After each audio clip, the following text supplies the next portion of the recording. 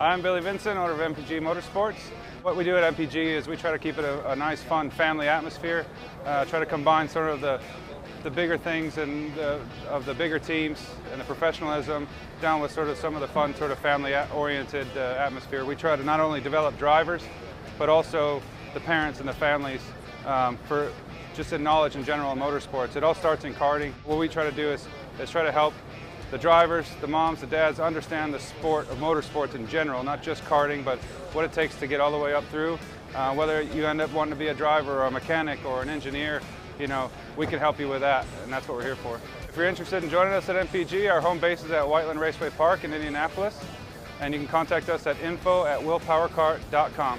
And one of our great people will reach out to you, and we'll try to put the best program together. Untitled Racing Products, your #1 producer in engine mounts since 1992, along with our leading-edge designs and product development, such as the Untitled Racing Products EasyGP camera mount, which comes in 4 different styles and can be used on any karting platform. See our products online. Go to odenthalracing.com.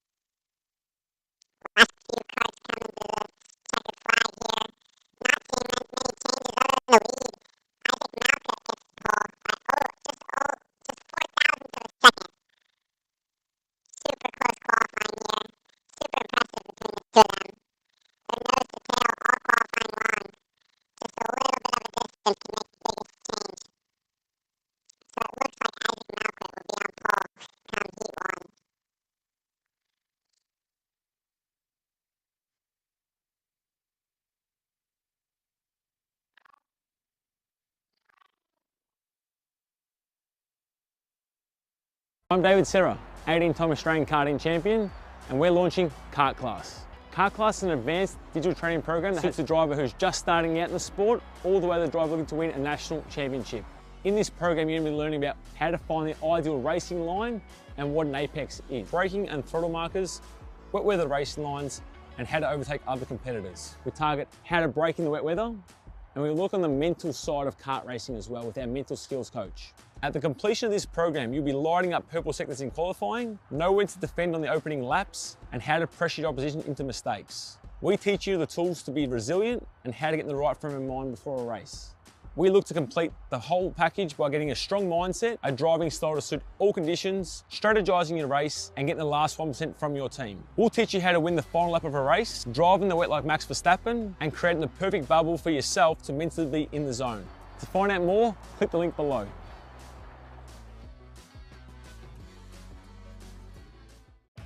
Kart Store USA is a kart parts supplier that racers and retailers can count on when they need reliable advice and service. We focus on servicing all racers with honesty and pride while maintaining customer satisfaction. We carry a full stock of Kart Republic and Tony Kart chassis, as well as IAMI and Vortex Rock engines. We've also got a host of other parts available and in stock, such as products from Rev Performance Materials, Jecco Racing Seats, and more.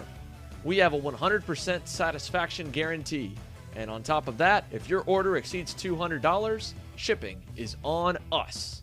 Check out all we have to offer today by visiting us online at kartstore-usa.com. As the Western importer of the Praga and Formula K chassis brands, Leading Edge Motorsports is a high-performance kart shop and race team with a simple mission: teach others the joy of high-performance driving, supply our customers with the highest quality products and services, and most of all, win races.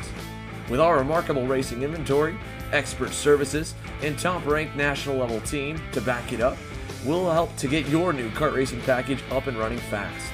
From arrive and drive service to kart preparation and driver coaching to the parts you need to get you back on the racetrack, Leading Edge Motorsports is the industry answer.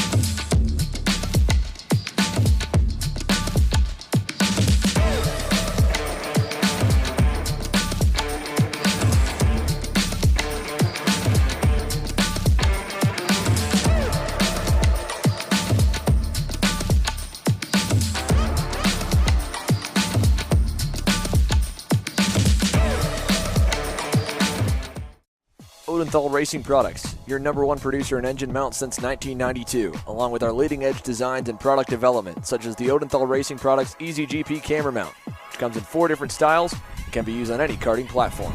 To see our products online, go to odenthalracing.com.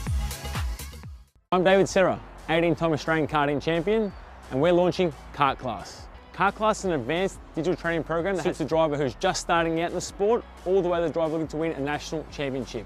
In this program, you're going to be learning about how to find the ideal racing line and what an apex is, braking and throttle markers, wet weather racing lines, and how to overtake other competitors. We target how to brake in the wet weather, and we look on the mental side of kart racing as well with our mental skills coach. At the completion of this program, you'll be lighting up purple sectors in qualifying, know when to defend on the opening laps, and how to pressure your opposition into mistakes. We teach you the tools to be resilient and how to get in the right frame of mind before a race. We look to complete the whole package by getting a strong mindset, a driving style to suit all conditions, strategizing your race, and getting the last 1% from your team. We'll teach you how to win the final lap of a race, driving the wet like Max Verstappen, and creating the perfect bubble for yourself to mentally be in the zone. To find out more, click the link below.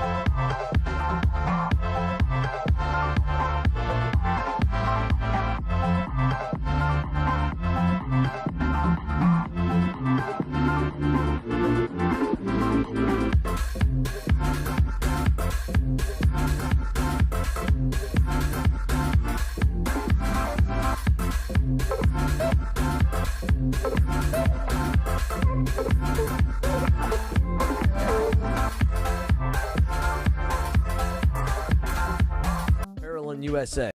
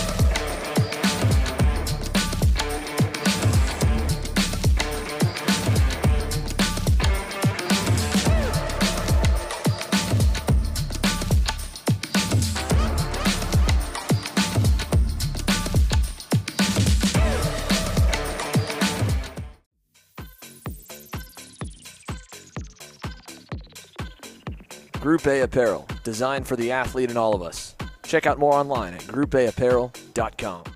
Parolin USA, a top-level performance team with unmatched hospitality, offering a full-service driver development program with year-round testing available in Miami, Florida, and the official North America racing team of Parolin Racing Chassis. Chassis and parts available at ParolinUSA.com. If you're looking for top-grade equipment, look no further than Rev Performance Materials engine mounts, sprockets, and arcade chains. Available online now at RevPerformanceMaterials.com and through a dealer near you. The highest quality material, built to the highest quality standards. Rev Performance Materials.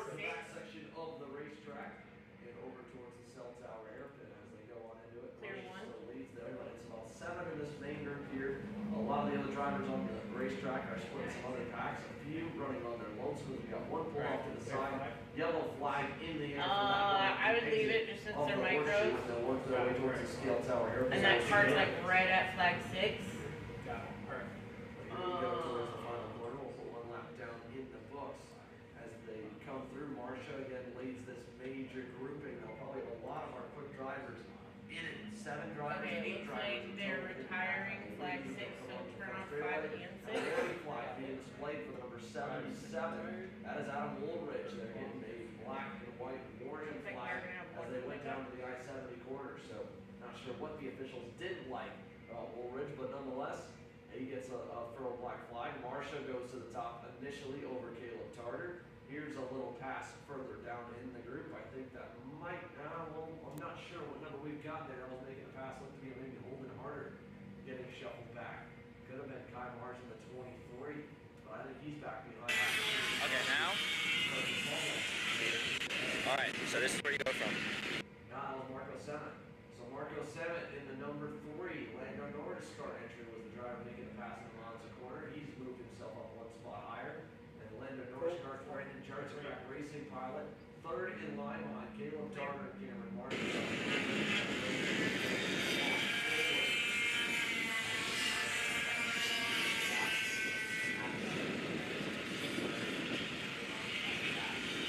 Super important, these low horsepower classes, to get that back.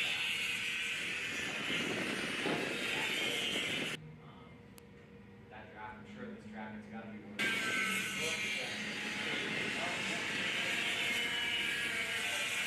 Here they go down the long start straightaway here from the Sweets High above in turn number 1. They'll head through the I-70 hairpin. Marcia with Tarter behind, able to remain near the top. But he didn't get much of a push last time off. Caleb Tarter's on the pole now with a 119.2. Marco Salmon, 2 at 8,000 off of Cameron Marsh is 4th. Holden Harper is 3rd. Top 5. 6.5 off the base. He is. Put your head down. Tell me when you hear the tapping and tell me when you don't.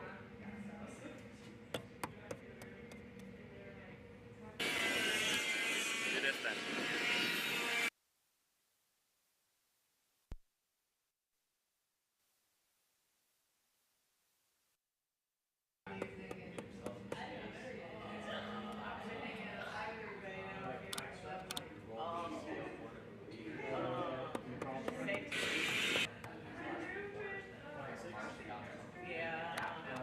He looks like he is, okay, he is in the...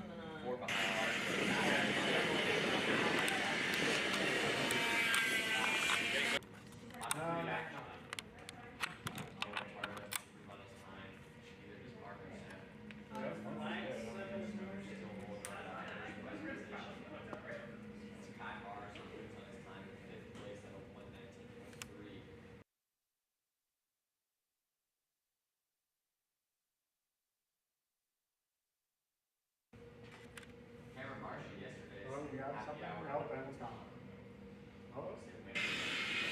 good there? Is it staying good or is it cutting in and out? Okay. Just tell me when it stops.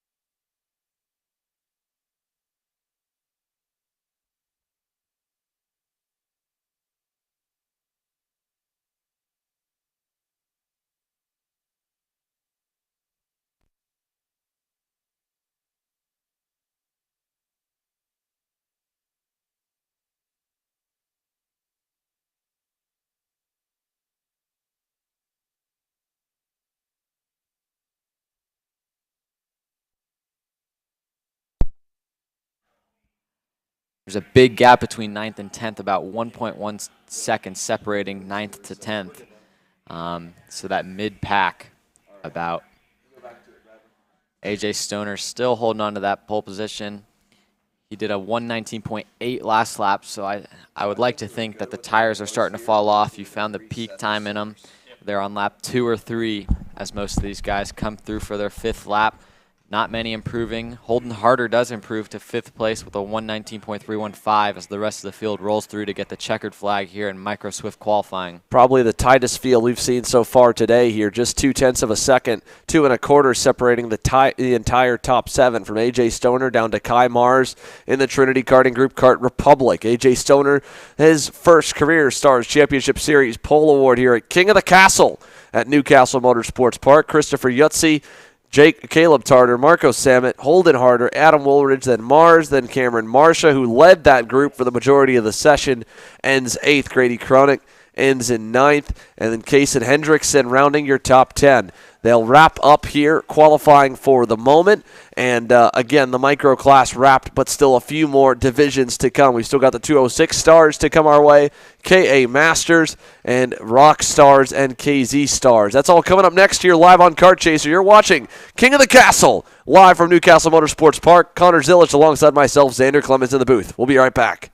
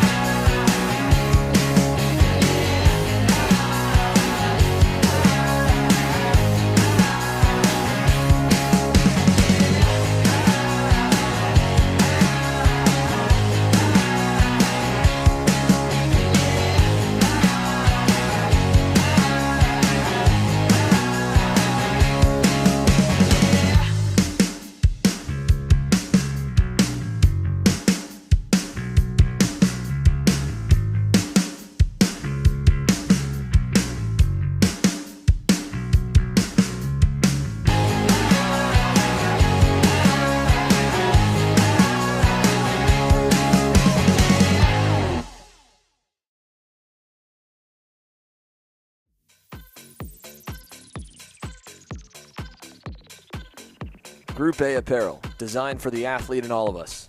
Check out more online at groupAapparel.com. As the Western importer of the Praga and Formula K chassis brands, Leading Edge Motorsports is a high-performance kart shop and race team with a simple mission: teach others the joy of high-performance driving, supply our customers with the highest quality products and services, and most of all, win races. With our remarkable racing inventory, expert services, and top-ranked national-level team to back it up, we'll help to get your new kart racing package up and running fast. From arrive and drive service to kart preparation and driver coaching to the parts you need to get you back on the racetrack, Leading Edge Motorsports is the industry answer.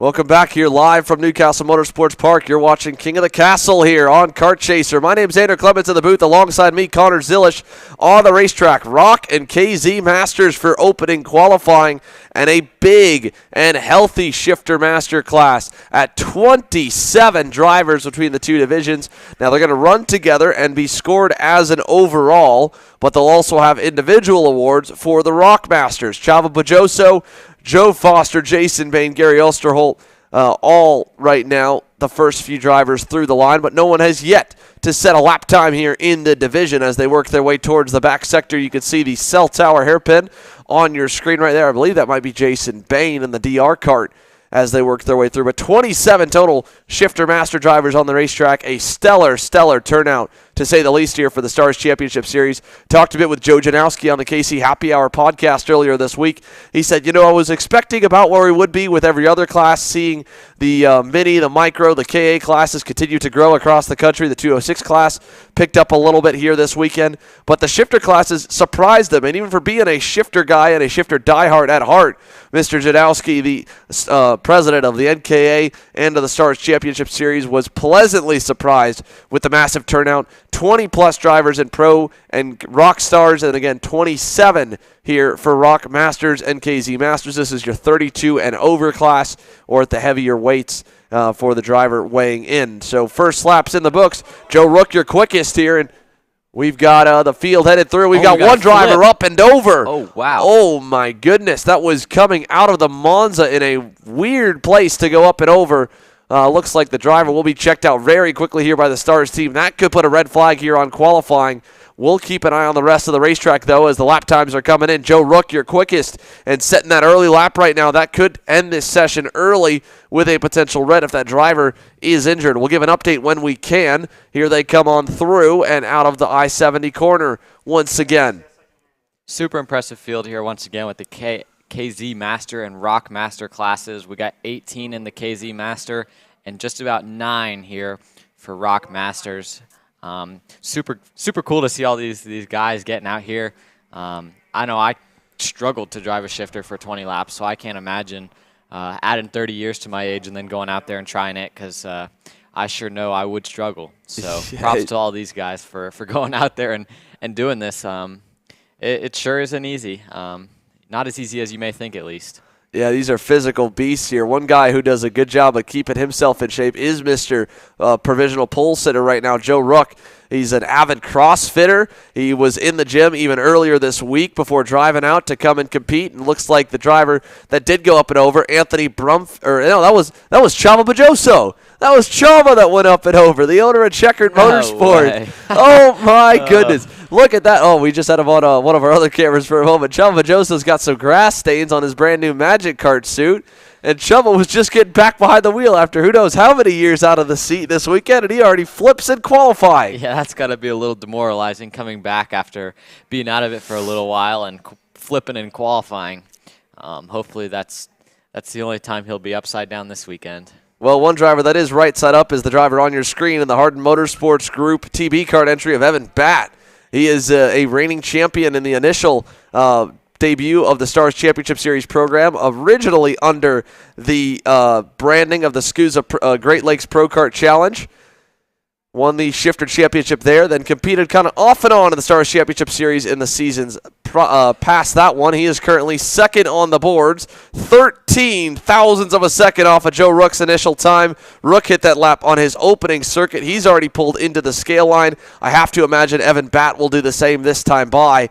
But again, Chavo Majoso there standing up in the infield in one of the weirdest places to flip here at Newcastle Motorsports Park. I didn't see it happen, but I kind of want to know how it happened because that's quite the place to end up upside down.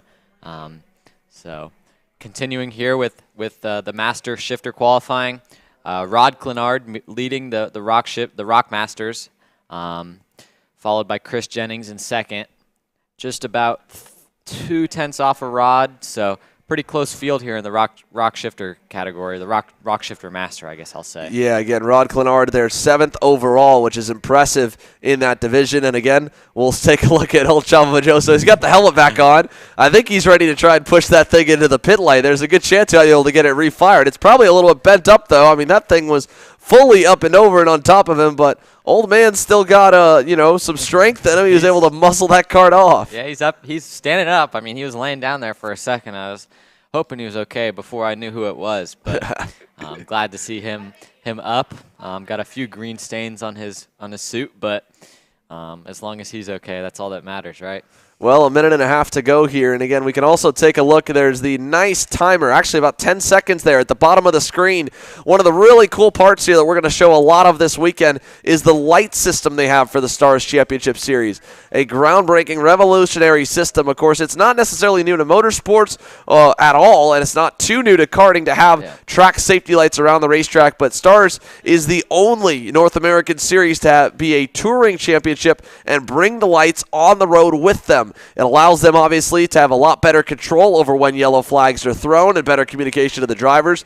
It lowers the cost, obviously, long-term versus bringing in a flagger or really just trying to find local flaggers with the labor shortage in the country that's already tough enough to find help. So in their case, they get those cool lights, but there's also a lot they can do with them. Again, they've got a timer on the front stretch, which is really cool for them because this weekend they're doing things very similar to how some of the racing is across the pond in England and the United Kingdom, and in what we typically see in motocross, where it is a timed amount plus 2 laps. So, for example, the heat races will be 8 minutes plus 2 laps. The pre-finals, I believe, 10 or 12 minutes plus 2 laps. The main events, 15 to 20 minutes plus 2 laps. And I'll confirm those times in a few moments. We're running 7 minutes even here for qualifying, so they'll get about 3 more laps in total when we go to the heat races than where they're getting right now. That should put us at about 8 lap heats, maybe 7 for some of the slower classes. So quick rack of up heat races and 8 laps. It doesn't sound like a lot, Connor, but this is a massive racetrack. 8 laps is a long time around Newcastle. Yeah, I mean, you're always doing something around this track unless you're on this front straightaway here with the Monza on the middle straightaway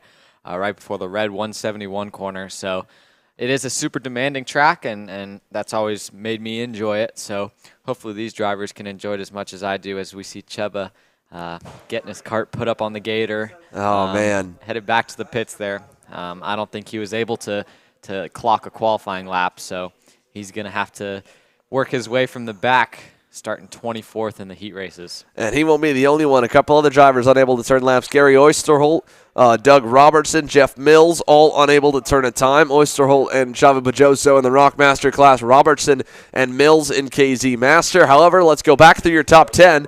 Evan Batt was able on his final lap around to best Joe Rook at a 108.236. I thought he might have pulled in with that second place time. He obviously felt like he had more in the car, was able to get more out of the car. So Batt over Rook, then Jason Campbell in the 626 DR machine. Lance Lane, a fellow DR driver, makes it a DR row number 2, ahead of Justin Kelly in the 686. Scott Presti. Rod Clenard, again, is your quickest driver for the Rock Masters. He qualifies 7th overall, and it will be an overall merged starting grid. Then it was Anthony Stifler, Brad Danoff, the top 8. And now we've got a massive KA Junior division at 30 drivers strong. headed out of the scale line, and they are all headed in one big line of go-karts, Connor. I mean, you are going to have a massive pack and a lot of shuffling, and I can guarantee you there will be quite a few drivers. They're going to have some laps burned because of how close they are to all the traffic. Yeah, I'm guessing when we come in here, there's going to be a few unhappy drivers with how much traffic there's going to be out there. So hopefully we can see some clean laps getting made, and we'll see who comes out on top here. Yeah, we'll see as they work their way towards the red 171 hairpin here for the out lap and try to at least get a little bit of separation. We see our first driver out on the circuit has a little bit of a gap, not a massive one, but there's no timing loop that we have coming off the scale line, and a lot of new faces here this year for the Stars Championship Series that we'll still have to look. Looking back from final practice yesterday, MPG Motorsports' own Austin Olds topped the boards over Max Taylor. Taylor, of course, has had a heck of a national performance and national season going in, but he was 3/10 off the lap set by Olds. Talked with Chase Jones at the end of the day yesterday. Obviously, he had a good day as well for himself. Topped the boards in practice 5, ran inside the top 10 all day long in the other 2 time sessions out of 55 drivers. He said, you know what, just about everyone under our team is fast here this weekend. They weren't here testing last week. They had one test session at Newcastle Motorsports Park to kick off their season, but they're based down the road at Whiteland Raceway Park. So for them, not a ton of laps for some of their drivers here at this racetrack. Austin Olds obviously coming into his own in what could be his second to last year, I believe, in the junior ranks, becoming a bit seasoned in the division. And then for Chase Jones and Elliot Budzinski, they're obviously feeling really good with their KA Stars pieces as well as we watch them come through the Monza corner. There's Austin Olds in the MPG black and white Will Power Kart making a pass on that won the 882. Aiden Patty right there, and right behind Austin Olds. That's a good spot to be, right behind the fastest guy from yesterday. So we'll see what the two of them can do running together. Headed into the cell tower. Got the front 5, that is, running pretty close together. So we'll see what those drivers are able to do as they come through the double left, back into the quick right.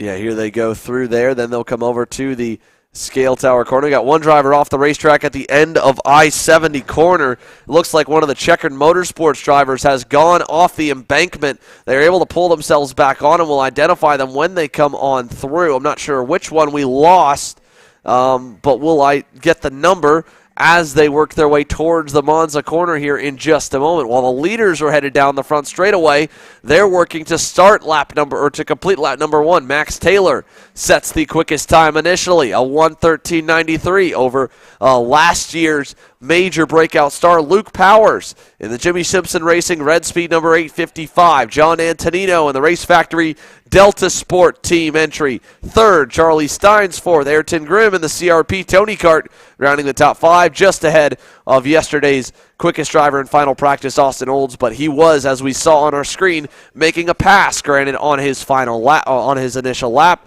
So I think we'll see a lot more coming out of the 850. But we'll see a lot more out of everybody.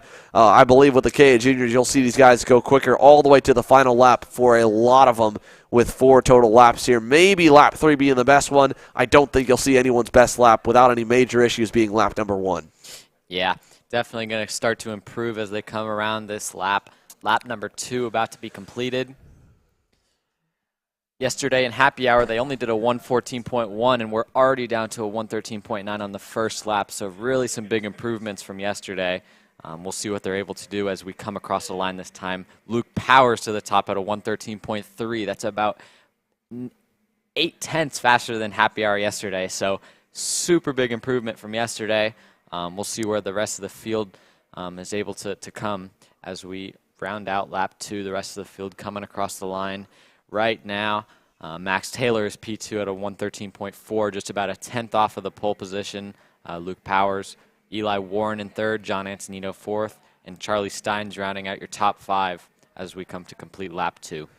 I think a lot of those fast guys are all kind of near each other right now. I can see Eli Warren trailing Luke Powers. There's, of course, Austin Olds further back. Max Taylor's kind of loosely in that train. So a lot of the fast kids went out early to get as many laps as they could, knowing it was a 7-minute session, and if they lagged back, they might lose one of the final laps, either 3 or 4. We're coming to see 5 minutes complete right now, 2 minutes left to go in qualifying. As they come towards the scale tower corner here, they're spread out, no one really getting a big tow or big push off each other, but leading the way for Luke Powers, I believe, He's poking his nose through the air and at least pulling a little ways on the rest of the pack. Across the line, Powers does not improve. Neither does Eli Warren. Ayrton Grimm does. He'll go to the top. Just under a tenth better than Luke Powers, but the entire top 5 stays about the same as Austin Olds jumps up 1 spot, gets by John Antonino. A lot of the drivers were talking about the rubber situation here yesterday and how much rubber has already been laid down for a race that does not have Thursday practice. Only had some minor drivers testing last week at the club level. To have the level of rubber that they have laid down is wild. From what many were saying, they're having to really get low going into the cell tower hairpin, which is the section we're coming up to now. As you can see on the racetrack, there's been some patchwork over the years. There's this specific material called Rhino patch that has a massive amount of grip, and the Rhino patches on this racetrack are around the center of the corners. Of course, that's where the most load comes into the corner. That's what's obviously going to be the first part of the asphalt to start to break apart and get a little bit bumpy. But now those Rhino patches, they get rubber on them, and initially they get really grippy, Connor, until they get hot. And then when the Rhino patches get hot, that's when they get greasy, as it looks like Eli Warren, if Luke Powers is on a good lap, Warren might just go to the top, close it up to the bumper across the line. He does. 1:13.24 with a perfectly timed toe lap for Eli Warren, just up on Antonino. Yeah, Antonino falling closely behind, just 13 thousandths off. This is probably going to be our last lap right here. The front 2 are coming up on some traffic, though, so that may determine their lap if they catch that guy in time, as it looks like they are about to coming into the red 171 corner. We'll see how they're able to manage that, but John Antonino falling really closely behind as the checkered flag is now out for the session. Ayrton Grimm falling behind in 3rd, Luke Powers 4th, Max Taylor rounding out your top 5.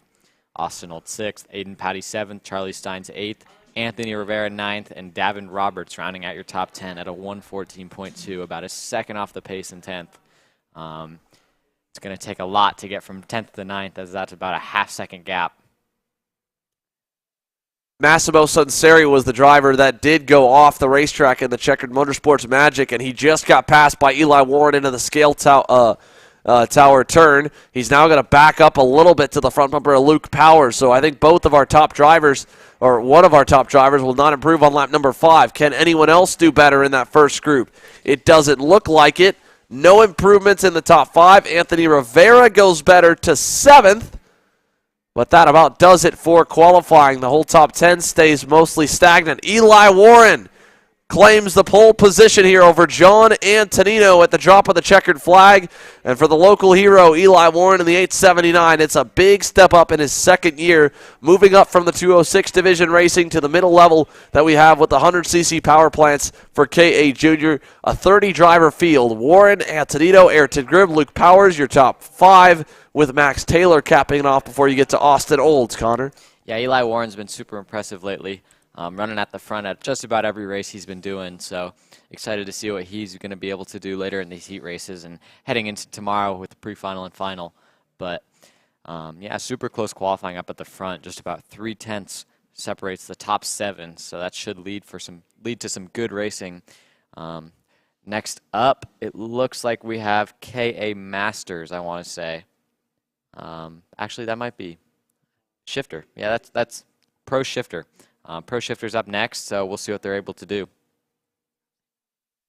We'll take a quick commercial break. As you can see, a few drivers that looks like potentially Mateo Naranjo in the back sector having to get carted off the racetrack, so that will let everyone get time to get through to the scale line. When we come back, more action from Newcastle. It's the Stars Championship Series. King of the Castle, round number 1 of the 2022 championship season is live and underway with qualifying. Stick with us, folks. You're watching Kart Chaser.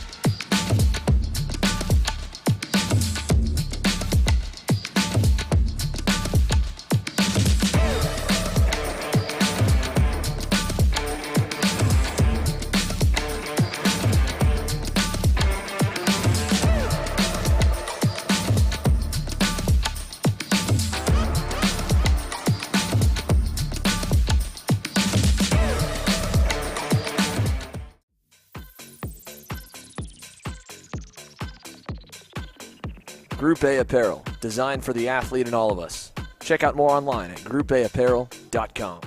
Parolin USA, a top-level performance team with unmatched hospitality, offering a full-service driver development program with year-round testing available in Miami, Florida, and the official North America racing team of Parolin Racing Chassis.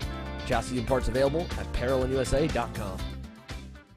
If you're looking for top-grade equipment, look no further than Rev Performance Materials engine mounts, sprockets, and arcade chains. Available online now at RevPerformanceMaterials.com and through a dealer near you. The highest quality material, built to the highest quality standards. Rev Performance Materials. All the Rock Stars and KZ Stars are now on track for their qualifying session. Coming to complete the warm-up lap. Looks like Josh Conker coming across the line right now to start his first lap. Pretty big field here for the shifter class. We got about 21 in total, split up between some KZs and some Rocks. So hopefully we can get some good racing out of this class and see what we can do coming to the heats later today. I'm guessing these karts have to be pretty fun at this track. Long straightaways, super technical, some banking, some elevation. Definitely makes for some fun in a shifter kart.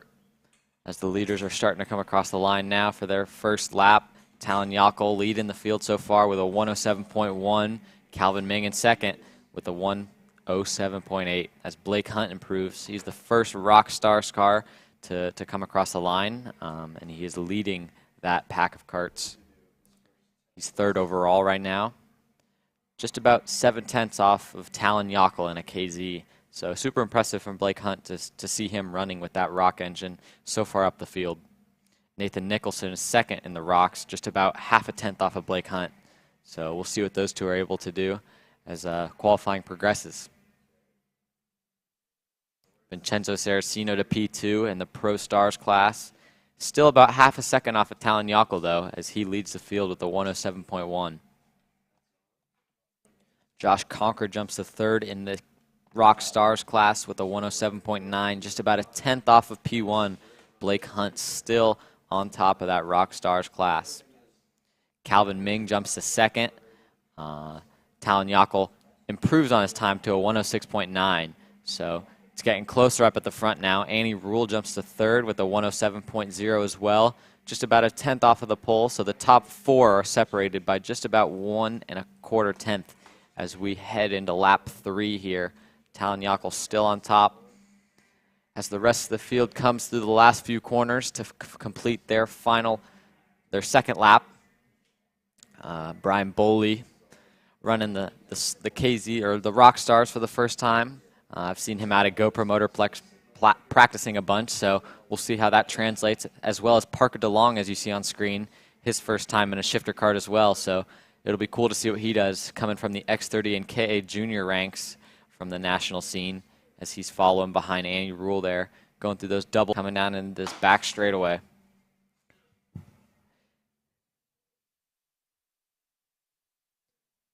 Talon Yockel improves on his time on his third lap to a 106.7. Calvin Ming following behind in second with a 106.95. Just about 2.5 tenths off of Talon, so we'll see if he's able to improve on that. Annie Rule doesn't improve on her time. Vincenzo Saraceno about to cross the line here, as Ian Quinn does improve on his time to fifth place at a 107.1. Blake Hunt still leading that Rock Stars class by about 2 tenths over Josh Conker. Nathan Nicholson falls back to third with a 108.2, about 7 or 8 tenths off of the pole in that Rock Stars class. Josh Conker about to cross the line right here for his third lap. We'll see if he's able to improve. He does. He improves and gets ahead of Blake Hunt there for the lead in the Rock Stars class by about 1/10. So we'll see if Blake's able to improve on his fourth lap. But here comes Talon Yockel through these last few corners as he crosses the line for his fifth lap there. No, that was his fourth lap. But going into the I-70, he's still leading, even though he didn't improve. He's got about 2.5 tenths on Calvin Ming. As he's coming through the last corner here, we'll see if he's able to improve.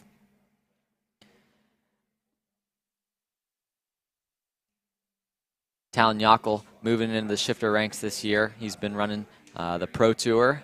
I got to race against him when I was in NOLA.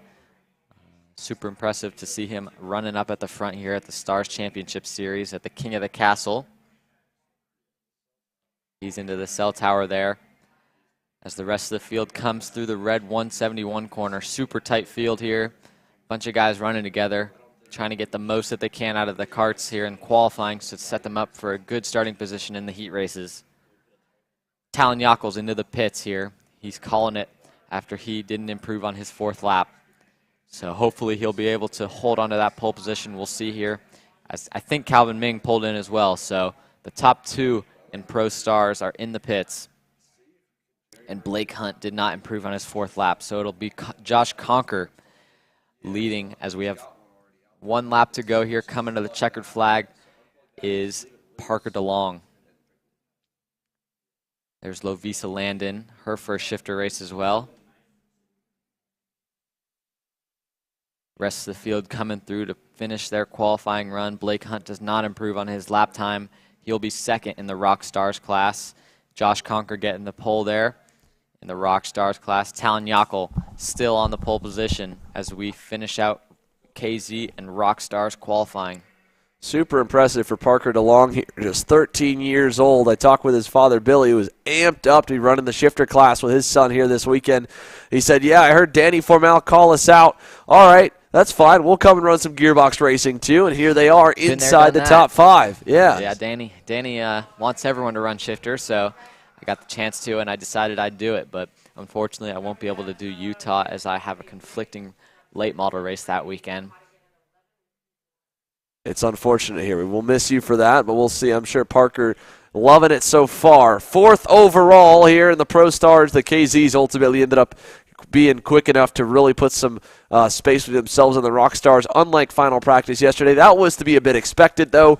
With the group being run all together for qualifying, you're going to see different tire strategies throughout the day. The only session yesterday that was a really good gauge of where everybody was the KA Stars final practice, where you saw a lot of guys all save their practice set of tires, their new set, for that final session, knowing that it was going to split their qualifying groups up. For Pro Stars and KZ Stars, that's not been the case. Those guys could run whatever tires they wanted because no matter what, all of them are going to qualify together here today. But as you mentioned, in Rock Stars, Josh Conker just about 10th up on Blake Hunt. He ends up quickest in that one over Nathan Nicholson in 3rd, the reigning series champ. And then for Talon Yockel, who had been really consistent throughout the entire day in Pro Stars, he ends up topping the boards over Calvin Ming, Andy Rule, Parker DeLong, and Vincenzo Saracino. Ian Quaid and Zach Frank showed pace throughout the day on Friday.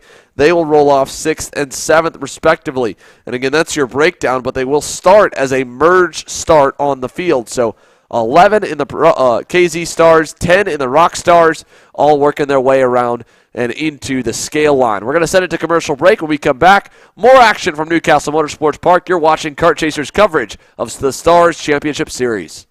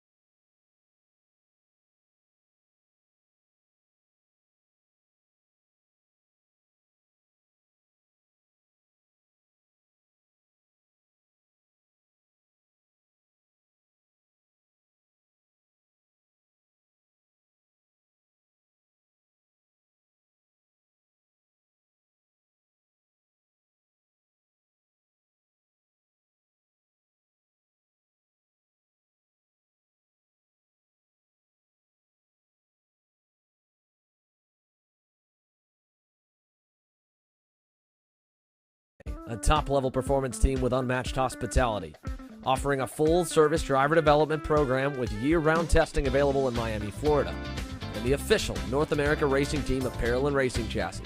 Chassis and parts available at ParolinUSA.com.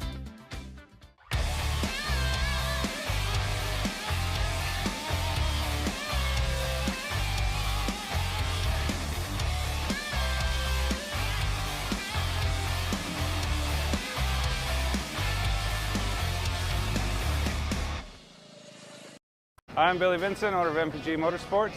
What we do at MPG is we try to keep it a nice, fun family atmosphere, try to combine sort of the bigger things and of the bigger teams and the professionalism down with sort of some of the fun sort of family-oriented atmosphere. We try to not only develop drivers, but also the parents and the families for just in knowledge in general in motorsports. It all starts in karting. What we try to do is try to help the drivers, the moms, the dads understand the sport of motorsports in general, not just karting, but what it takes to get all the way up through. Whether you end up wanting to be a driver or a mechanic or an engineer, you know, we can help you with that, and that's what we're here for.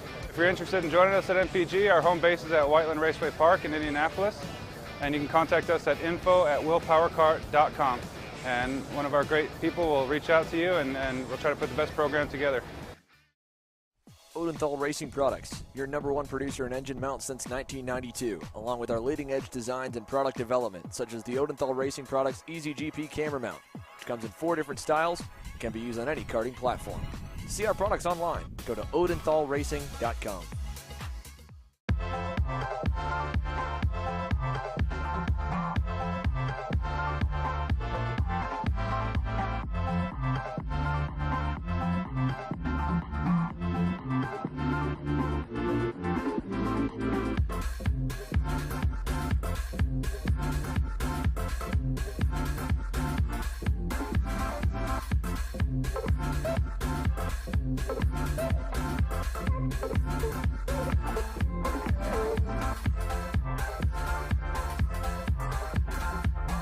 I'm David Serra, 18-time Australian karting champion, and we're launching Kart Class. Kart Class is an advanced digital training program that suits a driver who's just starting out in the sport, all the way to the driver looking to win a national championship.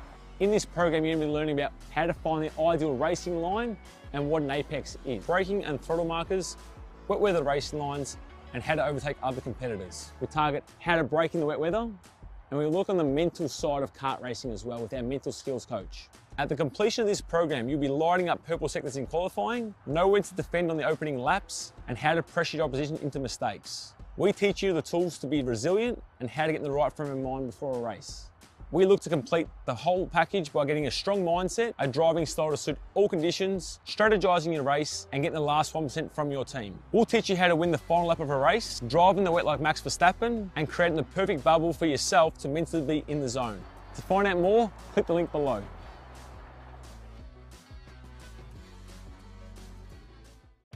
Kart Store USA is a kart parts supplier that racers and retailers can count on when they need reliable advice and service. We focus on servicing all racers with honesty and pride while maintaining customer satisfaction. We carry a full stock of Kart Republic and Tony Kart chassis, as well as IAMI and Vortex Rock engines. We've also got a host of other parts available and in stock, such as products from Rev Performance Materials, Jecco Racing Seats, and more. We have a 100% satisfaction guarantee, and on top of that, if your order exceeds $200, shipping is on us. Check out all we have to offer today by visiting us online at kartstore-usa.com. As the Western importer of the Praga and Formula K chassis brands, Leading Edge Motorsports is a high-performance kart shop and race team with a simple mission: teach others the joy of high-performance driving, supply our customers with the highest quality products and services, and most of all, win races. With our remarkable racing inventory, expert services, and top-ranked national-level team to back it up, we'll help to get your new kart racing package up and running fast.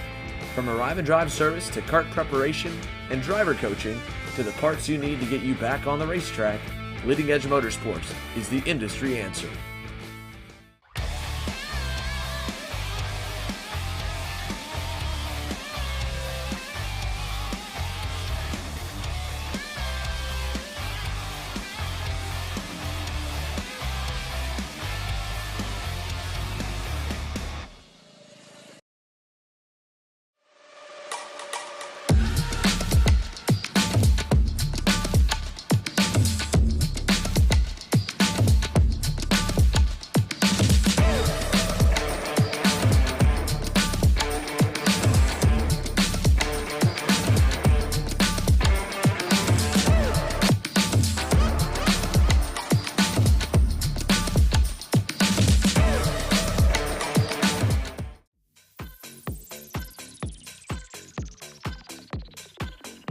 Group A Apparel, designed for the athlete and all of us. Check out more online at groupAapparel.com.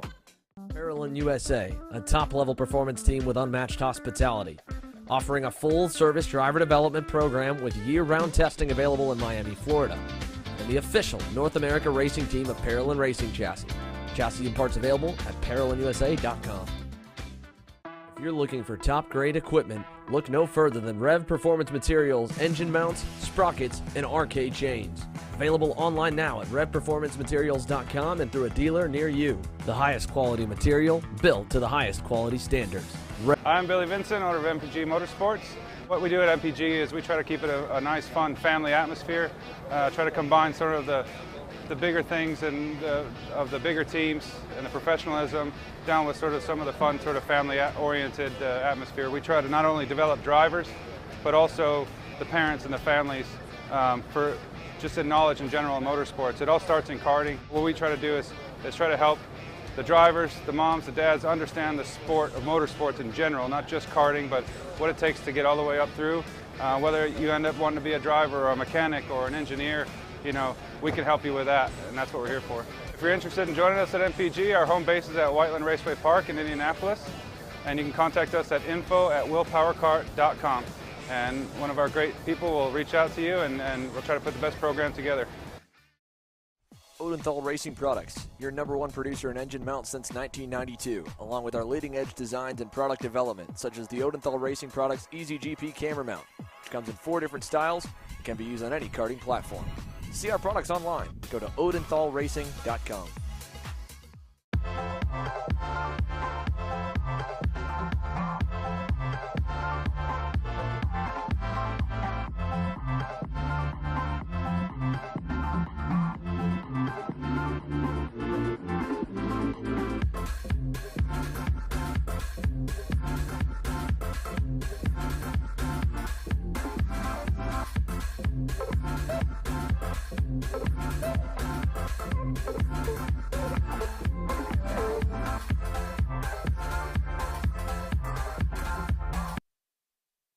It's heat race time here in Newcastle for the Stars Championship Series. That looks like it is the 206 Stars heading out on track right now. We're going to get a pace lap in, and then we'll go green next lap by. So, yeah, and I'll be honest, I think that the 206 Stars, they might even get a green flag on the first attempt on by here, as they're already warming the tires up. They should form up normally early on in the lap. Now, if they'll go the full lap or if they'll be sent through the cut-through, I'm not sure. It looks like the corner marshal is getting stationed and ready to potentially take them through a shortcut around to the front straightaway. Now, the start of the race will be all the way down by the end of the front stretch. They'll wait as long as they can to throw the green to give them more time to run. So they're going to run the full warm-up lap. That'll allow them to get a little more heat in the tires. And while the sun has poked its head out during qualifying, it has gone back behind the clouds here now. It's kept it a cool 72 degrees here in Newcastle and overcast, which normally would give you some really, really good lap times. Warm enough that you're not really going to be on icy tires, Connor, of course, but at the same time not hot enough to bake the racetrack and make it super slippery. Yeah, these clouds and the chance of rain. It's a little cool out here today. I just put my jacket on, so we'll see if we can get some heat out here and see if we can keep the rain away, because nobody wants it to rain, I'm assuming. I mean, I would want it to rain because I'm good in the rain, but I'm the only one that is probably saying that.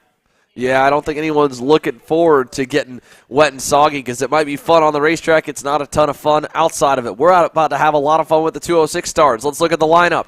Keegan Clark starts on the inside of James Brassel for row 1 of heat 1. Adam Maxwell, Hunter Perry, row 2. Matthew Darlison, Ryan Kastner, row 3. Then it'll be Grant Pendry and Derek Sokol, row 4, Harbor Doss, Braden Johnson, the top 10. 16 drivers headed down the start-finish line straight. There you go. You can see our head flagman, Justin Dittrich, going to the lights. Do the lights go away? Do we get a green? And we will. Green flag in the air, lights out, and we are underway down to turn number 1. Clark will open up the inside, and Adam Maxwell takes full advantage. He'll slip up the inside lane to take over the lead, and we got 1 or 2 dropping a wheel in the grass, but they're cleaned through and in to the Monza section for the first time. and it looks like James Brassel in the 113 might have gotten away decently. No, that's Matthew Darlison into second. Here's Hunter Perry side by side for third. Little bit of contact. That'll cost Keegan Clark another spot and maybe one more. The pole sitter all the way back to sixth. And at that point, it's just really about trying to keep a cool head. But everyone really going at the AEM karting driver hard here in the first half a lap. Yeah, Adam Maxwell straight to the lead in turn one. As soon as you open that door up, he was going to take it. So heading into the cell tower here, Adam Maxwell still in control. Got 2 or 3 out front, starting to break away from the rest of the field. So we'll see as that continues. Yeah, nice little gap here for the top 3 as they passed again and had a little trouble getting by for the 3rd and the 4th spot. But Maxwell looking back, gets some help from Darlison. Here they come into the scale tower 90-degree corner and then to the grid corner as well. They'll slip and slide back and forth on the opening few laps with low tire pressures, but it's not a long race here. And again, the timer is the important part. You'll see that when they come on the front stretch there, that timer on the line, it is 8 minutes plus 2 laps here. We're already a minute and a quarter in to the first heat race of the weekend as Keegan Clark will pick up at least one spot. He gets by Ryan Kastner. That's for 5th position. Moves himself one spot back closer to where he started today. James Brassel 4th, leading that group, and then it's this group of 3. Adam Maxwell out front as Clark behind makes the pass for 4th. Then behind Maxwell again, it's Matthew Darlison aboard the VLR and Hunter Perry aboard the Alonso car. A 6-driver lead train roughly headed over to the green corner. Yeah, Keegan Clark was down 5 spots on the first lap. He's already made 2 of those back up into 4th place as we head into the cell tower here shortly. A little bit of a rough start for Keegan Clark. Hopefully he'll be able to make his way back up to that lead trio as we head into the cell tower here. No changes in position yet to see in the top 3, so we'll see if they continue to push or are they going to make some passes here. Yeah, here they come on through. Clark should be able to get there in about another lap or 2. They are hooked up, not making any passes, as you mentioned, Connor. They might be trying to break away, but at a certain point you realize that strategy is not working out. So here they come through, and there goes the pass made. Maxwell got by on the leader, or actually came under pressure from Darlison. Darlison tried to get by him in the green corner or grid corner, couldn't do it. Here comes Clark for 3rd with momentum and help from James Brassel, and they're going to freight train Darlison, make him pay for that aggressive move and attempt on the lead. Although Hunter Perry's now on the outside, he'll slot into 3rd. I don't know how Clark was able to get 2 for 1 down the straightaway, but he did. Yeah, Clark's had a bit of an up and down race. He went from 1st to 6th, and now he's back up into 2nd place, right up on the leader of Adam Maxwell. So we'll see if he'll be able to retake his pole position from qualifying here going into the red 171 corner, as we have a good view from the inside of the corner up into the green corner. You see that green tower over there. Still named after that. Red 71 changed, but still the OG green corner, blue corner, red corner. As we head into the cell tower corner. Coming up, Adam Maxwell still leading. Is that Keegan Clark back in 3rd? Yeah, I think that is. Yeah, he got shuffled back by Hunter Perry, who made a nice move to reclaim the 2nd spot. They were still shuffling behind and still are a little bit as we see that James Brassel has fallen back from the leading group of 5. Here they come towards the scale tower 90-degree corner once again. This grid corner is a good passing opportunity in most classes. We saw Darlison try it a lap ago for the lead. Ultimately, it did not pan out, and they'll come towards the final turn. Adam Maxwell leads another one. We're 4 minutes in, 4 minutes to go, 3 minutes and 50 seconds to be exact. And you can see again the 113 of James Brassel has faded backwards on Mick Gabriel. Quickest on the racetrack here. He goes purple, teammate to Keegan Clark, and having to come from the rear of the field. Gabriel is now locked on to 7th and looking for 6th as Clark retakes the lead. And for the first time here in the heat race, we see a successful attempt at trying to get by Adam Maxwell, although he'll lose that spot instantly as Hunter Perry goes back by. This is going to bring a lot more guys into it. Yeah, super exciting racing so far here as we head into the green corner. Got about a 6-cart train through as we go through into the high-speed sections of this track, going into the cell tower. Super, super good racing. Keegan Clark's been all over the place in this race as he settles down into P2. He's been in 6th, he's been in the lead, he's been in 3rd. He's been all over the place as we head into the double left here. Still Hunter Perry in the lead as we head down the back straightaway. Adam Maxwell falling closely behind in 3rd I think that is Keegan Clark trying to make a move as we head into the scale corner. Yeah, here he comes, was signaling two behind to get some pushing help. I don't know if he was wanting to make that move there or if he's wanting to hold off for the front straightaway, but here they come. Another lap in the books, 5 minutes and 30 seconds complete, 2.5 to go, and down to the inside. Hunter Perry's going to block. It'll have Clark take a look to the outside lane. Adam Maxwell may be looking to take advantage for second. Can't fully do it. They'll stay side by side out of I-70. Here they come to the Monza once again. It is still Hunter Perry leading the way over Clark and company, but they have a new driver joining the fray. Mick Gabriel has arrived on the scene as Adam Maxwell now is going to freight train Gabriel's teammate. Here he goes to the inside of Clark. Darlison trying to go as well. He can't get by, but Clark drops to third and Adam Maxwell rebounds to second. Yeah, we got an 8-cart train heading through here. Super close racing, as I said. This is going to be a good one down to the end as we see here going into the cell tower. Adam Maxwell looking to the inside, and he's through. Adam Maxwell to the lead. Keegan Clark trying to follow. Not able to make it work as he's stuck on the outside here. See if he can hang it around and be on the inside for this next corner here as he is. Side by side as the top two are starting to pull away off the track. Off the track for Matt Darlison as him and Keegan Clark were rubbing elbows there. Here they come through the grid corner. That's got a lot of change up in the pack, and I believe one of the Marinellos has worked its way up into third. That might be Braden Johnson coming towards the front straightaway, if not Grant Pendry. Let's see who it is that's joined up to the group. That's Ryan Kastner up a number of spots there and silently able to work his way to P3, although he'll lose that spot as Mick Gabriel continues his climb up the grid. Now make that 12 positions gain for Mick Gabriel, and he just already got by his teammate with Clark having a little bit of a spat with Matt Darlison. Darlison crossed the line down in the 9th position, 2 seconds back from the lead group, so he's out of contention now.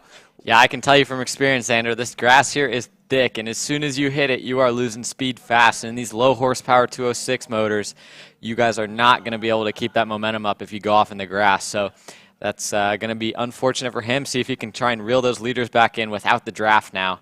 Yeah, he's got a lot of work to do and not a lot of time to do it.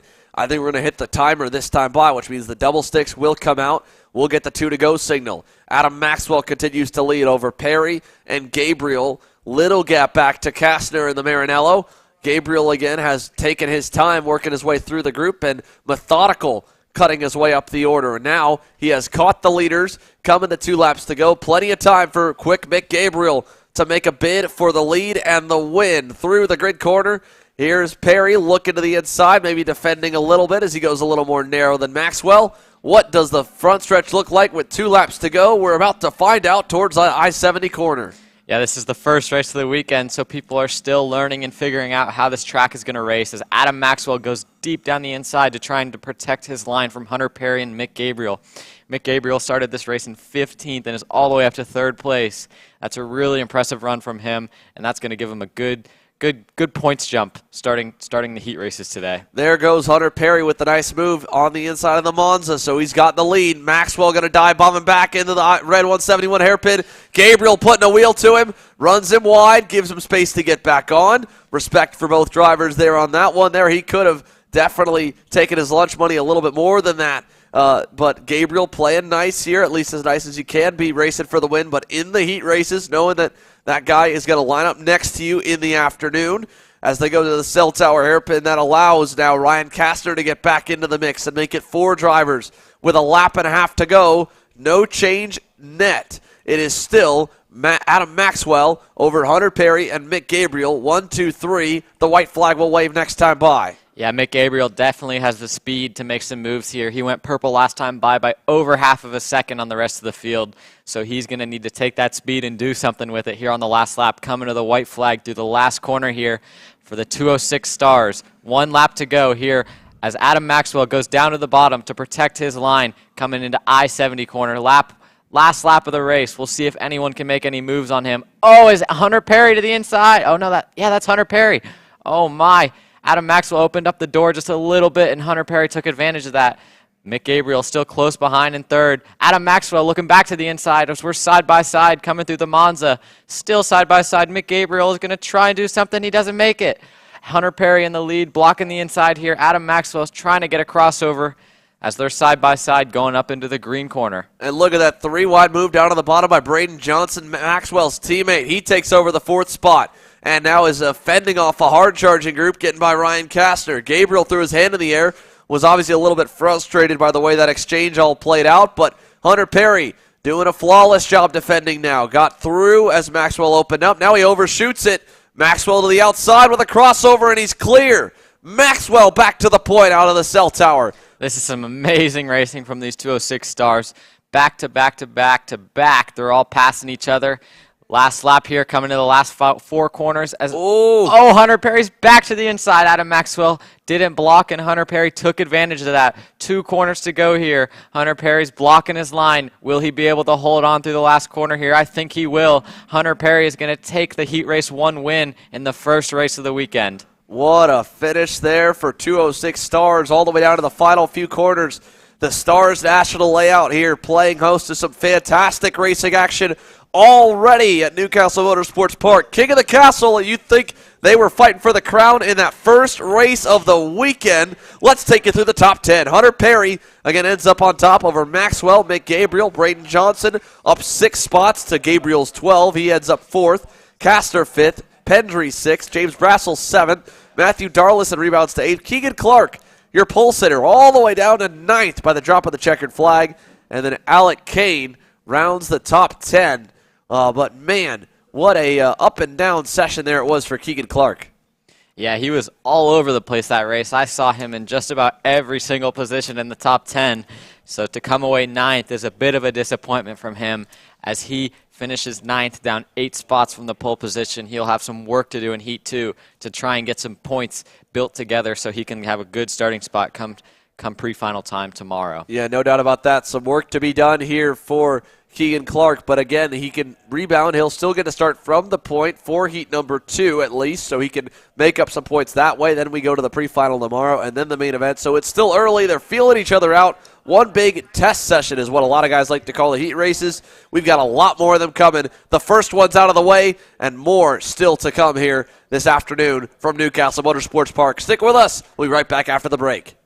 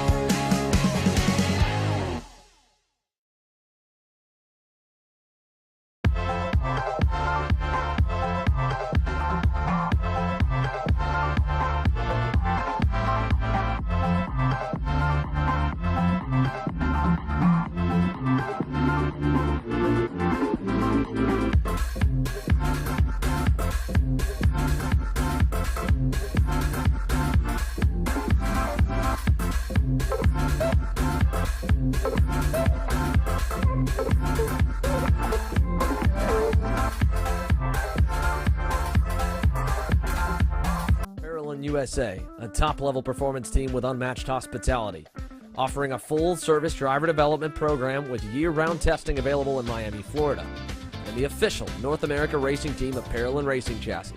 Chassis and parts available at ParolinUSA.com.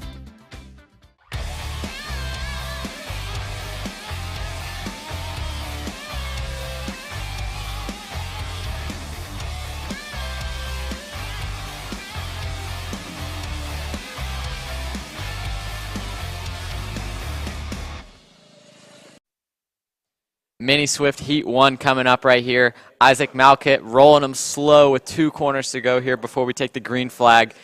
Your top 5 are going to be Isaac Malkit, Lucas Palacio, William Kim, Sam Tutwiler, Tutwiler and Max Weiland rounding out the top 5 here. We're going really slow coming to this last corner. Maybe that's strategy. We'll see if it works out for Isaac as we're coming to the green here. Rolling to the green, Isaac Malkut and Lucas Palacio, your front row as we're rolling down to this.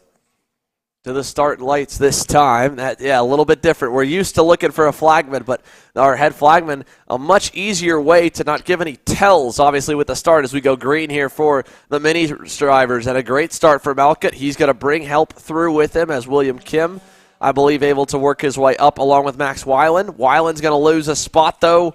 Palacio gets quickly by. Weiland there for second. Kim there in the 4th position, and they shuffled further back behind. But what I was alluding to there, obviously, is when you have different flagmen, you can kind of tell by the way they flinch with their body if you think that they're going to go green or not, especially if you've raced under the same flagman for many, many races. When you have it here with the light system, there's not a whole lot of tells that like a pitcher tipping his pitches can give away. I mean, all he's got to do is one press of the button, left or right, to leave the lights on or turn them off, and they are off, and the racing is on as Palacio, quick and decisive to go to the lead there in the cell tower corner. That's 2 positions and half a lap up here for the Trinity Karting Group driver. Yeah, Lucas Palacio quick to go to the lead here.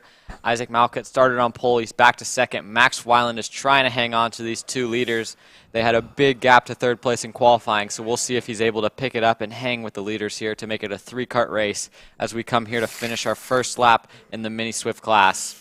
Yeah, here they come down the front stretch. Palacio nearly drops a wheel there. That's going to have Malkut looking down the inside for the lead to the kink and down the inside to turn number 1. He'll take the spot away. So there goes Isaac Malkut over Palacio. Weiland holding on strong as William Kim leads the next group. And I believe that might be Austin Taylor. Or no, that's Caleb Johnson in the 5th position there. My mistake. Johnson aboard with the bright orange helmet, and I believe the Amax Racing livery as they worked their way through the red 171 hairpin for lap number 2. Maybe one lap, will be about the same amount of laps as the 206 stars, I'd imagine, for the mini division. I don't think you'll see them get one bonus lap. They're running a little bit quicker, not a ton. So just about that 8 or 9 lap threshold is where we'll see these heat races go for the lower horsepower divisions. You got a 9 to 10 horsepower, 60cc electric start engine. And Isaac Malkut leading the way here in the 8 to 12-year-old class. Palacio, Weiland, 2nd and 3rd, and they'll head towards the scale tower corner once again. Yeah, Isaac Malkut's starting to pull away a little bit as he has about a 2-kart length gap to Lucas Palacio, but I'm sure that's going to get closed up quick as Lucas Palacio comes to these high-speed corners to complete lap 2 here in the Mini Swift class. Rolling down the front straightaway, Max Weiland P3 hanging on. William Kim hanging on pretty well too back there in 4th. We'll see if he's able to close the gap once these top 3 start battling a little bit, as they've been battling quite a bit here to start this race. Oh, William Kim is way off in the dirt in turn 1, but we'll keep moving with these top 3. Isaac Malkut still leading them. Max Weiland hanging strong in 3rd, and Lucas Palacio still the meat of the sandwich there in that lead trio.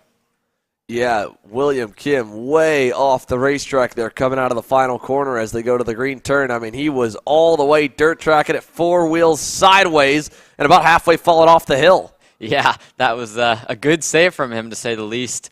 Impressive to see him keep that one wound up and keep it on the track straight into the Monza. But as they go through Cell Tower here, still no changes in that lead trio. Max Weiland starting to fall off a little bit here as we go through the double left. About a kart length and a half, 2 kart lengths to the lead 2. We'll see if they push or are they going to battle as we head into lap 3 here shortly. And this is about the time of the race you see these guys start to work together. You can see the tuner signals, the dance from the mechanics and the coaches on the side, all telling the top 3 to work together and to stay in line because they're pulling a massive gap back behind them. Let's take a look here, if we can, to the battle back from the top 3 for 4th on back. It is now held by Sam Tutwiler. He's gone by William Kim. And this is a 5-car party headed into I-70 with more passing going on behind. That's back for what looks to be the 8th or 9th spot. Jacob Scheible getting passed by Roman Mercury. And, we did have more shuffling all the way through the Monza this time. It'll be another one. Yeah, these guys are battling hard for that 4th position. William Kim obviously went off last lap, but he's still hanging on here as he misses his apex a little bit there, but he's going to be able to hang on to Sam Tutwiler here in 4th position.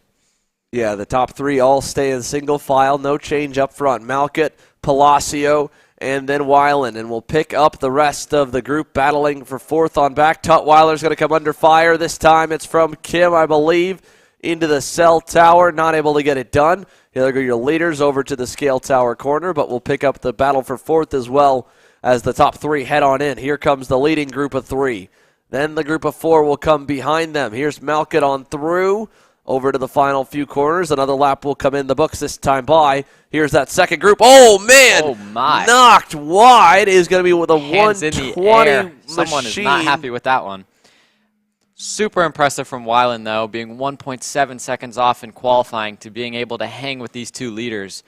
He must have done some data or video to pick up some time after that qualifying run. But it's good to see him running with those leaders, and I'm sure he's happy with the performance he's having as well. Well, that was Rowan McCurdy. That was the driver that got knocked off the racetrack there coming into the grid corner.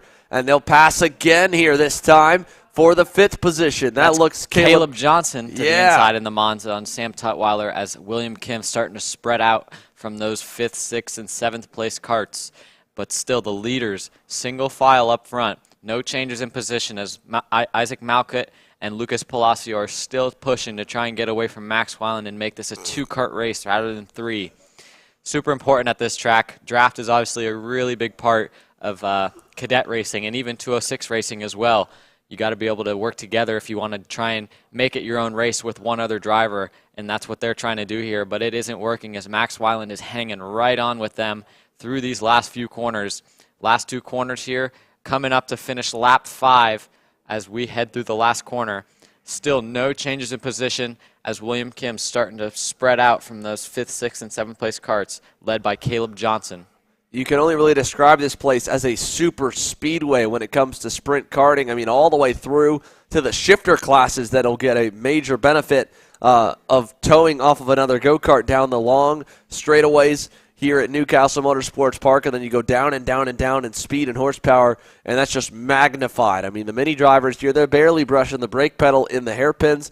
They're on full power and past the bandwidth or the power band of the engine pretty quickly here at this racetrack, and already at kind of the maximum output, and then just revving higher. At that point, if you get a little bit of a push or you get a little bit of less aero resistance by the driver in front, poking his kart in the air in front of you, that all factors in, and it makes it that much easier for you to be able to go faster. You can't go much faster on your own. I mean, it could be a 5 or 7/10 of a second difference running alone versus in a group for the cadet racing and for the 206 racing here at Newcastle, and sometimes even more than that if you're really good at trying to have a partner help push you around the circuit.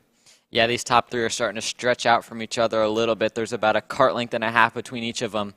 Still Max Weiland hanging strong. After a little bit of a rough qualifying performance, he's able to pick it up and hang with these top 2 leaders. These 2 up front are national front runners, so being able to hang with them is sure an accomplishment.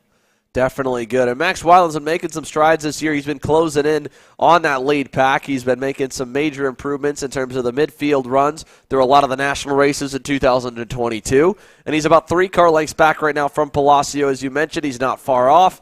Now, they are going to get the 2 to go this time by. We saw the timetable when we passed the start-finish line last time around, how it was only 10 seconds remaining. So not a lot of time left. As soon as they hit the 0 marker, which they already have, then the signal's given to the head flagman to give the 2 to go signal. So they're going to get 8 laps to the 206 is 7. And as they go towards the cell tower corner, it is 3 car lengths, make it 4 back to Max Weiland. So if Palacio could be patient for maybe just one more lap and then still pull something out on Isaac Malkut, they won't have to worry about a 3rd driver getting in the mix here for the lead and the win. Yeah, the 2 of them are working together well. I'm sure we'll see a little bit more of that as the weekend progresses. These 2 are obviously the 2 fastest karts on the track right now, so we'll see if they're able to work together well as the weekend goes on. As we're coming to 2 to go right now, still no changes in position from those top 3 drivers, and even further back than that, William Kim still holding a good gap to 5th place, as that's Sam Tutwiler in 5th place right there. The leaders coming out of I-70 into the Monza. Still no changes for position with 2 to go here. Coming 1.5 laps about to go. We're heading into the red 171 corner. Still Lucas Palacio hanging tight in second place. No changes in position yet. When do you think he's going to make his move, Xander? I think he's going to at least wait till the final lap. I would have to imagine he'd maybe look to see if the move existed on the opening start part of the circuit, but I think it'll be more of a surprise pass later on in the lap than where it will be, because Isaac Malkut, a local driver here, he's not far, just a little ways down the road, so he's able to come out to a number of the local races at Newcastle Motorsports Park, along with all the touring series that he chases from the United States Pro Kart Series, the SCUSA Pro Tour, obviously the Stars Championship Series, which he's run and won a number of titles in already to his credit. And now in his second year of the mini class, not even a full year, as he moved up midway through 2021, is looking like a seasoned veteran. White flag coming, and he's pulled it out. 3 car lengths here with a little bobble by Palacio. He won't have to worry about blocking at all down to turn number 1 on the final lap. Yeah, Isaac Malkut has been really fast through the cell tower in the double left corner, always able to get a gap going down that back straightaway into these last few corners before the draft really starts to kick in. But he is able to stretch it out to about 2 kart lengths right now. Still no changes in position at all in the top 4. All these guys are running in the same position as Lucas Palacio, really starting to close the gap now on the last lap. He's going to need to make a move here soon, or he's going to have to change something in his driving in that back section if he wants to hang on to Isaac Malkut. Yeah, he'll definitely have to do something here in the back. He's at least closing up in the middle sector, knocked it down to a car length away, but Malkut's still able to run his normal line right now, not under too much pressure. Like you said, he looks decent out of the cell tower. Let's see how they go through the double left-handed horseshoe. Looking really good out of there, and that'll launch him onto that back short chute towards the scale turn. And he's off the track. That's going to end it for him. I think Isaac Malkut just sealed the deal here with 1 lap to go. Coming to the checkered flag right here. This is going to be about a 9-lap heat race. So they got 2 more laps than the 206 stars. Or no, they only do 1 more lap than the 206 stars. But anyway, Isaac Malkut takes the win for Heat 1 Mini Swift. Lucas Palacio is following him, and then Max Weiland in third. Impressive for Max after a little bit of a tough qualifying. Good to see him running back up in the top 3 with those 2 leaders as William Kim comes across the line in 4th, and it's a little bit of a battle for 5th. Caleb Johnson seals the deal in 5th, Sam Tutwiler 7th, and Jacob Scheibel in 7th. Or Sam Tutwiler 6th, Jacob Scheibel in 7th. Yeah, and it was a battle on the final lap. Johnson able to pull one over on Sam Tutwiler to get that final spot inside the top 5. Roman McCurdy up 2 spots by the end to 8th. Caleb Lantern 9th. Charlie Myers drops a couple to round off the top 10. But the Mini Swift class is done and dusted for heat number 1. That'll wrap up them till after the lunch break. The lunch break comes midway through, I believe, the opening round of heat races here as we work our way on through. It'll come, I believe, at 12:15 to 1 p.m. Eastern Time. For now, though, we stay green. So KA Masters is up next, and then the first of 2 groups for KA Stars Heat Racing at 30 drivers a pop. I'm sure that's what will line the fences. But the KA Masters, the crazy old men, they can put on a show. They'll be the next ones on the racetrack here, live from King of the Castle. You're watching Kart Chaser.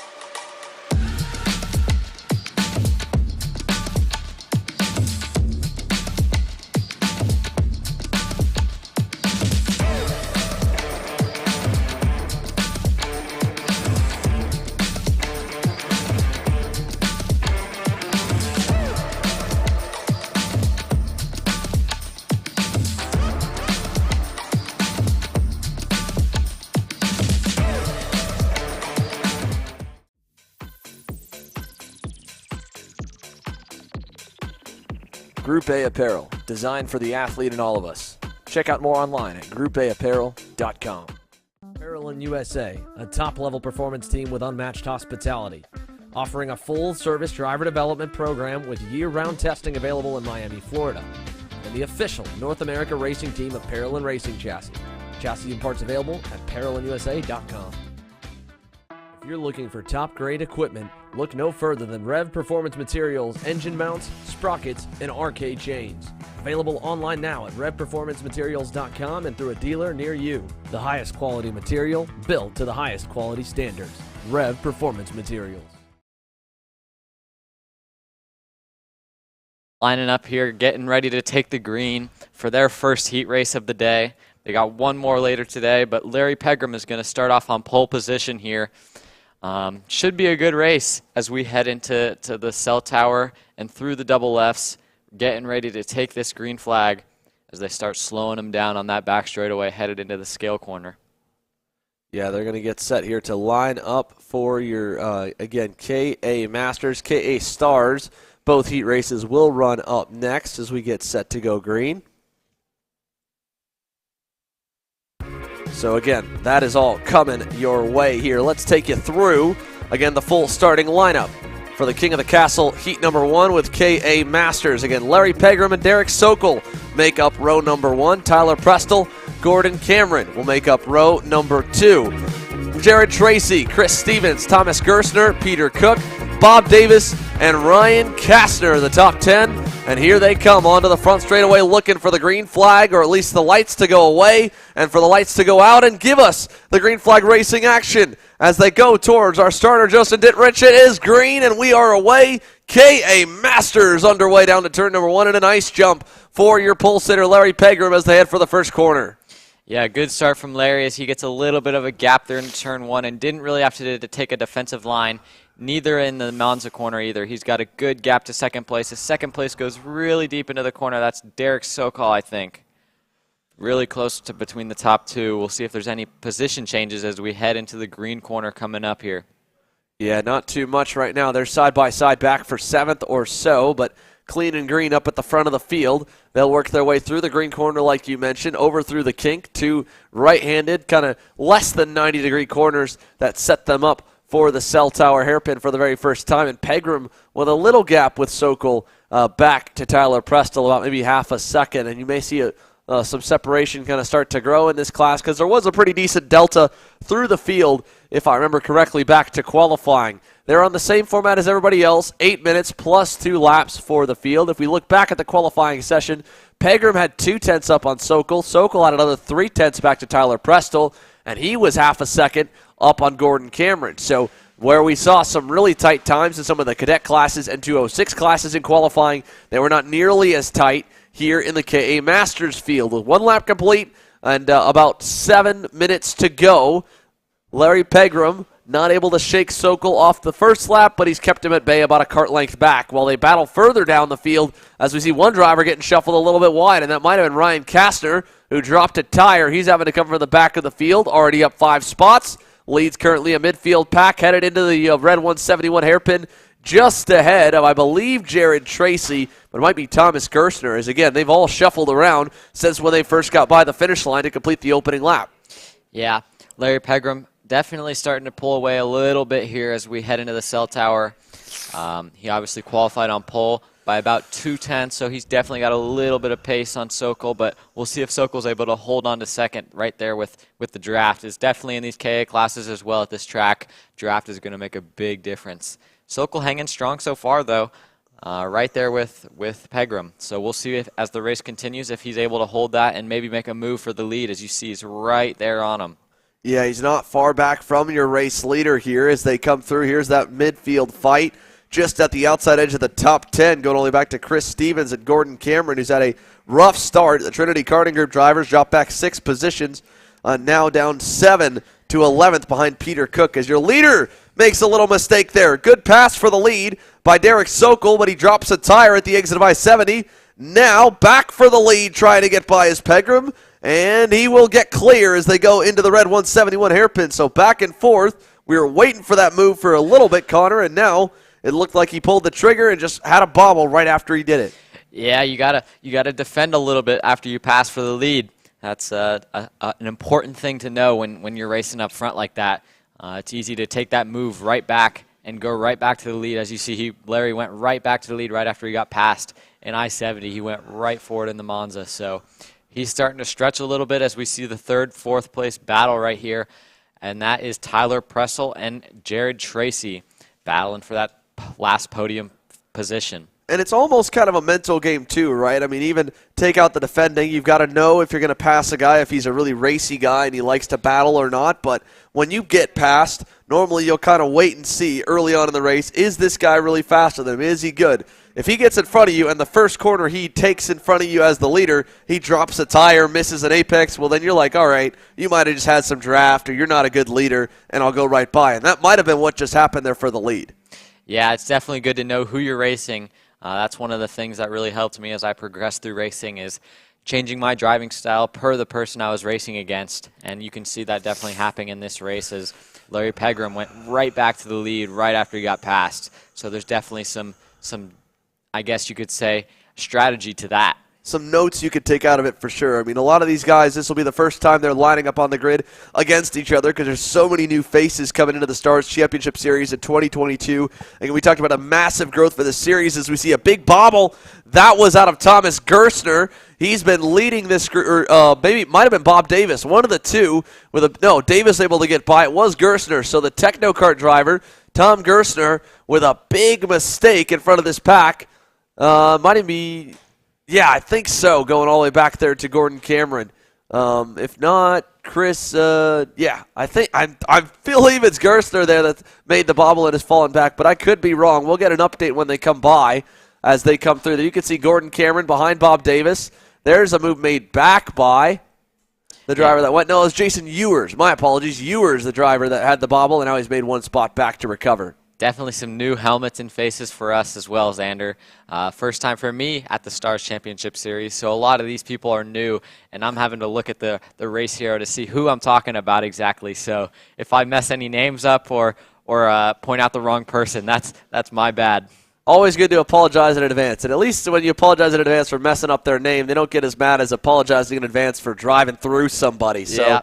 You can't really do that on the grid and say, hey, Connor, I'm sorry, I'm going to drive through you this race and full throttle you in turn one. That really only happens after you do it, and then even then you're begging for forgiveness. Yeah, that's I thought I'd apologize in advance because I sure know I'm not going to get every name right this weekend as it's my first time announcing. So hopefully I can do as many right as possible. But once again, as Xander said, sorry in advance to all those who have some difficult names. Well, listen, our boys down in Texas, I mean, they've got new names and new faces down there. Caleb Spock, it's tough for him because he struggles a little bit with some of the names also. And then Ron John, I mean, he's got one or two gray hairs. So they've got some names to learn down there as well as we see. Wow, yeah, that was a send from Jason Ewers. Over the curb, yep. So move him up. I believe that was by Chris Stevens. So he's already back up the few spots that he did lose.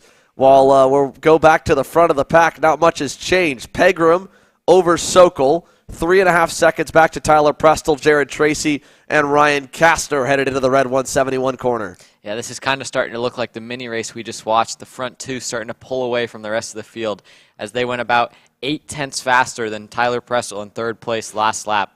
So these two are definitely starting to get themselves a gap, and they're going to be able to battle those last two laps to see who can come out on top in that Heat Race 1 win to get them a little bit of a jump on the points for this weekend. Yeah, they definitely will be needing to do that at least as early as they can on the weekend to get the points here, because once you can build up that lead, then your whole mentality changes for the rest of the championship, and then vice versa. If you have a bad weekend, you've got to kind of get yourself back to neutral, not dwell on that too hard, and then also understand that you've got specific guys you need to beat week in, week out to claw yourself back into the points fight. As we see them coming around the final turn, they're going to get another lap just like the minis did, so they'll get under the gun here this time with 7 minutes, 35 seconds completed. That'll make it where they've got this lap plus 2 more. This lap, of course, they'll hit that 8-minute mark, which then adds those 2 laps on top of it to make the heat races. So these guys are going to run 8 laps as well, it looks like here for KA Masters. KA Stars, 2 groups split up based off of qualifying still to come here. They're going to be lining up shortly after this session. And after the red 171 hairpin here, no change up at the front still. Pegram over Sokol. the gap back around the same. They haven't grown it a ton. I mean, they pulled a lot last time by about 0.4 of a second, but at the same time, there have been some laps they've kind of faded off a little bit in pace. Yeah, definitely. And there's something to say for aggression, Xander, and especially in these heat races. You want to be aggressive, but you can't be too aggressive because a DNF is really going to hurt your odds. So fighting that one position, that 1 point, is not worth wrecking for. So you kind of got to find that threshold between being aggressive and not being too aggressive. Definitely, especially if you're that KA Stars class where you know not only does that mean some points lost, but it could mean you going to the B pre-final and having to work your way into the show. Again, at 55 drivers, 15 will walk away Sunday afternoon without having taken participation in the overall main event. Only the top 40 are going to transfer into the Sunday show. The format is overall very forgiving for those trying to make it into the main event, but they've got work to do if they have a couple bad heat races, and we've got a lot of big names starting either midfield or up in the front that do they have some bad luck come their way in one or two of the heats? Could be an LCQ hero come Sunday morning. Yeah, that makes for a lot of strategy, especially in these heat races. You want to find, like I said, that threshold between being aggressive and too aggressive. So we'll see as the weekend progresses. Anything that happens, some big names getting put to the back for pre-finals. But we'll have to wait and see because nothing so far has really stood out to me yet. Yeah, nothing too much here. And again, we haven't gotten to that class yet. We haven't gotten to some of our headline divisions. Now, again, I was talking about the lap prior. They kind of proved me wrong the lap before that they were really pulling away quite a bit. But this time by, Ryan Kastner goes purple. He's up 6 spots on the Maranello. He's closing in. He's only 0.2 back from Tyler Prestel. And this time by, the white flag will wave. So 1 lap to go for Larry Pegram and Derek Sokol. This is the battle for the lead. Pegram's going to block the bottom side. You'll see just barely coming into view the battle for 4th, maybe. There were the helmets at the bottom as Pegram blocks through the I-70 corner. Yeah, close racing here between these two. Kind of like what we saw in the Mini Swift races. You see Ryan Kastner is not that far behind in 3rd place. I don't think he's going to be able to make anything happen, but that's something to note coming Heat 2 time. No changes yet, though. Headed into the red 171 corner as we go into the green corner. Still about a kart length between the two. No changes yet.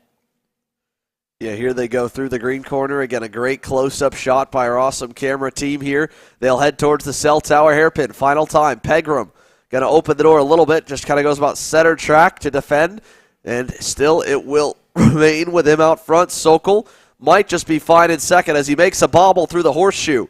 Here they come through the short chute towards the scale tower building here. Larry Pegram pulls out to 2 or 3 car lengths. That should be more than enough with just a couple turns to go through the 90s, all the way to the grid corner and the final 2 turns. Larry Pegram, a former AMA Pro Superbike rider, is going to take the first checkered flag in KA Masters competition. He'll win Heat 1 here from Newcastle. Sokol second. Did Ryan Kastner get Tyler Prestel at the line? I don't believe so. In fact, he did. He got him with 2 to go last lap, actually. He pulled out about a 3-second gap in just 2 laps, which shows his speed. And he's definitely going to have something to show for in Heat 2 coming on later today. But anyway, that was a really interesting race. Kind of like the Mini Swift race. The top 2 got a bit of a gap, and they were really close with about half a lap to go. And then something happened in the back section and gave themselves a gap. So super cool to see such similar races between the two of those. Definitely. Well, again, we'll take you to the rest of the top 10. Larry Pegram, Derek Sokol, Ryan Kastner, the top 3. Tyler Prestel, Jared Tracy, round your top 5. Jason Ewers, and 6th. 7 spots gained for Jason Ewers, an up and down run, but overall a good result into 6th. Thomas Gerstner, 7th. Bob Davis, 8th. Chris Stevens, 9th. And rounding the top 10 here as your KA Masters comes to a close is Gordon Cameron, who had such a good qualifying run. He ends up fading to the edge of the top 10. However, again, he'll get another shot to start where he qualified later this afternoon for heat number 2. We'll take a quick commercial break. When we come back, the heavy hitters in the KA Stars division, the first of 2 different groups for heat races, are coming your way. It's King of the Castle for the Stars Championship Series. I'm Billy Vincent, owner of MPG Motorsports. What we do at MPG is we try to keep it a nice, fun family atmosphere, try to combine sort of the bigger things and of the bigger teams and the professionalism down with sort of some of the fun, sort of family-oriented atmosphere. We try to not only develop drivers, but also the parents and the families for just in knowledge in general in motorsports. It all starts in karting. What we try to do is try to help the drivers, the moms, the dads understand the sport of motorsports in general, not just karting, but what it takes to get all the way up through. Whether you end up wanting to be a driver or a mechanic or an engineer, you know, we can help you with that, and that's what we're here for. If you're interested in joining us at MPG, our home base is at Whiteland Raceway Park in Indianapolis, and you can contact us at info@willpowerkart.com, and one of our great people will reach out to you, and we'll try to put the best program together. Odenthal Racing Products, your #1 producer in engine mounts since 1992, along with our leading-edge designs and product development, such as the Odenthal Racing Products Easy GP camera mount, which comes in 4 different styles and can be used on any karting platform. To see our products online, go to odenthalracing.com.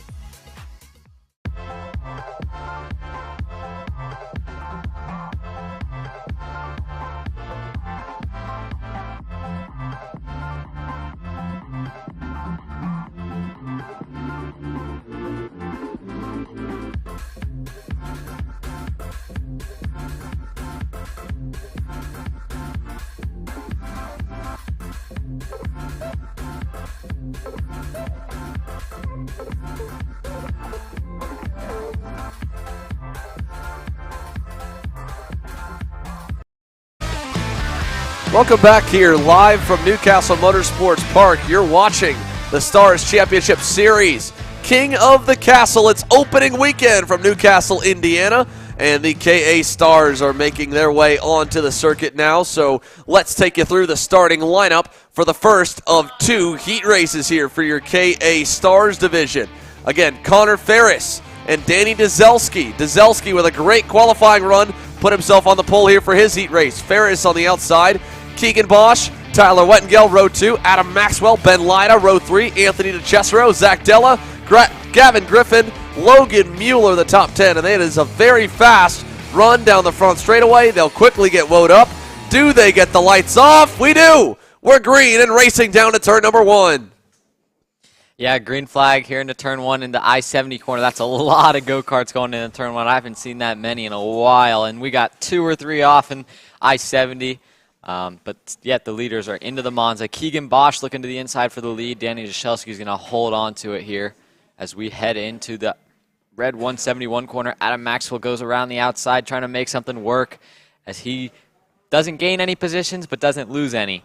Connor Ferris slides into third with Keegan Bosch in second, protecting his line as the leader, Danny Jashelski, starts to get a little bit of a gap. Tyler Wettengel trying to make some moves here early on as we see a few more drop a tire just around the outside of the racetrack here. Ferris still beating on the bumper of Keegan Bosch, who started to go on the defense mode, and the Trinity Karting Group driver, Danny Dzelski, been out of a go-karts for about half a year, returns to the seat here in Newcastle, has been pretty quick so far. Bosch signaling to Ferris to work together to try and run back down Dzelski. Now he's going to fall behind, and it looks like he'll hold onto the position, but it's all out of sorts as they were 2 by 2 going through the 90-degree corners. One of the most awkward sections of the racetrack to stay side by side through. I think Ferris has had enough trying to follow. He's going to go by. Looks like Bosch is going to let him go. Yeah, Keegan Bosch kept signaling to push him, but then he would go into the next corner and want to protect his line. And if I was Ferris, I would not be happy with that. If you want me to work with you got to work with me too. So as they head into the Monza, Danny Jashelski's got about a 4 or 5 kart length gap behind Connor, in front of Connor Ferris, as Connor Ferris is going to start trying to close that gap in and see if he can get up to Danny Jashelski, the pole sitter on the day. Yeah, let's see what he can do. Look at that midfield scuffle right there all the way through the green corner, still side by side. Lots of passing going back and forth here on lap number 2 outside the top 10. With a number of drivers going up through the order here. Ethan O-Ring up 8 spots to 12th here on the opening lap. Nikolai Dukov up 5 into 10th. And there's somehow through it all a little bit of argy-bargy and some contact, but no major tears as of yet. Everybody's still on the racetrack as your leader. Dzelski going to come under fire shortly from Connor Ferris. He's totally taken him 1 lap to run him down. It's a pair of Kart Republics out front. The TKG green and white machine leading, and then the Team Ferris Racing black and blue 902 right behind as we see Keegan Bosch looking for more help from behind. Adam Maxwell not going to give it to him. He'll take the third spot away. He'll bring Anthony DeCesaro on by in the Race Factory USA, number 950 for fourth. Adam Maxwell starting to make his way back up the pack after a little bit of a tough start. He started in fifth, is up to fourth now, so we'll see if he's able to run those two leaders down. Actually, he's in third now. But yeah, Connor Ferris is probably going to start looking to make a move here on Danny Deshelski, as Danny is just not as quick as as Connor would have hoped for him to be. As Connor is riding right on his bumper. We'll see if any moves get made for the lead here in the cell tower. He's looking for it, but doesn't take it. Adam Maxwell really starting to come now, so Connor Ferris needs to try and make a move here shortly as they head down the back straightaway into the scale corner. And to paint the picture for our viewers where you can kind of tell where the benefit of pushing another driver versus the benefit of going on your own differences, we see Ferris, nice move, trying to get on the inside of Dzelski in the grid corner. He can't do it. Looks to cross him up, can't do it as well. He'll have a great opportunity down at the end of the backstretch if Dzelski leaves the door open. He will. Here they come. Front straightaway to the inside. And this time he's going to bring Maxwell with him. And Keegan Bosch trying to go as well on Dzelski. He'll go by. DeCesaro comes as well. Wettengel also. Whoa, wow. 5 spots lost. Sixth and one, I want to say one corner, right? That's a bit of a tough corner for Danny as he goes from first to sixth. He's going to try making it back up into fifth. But yeah, he's going to have some work to do now coming back from fifth. But I think he's got the pace, as you saw in qualifying. He qualified on pole, so he's going to need to put some work in to get back up onto those leaders as Tyler Wettengel is up into fourth, Keegan Bosch up into third, up behind those two leaders of Connor Ferris and Adam Maxwell as they start working together to try and build a gap behind them. Yeah, definitely some work to be done here for your original pole sitter, Danny Dzelski, but he already got one. He quickly, as we saw, got by DeCesaro into the red 171 hairpin. Still in the lead pack, and while it is a lot faster pace of the 206 Racing, still has a lot of the same momentum, pack, strategy-based racing that is needed to win. So as they come onto the front stretch here this time, he's far from out of it. Needs maybe 1 or 2 good laps to get back in the mix, or 1 or 2 good passes. As we see one of his teammates there, one of the other Trinity karting group. For 2. Tyler Wettengel gets 2 karts in one corner. Adam Maxwell tries crossing him up, but I think that, oh no, Adam Maxwell made it happen on the outside right there. Oof. A little contact from Bosch getting into him. This is getting interesting here. And all while this is happening, that is Connor Ferris out front really starting to get a gap now. He's got about 10 kart lengths to Tyler Wettengel in second, followed by Adam Maxwell, and now Danny Deshelski and Keegan Bosch. Danny Deshelski starting to make his way back up after falling back to 6th place in I-70 about a lap ago. We'll see if he's able to keep reeling his way forward and reeling down Connor Ferris as all these three, I mean, that's probably, what, a 7-kart pack for second? 8 karts, 9 karts? It goes all the way back to Gavin Griffin, who trails Braden Johnson. And Griffin last time by went purple. A 113 flat was 0.2 better than a race leader, Connor Ferris. Now, Ferris, again, he's outside the drafting window, so these guys will need to either work together or find more pace on their own than the Team Ferris Racing Kart Republic driver to get there. So as they head onto the front stretch this time, let's take a look here. The gap, 1.2 seconds. With this time by being 6 minutes and 15 seconds elapsed, they're going to get maybe 4 more laps, but I think it'll be closer to 3 with the way the time's going to fall, so they don't have a lot of time to mess around. They've got to be smart, and that's Adam not Maxwell how you do gets it. Pushed from behind by Danny Deshelski. Nikita Panaris went purple that lap. He was at that tail end of that second pack. He's going to try to make some moves to get up by these few drivers right in front of him right now. But that's Danny Deshelski up into third, kind of defending his line. It's an interesting strategy to take after trying to catch those leaders. That's what I would be doing if I were him. Him and Adam Maxwell need to try and work together to get back up to Tyler Wettengel and Connor Ferris if they want to get a good starting position for that pre-final. That's a lot of the difference of what you see from drivers that come out of the junior categories before they get into senior. We don't normally see a lot of kids in those younger age ranks all collectively thinking about, hey, you know what, let's not throw our race away to be the leader of the pack. We want to go catch the overall race leader. But Dzelski, a senior rookie, a little bit of an experience, so you want to also earn some respect. not sure if that's the best way to go about it by getting into guys a little bit, but at the same time, again, just a difference in mentality of how he wanted to race this heat race. Obviously, he's just trying to make up for lost ground and thinking maybe he can get there on his own, but I don't know if that's going to happen here. We've only got, again, 2 to go next time by, and look at this. Gaggle of carts headed to the Monza. Whoa! 3 wide. Oh, I don't know if that's going to work. They're almost 4 wide going into red 171 hairpin. Nikita Panaris is going to lead that pack out of that corner as Anthony. That was the Chesro falling back, and then it looks like, I got to think Ethan O-Ring's up in that mix as well. He's up 10 spots from 20th into 10th. That's a good run for him. He's going to be trying to make some more moves as he gets up into that top 10 position. Yeah, again, all this happening behind the leaders, just on the inside edge of the top 10.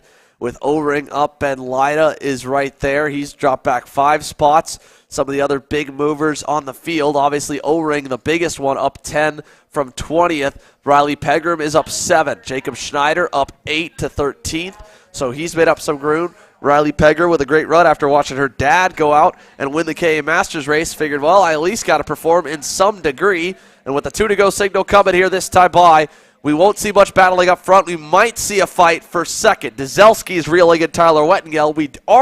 We know we're seeing a fight right here for 7th, 8th, 9th, and 10th, as there was another pass that time. I believe that was Braden Johnson going by on Ethan O-Ring. He takes 1 spot back. There's Ben Lyda going by on Cesaro.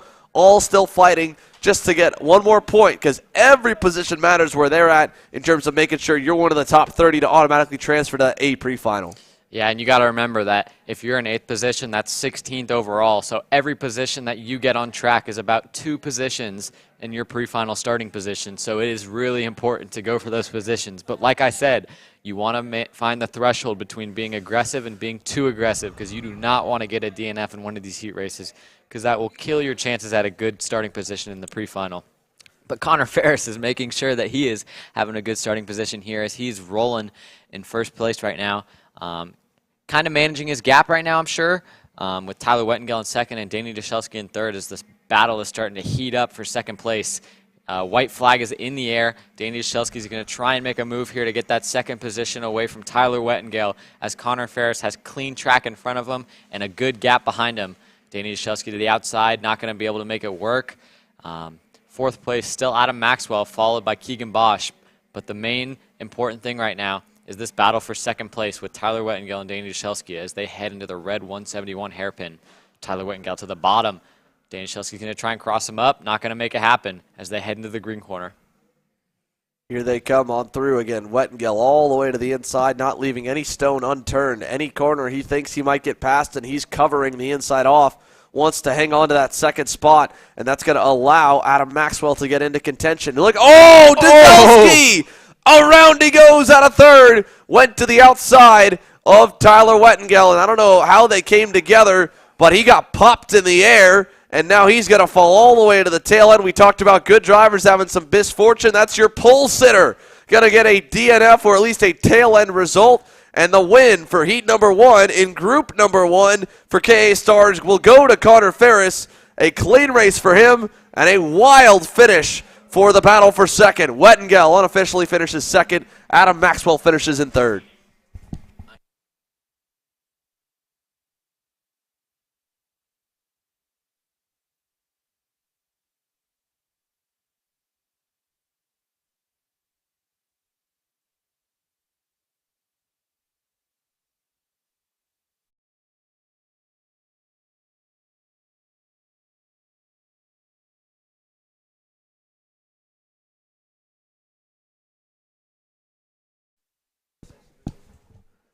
Well, again here, that was a wild end to the first heat race for the KA Stars. So let's take you through where the rest of the field ended up, obviously. Danny Dyszelski outside the top 10. He crosses the line in 25th. So some work to be done for Dyszelski, but Connor Ferris, Tyler Wettengel, Adam Maxwell, the top 3. Keegan Bosch ends in 4th. Nikita Panaris, 5th. Braden Johnson, 8 spots gained to 6th. Ben Lyda, 7th. Gavin Griffin, 8th. Anthony Cesaro, 9th, and Nikolay Dukov, 5 spots gained to 10th, just ahead of Ethan O-Ring, who gained 9 on his own to 11th. We're going to send a commercial. We come back. KA Stars Group 2 will come, and then we'll get set to go green for more racing here. We have a big announcement to make.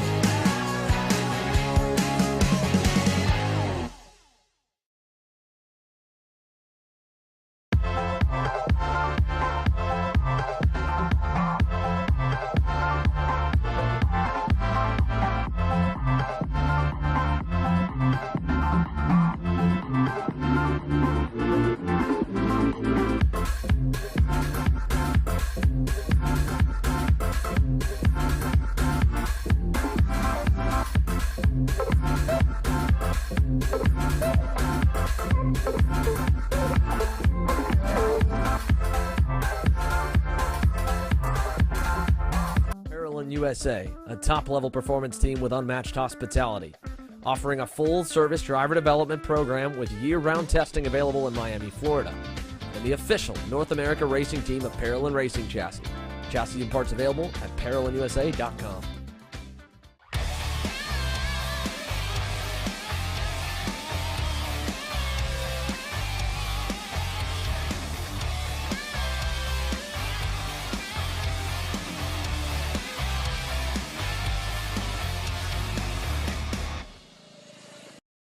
Welcome back here live from Newcastle Motorsports Park. You're watching King of the Castle live on Kart Chaser.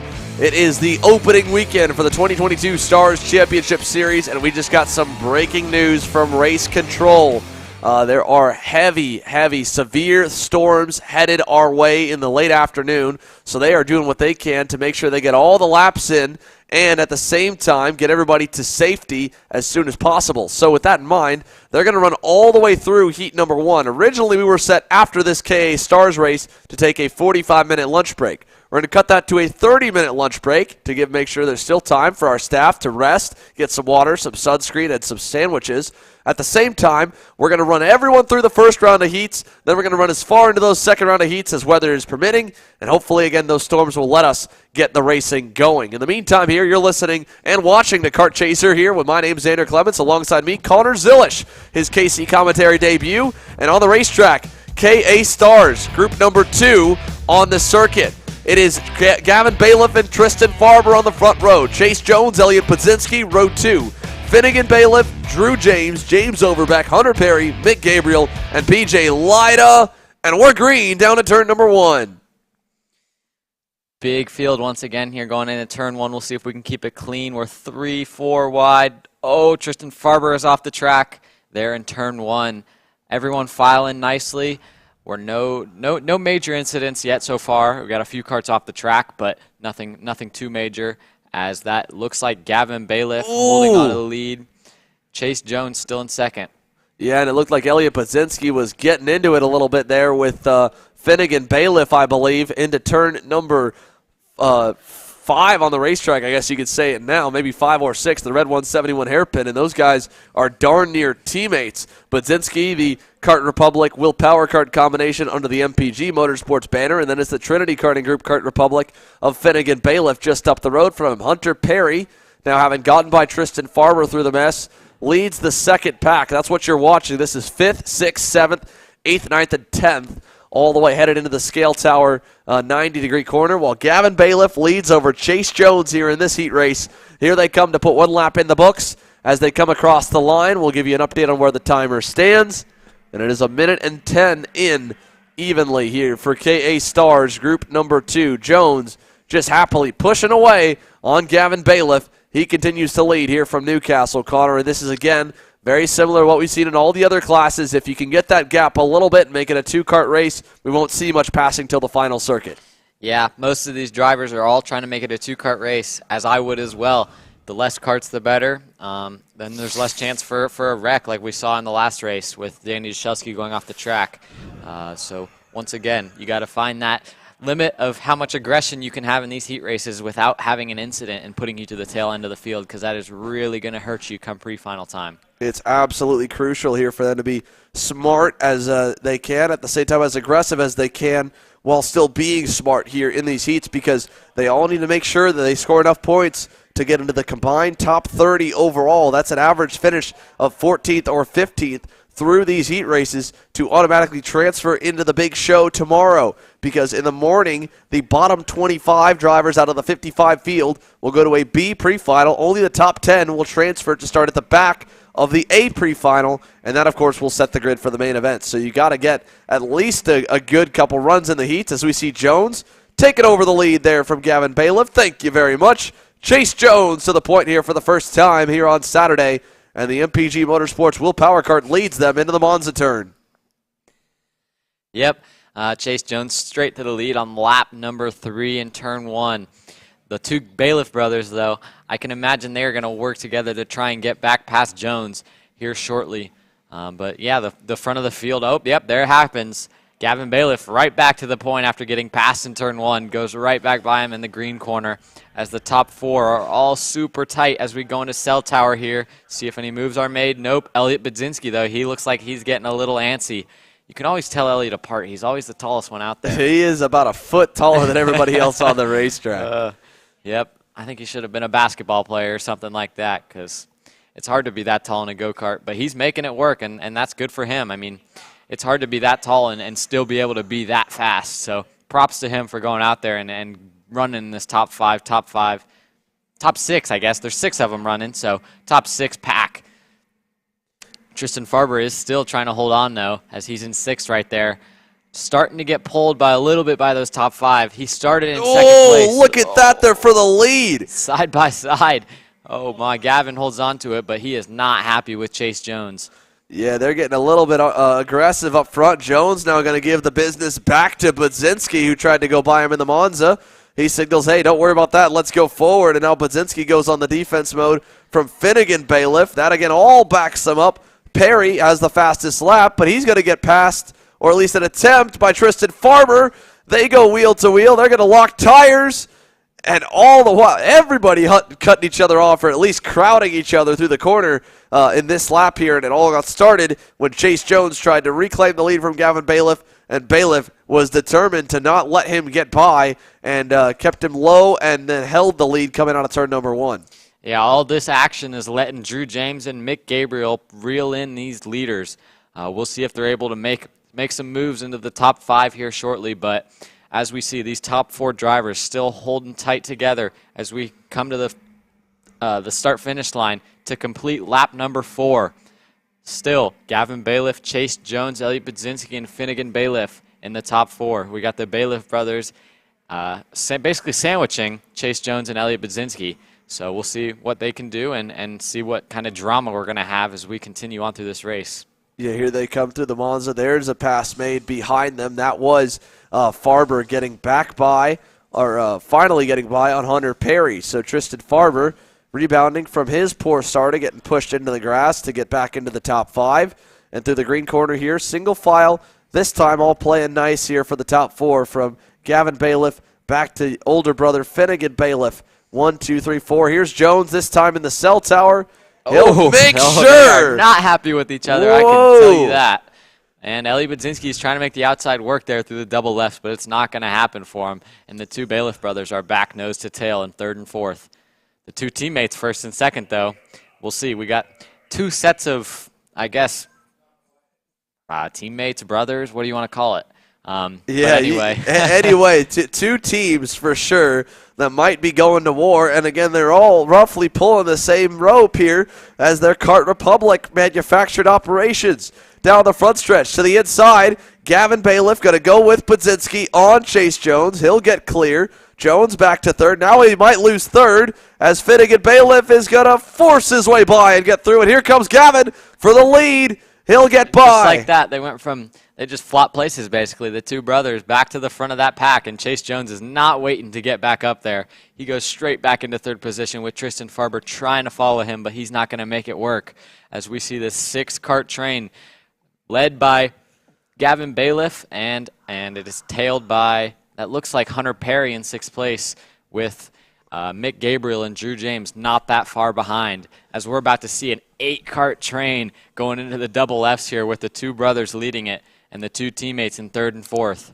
What a wild way here for heat number 2 to go after where we saw them battling like this at the beginning of the first of the 2 heats here for the KA Stars class. The other half had an opening kind of shuffle, and then really outside of the controversy there at the end with Danny Dzelski going around, it was pretty clean and pretty tame. I don't think we'll see the same kind of finish here. We're less than a minute to go, so we're probably 3 laps away from the checkered flag. The Bailiff brothers working together up front. Jones trying to lead the rest of the field back forward. Farber sees that. Well, he had a look to the inside of Budzinski. He ultimately thought better of it. He'll stay behind, and Gavin Bailiff takes her to the Monza with only 2 car lengths back from his brother to the front bumper of Chase Jones.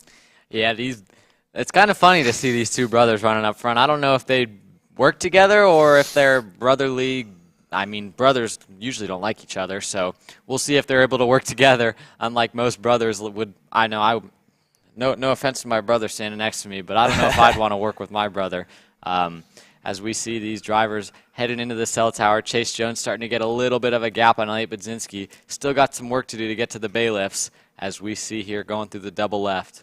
Yeah, I was gonna say I don't know. You probably never were on track at the same time as your older brother Bradley, were you? No, I don't think so. I'm a few years behind him, so I don't think I was. Yeah, I mean, obviously now if he ever got back behind the wheel, you both could do a little bit of a grudge match. But, yeah, unbeknownst to many, Connor's older brother, Bradley Zilish, also on the KC crew here this weekend. He's helping work one of our broadcast cameras up here from the tower. So, yeah, a little bit of ribbing here that he could probably hear. But the 2-to-go signal's given.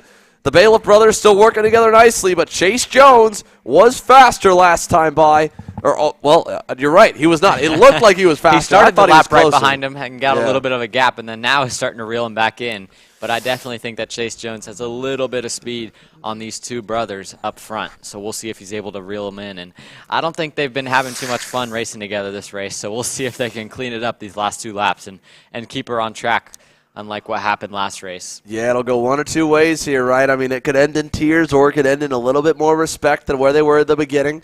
There's obviously a little bit of kind of pushing and shoving, especially at the beginning of a season, the beginning of a series. You know, granted, they've raced around each other a little bit already this year, but, you know, again, you've got Chase Jones, a veteran in the class, Gavin Bailiff, who's becoming a little more seasoned and senior, but still only a couple years in. Finnegan Bailiff's been in the senior ranks, I think, a year or 2 years prior to it, but the 3 of these drivers running against each other, I don't think they ran wheel to wheel quite all that often last season, and definitely not this winter. So they're kind of feeling each other out, trying to see what they can get away with on each other. That's a little bit of just kind of driver mentality, pushing the limit, right? How far can I push you before you push me back? And then I keep that in my handbook for the rest of the season. As we see, brothers going at her. Finnegan to the lead. I don't think there's much brotherly love on the last lap, so we'll see. The 2 of them are signaling together. Let's work together.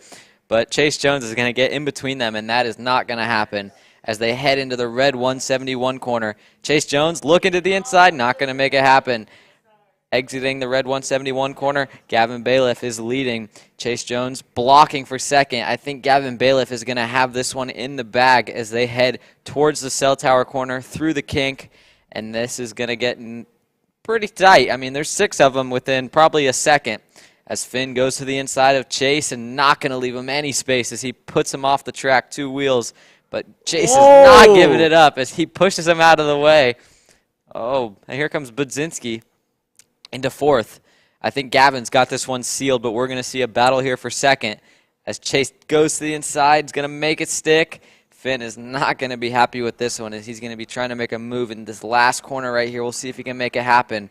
Not going to make it happen. Gavin Bailiff is going to take the Heat 1 win, and Chase Jones follows closely behind, and Finnegan Bailiff in 3rd. That was some smart driving there in terms of aggressive to the absolute limit on Chase Jones. Now, does it frustrate, like you said, Finn Bailiff? Sure. Was it by the books, clean enough for no penalties? Absolutely. So in Chase Jones's case, that's one more point in the heat points, one more better starting spot for the pre-final A. And second to third, I mean, that's a whole row, potentially, of points when you combine everybody all together. So it was, again, I think smart driving, but no doubt about it there. Definitely some aggression for the Jones versus the Bailiff brothers as we watch them make their way into the scale line. And now we get set for Micro Swift. So, again, your Micro Swift class currently on the grid. Gavin Bailiff, your winner for KA Stars A, heat number 1. Chase Jones second, Finnegan Bailiff third, Elliot Podzinski fourth, Farber fifth. Again, he rebounds from starting second, getting pushed off the racetrack in turn number 1 on lap number 1. Mick Gabriel, Hunter Perry, Drew James, Brandon Adkins picks up 6 spots at the end. He gets to 9th. And Garrett Davis rounds out your top 10. Any other big notables there in that one? We were looking down. Couple ones actually taken out. PJ Lyda, James Brassel, Mason Surgener all started inside the top 15. They end up with a couple, actually a triage of DNFs at 21st, 22nd, and 23rd. But at least none of the drivers inside the top 5, top 10 got collected in any incidents in that one, unlike, unfortunately, for Trinity Karting Group's Danny Dzelski. But at least, hey, Team TKG 1 and 3 here in the second group. They'll be lining up again up front for both of their heat races later this afternoon. Micro Swift is coming up next after the break.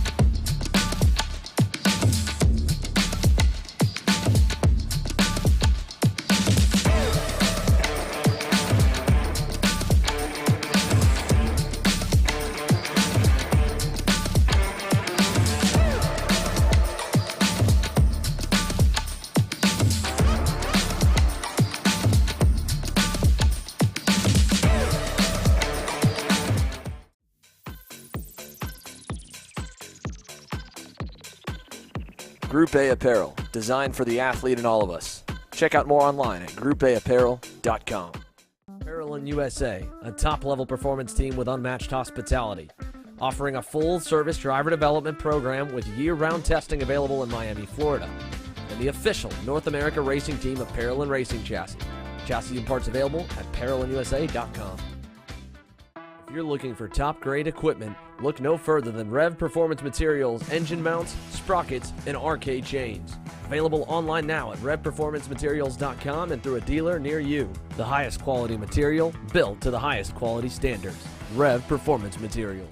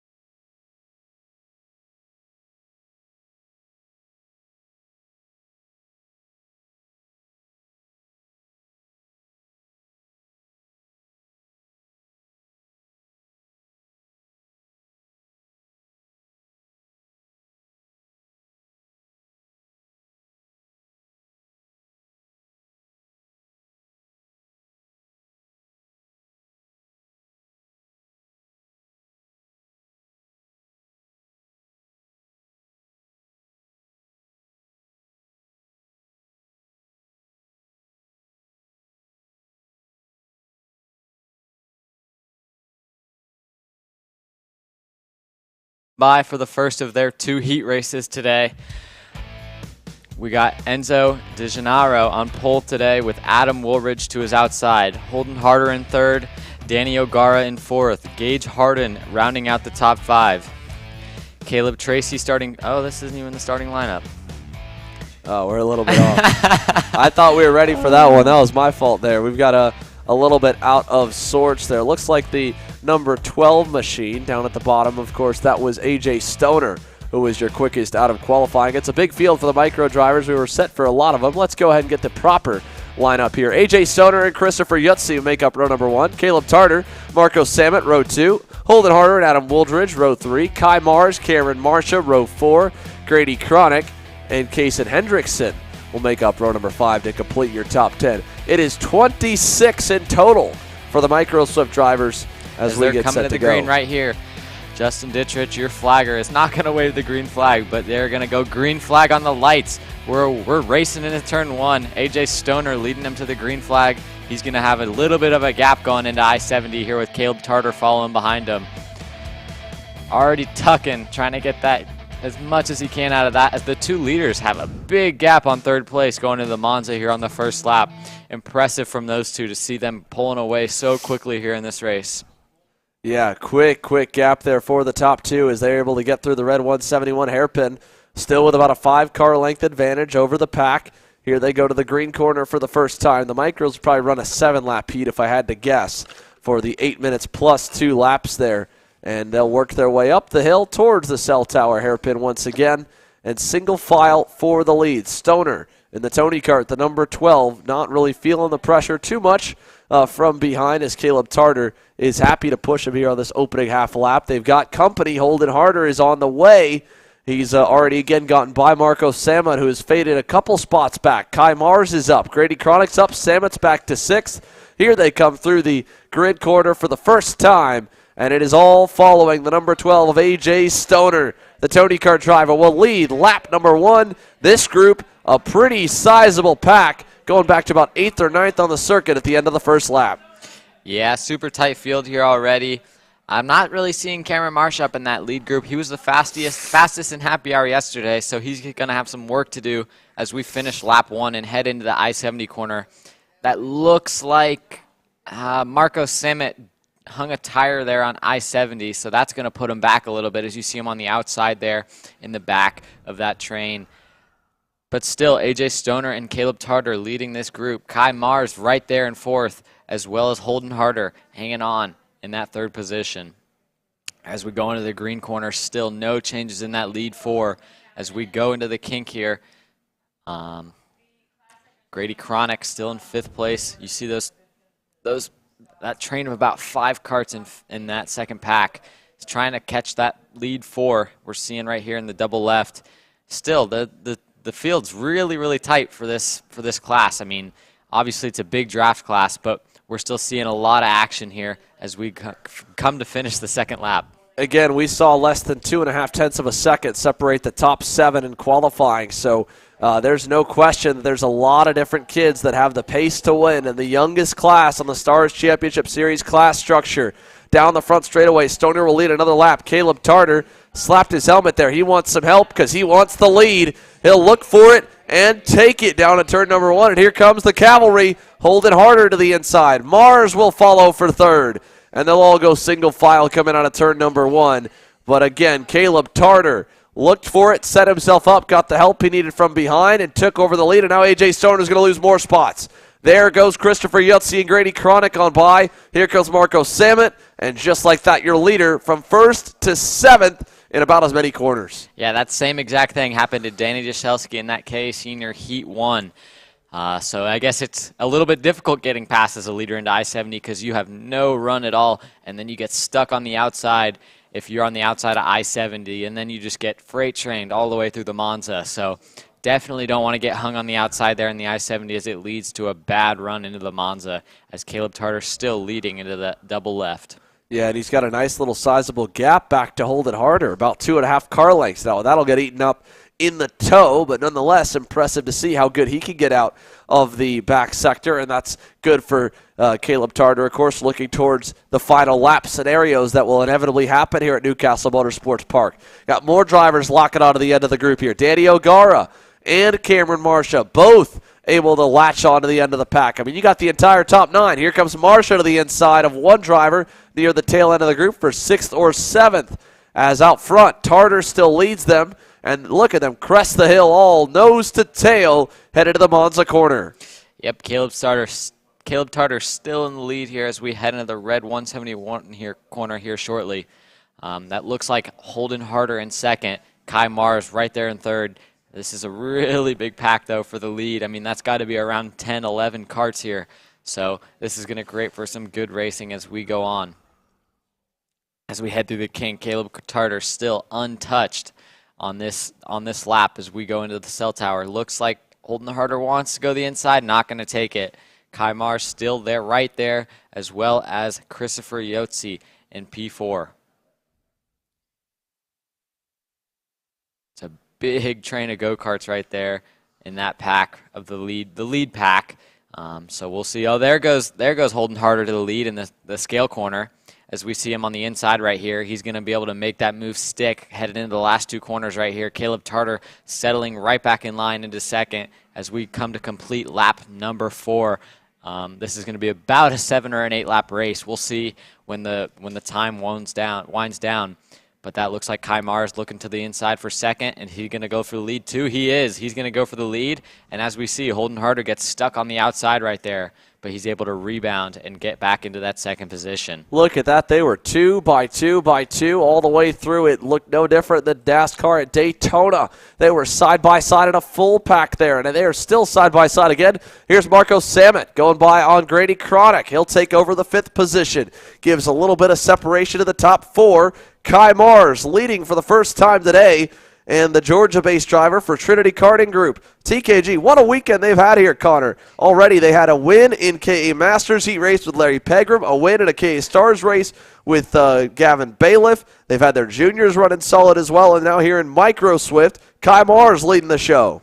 Yeah, super impressive from the TKG Trinity Karting Group as they have been running up front in almost every single class we've seen here this weekend, and continuing it with Kai Mars as he gets passed by Holden Harder. Holden Harder is really liking that scale corner as he passed for the lead there last lap, and he's going to do it again, but this time on Kai Mars as we come to finish lap number 5 through the last corner here.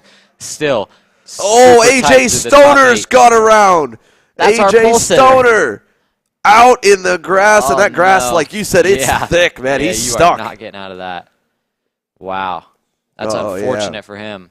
And unfortunately there for A.J. Stoner, once the official touches the go-kart, he is not allowed to rejoin the race. So if you can't get going under your own power, that's to try and save the officials and make sure they're taken care of. So A.J. Stoner is out. Back up front, Harder leads. And we talked about the TKG guys. The Magic guys, of course, they've been having a solid week. Their mini drivers looking pretty strong across the board. And then, in Shifter yesterday, Annie Rule topped the boards in final practice. They've got Talon Yockel on pole in KZ Stars qualifying, so looking really good in the gearbox category. And one of their up-and-comers here in Holden Harder, who started to make some waves last year, is looking really good in the micro class here to start 2022. Yeah, as we look at the top 5, Cameron Marsha just snuck into the top 5 this lap. He's starting to make his way up the pack after starting 11th. And he's starting to claw his way up into that top 5 and seeing if he can make it up into that top 3 here shortly. As we look at the leaders, Holden Harder still leading in front of Kai Mars and Caleb Tarter. Coming to the last few corners here to complete lap number 6. It looks like we're going to get... No, they just made it. They're not going to get the 2 to go. So, yeah, wow. They made it with like 2 seconds. Yeah, so that's going to get them an extra lap, and they're going to be able to do 8 laps in this heat race. As we see Holden Harder still untouched going into the I-70 corner. That's Marco Samet going off track, and they're side by side coming down to the Monza, and he's already starting to defend, it looks like. Holden Harder trying to hold that lead, and we're going to see if Kai Mars is going to be able to make a move coming here into the red 171 corner. Cameron Marsha, though, he's right there in the lead pack after starting 11th. Super impressive from him, and we haven't really been talking about him too much. He's kind of just been sneaking his way up there. One card at a time. Yeah, Cameron Marsha, nice drive forward. He's got the most positions gained out of anyone in the top 10 right now. And like you said, he's just been kind of quiet, working his way. Sleeper pick, it almost seems here for the races. No one really has kind of paid too much mind. He hasn't had too many theatrics, but he made the right moves at the right time so far. He is on the tail of the leading trio, could be in the mix as Harder leads them to see the two to go this time by. Thought we were going to get it last time. That's great news for Marsha. Not so great news for the rest of the field as Harder takes them on through the corner. Final couple times around the last two turns, and the double sticks will go in the air. 2 laps to go, and instantly hold it Harder to the middle of the racetrack. As well, Caleb Tarter was looking on Kai Mars. Now he'll push him. Does Mars go to the lead? He does. There we go. Kai Mars, but he slides wide. Does they get back by him? They will not. And at the same time, Cameron Marsha, another nicely timed move, nearly able to get by Caleb Tarter. Oh my. That was a big hit on Caleb Tarter. That's going to be, I don't know, hopefully his bumper stayed intact in that one. Well, I mean, we were giving him all this love. That was the commentator's curse. Yeah. I just talked about how he was making perfect moves. Little bobble there. No harm, no foul. This time a smart move. There we go. Cleanly down the inside for third. Tarter hangs on to the 4th spot. Marco Samad, he has been up and down this entire heat race. He's 5th. Here's Tarter back on Marsha in the cell tower. Will retake the spot away. Samet looking, not going to do anything, and Marsha remains back and forth, while up front, Kai Mars will see the white flag this time to match the cue ball helmet, as he's got 3 turns to go before the white flag will wave. Yeah, here we go. This is when it starts to get interesting here. Kai Mars leading the way in front of Holden Harder. They're battling hard for 3rd position behind Caleb Tarter and their teammates, really. Caleb Tarter and Cameron Marsha are lead. Oh, no! Harder off the track in the last corner. Out a second, he dropped a tire or something. Wow! And Holden Harder is able to get back going. He's got a long way to go. That's terrible. That's not what you want to see. And Kai Mars has gotten caught up too fast by Cameron Marsha. Once again, Marco Sammet. Samut. Yeah, it's a quick end there. I thought initially it was Marco Samut or Samut, but no, it's just Samut. Nice and quick. And, well, he's quick to get up to the lead right now. What a turn of events for Marco Samut. The Lando Norris kart driver looking to the inside of Kai Mars for the lead. I don't know if Mars, I have to think with how slow he was down the front straightaway that they might have tangled him and Holden Harder in the final corner, but it was just off screen as we watched back the battle behind. He's already trying. He's anxious to get to that lead. He's looking, man. He just can't get by him. Yeah, as they go into the double left here, still Kai Mars leading this, 7-car train on the last lap. Super impressive from all these kids to be running this close in time together, this consistent. But anyway, Cameron Marsha in 3rd, Marco Sammet in 2nd, and still Kai Mars still leading that train as he's going to block the inside there. And still, he's leading, and Cameron Marsha throws a haymaker to the inside of Marco Sammet, but it doesn't stick, and he's going to have to settle for 3rd as Kai Mars takes the Heat 1 win in the Micro Swift division, with Marco Sammet finishing 2nd, closely behind, less than a 10th, splitting the top 2. Yeah, that was a very tightly ending group, and a pack that stayed at about 6 karts at least through the entirety of that 8-lap heat race. So for the Micro Swift class, Kai Mars, your winner here. 3 spots gained from 4th, and a great debut in the Stars Championship Series for Kai Mars and Marco Sammet. Sammet up 4 spots to 2nd. Cameron Marsha, 8 spots gained. He ends 3rd. Chris Yutzi 4th. Caleb Tarter 5th. Adam Woldridge 6th. Grady Cronick, Danny O'Gara, Holden Harder hangs on to 9th, but I'm sure that's a little bit of a disappointment after how good he ran, leading the most laps here in heat number 1. And Enzo De Janeiro rounds out your top 10. Micro Swift is wrapped and booked here for the morning sessions. Got a few more classes here before the lunch break. Again, we moved it up a little bit to give you some more racing action and to try and avoid some heavy storms coming our way here in Newcastle. So keep that in mind here, folks. Stick with us. More racing right after this. I'm David Serra, 18-time Australian karting champion, and we're launching Kart Class. Kart Class is an advanced digital training program that suits a driver who's just starting out in the sport, all the way to the driver looking to win a national championship. In this program, you're going to be learning about how to find the ideal racing line and what an apex is, braking and throttle markers, wet weather racing lines, and how to overtake other competitors. We target how to brake in the wet weather, and we look on the mental side of kart racing as well with our mental skills coach. At the completion of this program, you'll be lighting up purple sectors in qualifying, know when to defend on the opening laps, and how to pressure your opposition into mistakes. We teach you the tools to be resilient and how to get in the right frame of mind before a race. We look to complete the whole package by getting a strong mindset, a driving style to suit all conditions, strategizing your race, and getting the last 1% from your team. We'll teach you how to win the final lap of a race, driving the wet like Max Verstappen, and creating the perfect bubble for yourself to mentally be in the zone. To find out more, click the link below.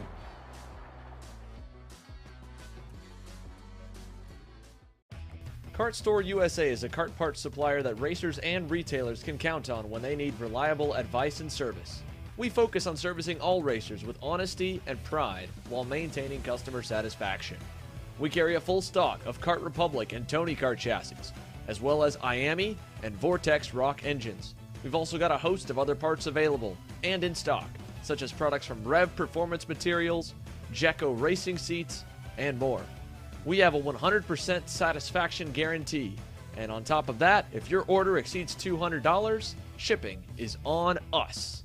Check out all we have to offer today by visiting us online at kartstore-usa.com.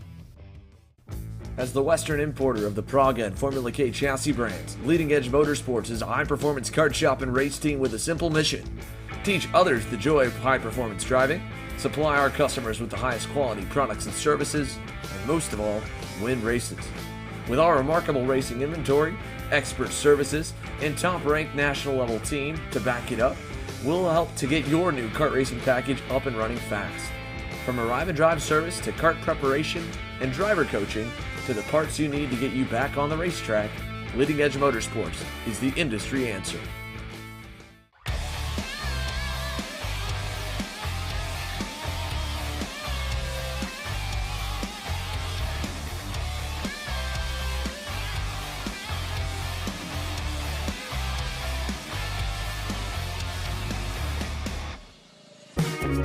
Getting ready for our first standing start of the weekend here with KZ Masters. It's going to be an exciting one for sure. These guys are they've been putting the practice in, to say the least, and they've been obviously doing it for a while. All these guys, trained professionals. So we'll see what they're able to do here on the first standing start of the weekend. Well, you got trained professionals, and you got the guys that might think they are a trained professional here on the grid for your Shifter Masters Group 1 and Group 2 combined session here. Evan Batt, of course, got the pole in qualifying. Again, when we looked back at the way that they wrapped on up, he got it over Joe Rook by just a hair and did it on his final lap around, which was even more impressive considering the typical tire degradation that we're used to seeing. That's in the KZ Master Group. Jason Campbell, Lance Lane, Justin Kelly, the overall top 5. Scott Presti was 6th. Rod Clenard in Group 2 with the Rock Master Shifter class was pole for his class, 7th overall. He'll line up to the inside of Anthony Stifler, then Brad Danoff and Robert Feige. Moving back outside your top 10, because that's right, there's a lot more than 10 here for Shifter Masters. Chris Jennings and Hugh Templeman will make up row number 6. Tommy Plahitko. That's an interesting one, yeah. Chad Lee, row 7. John Stapleton, Warren Van Tock, row 8.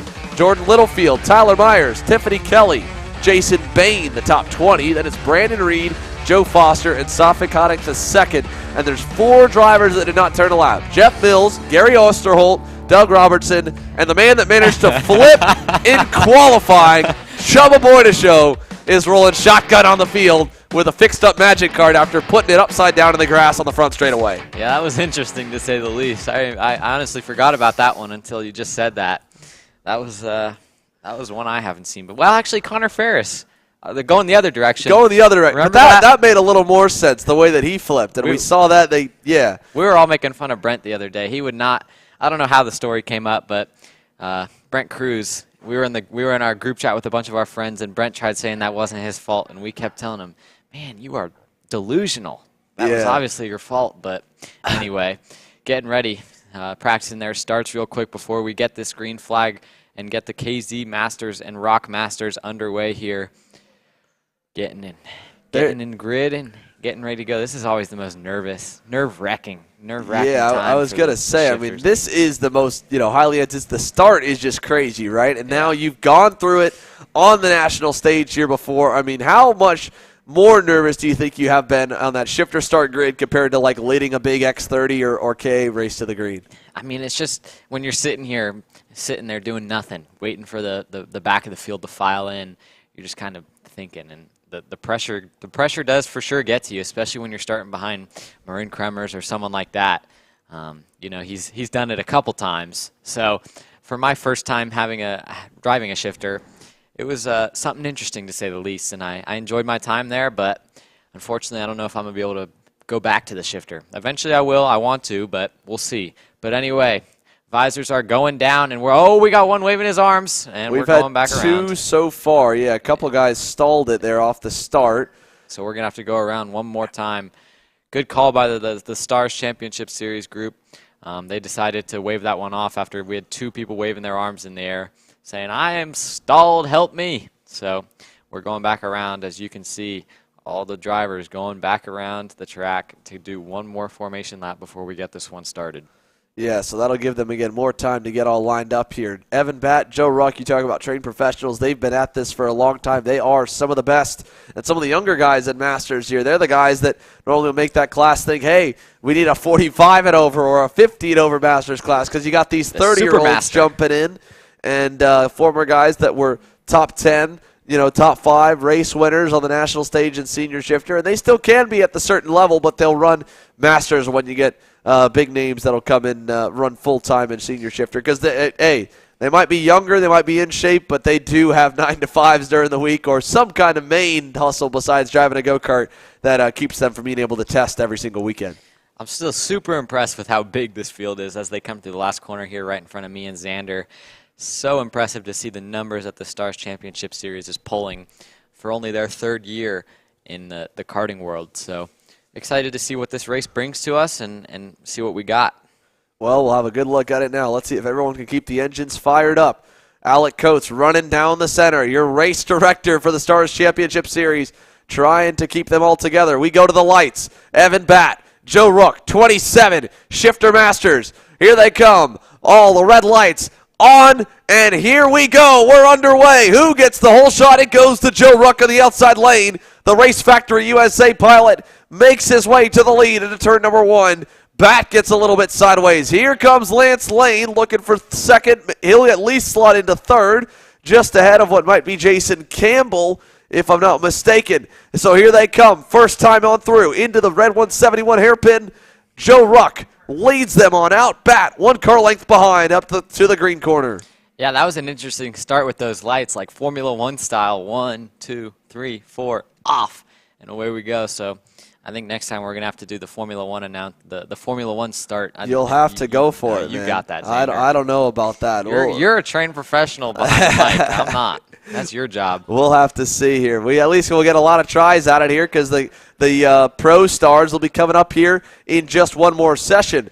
We've got the field headed down towards the scale tower corner now. Joe Ruck, Evan Batt, single file, and they are nose to tail. Batt all over him here early on. Give it a little love tap in the center of the corner. Can he get a run down the front straightaway to challenge? He did not get a great exit onto the straight.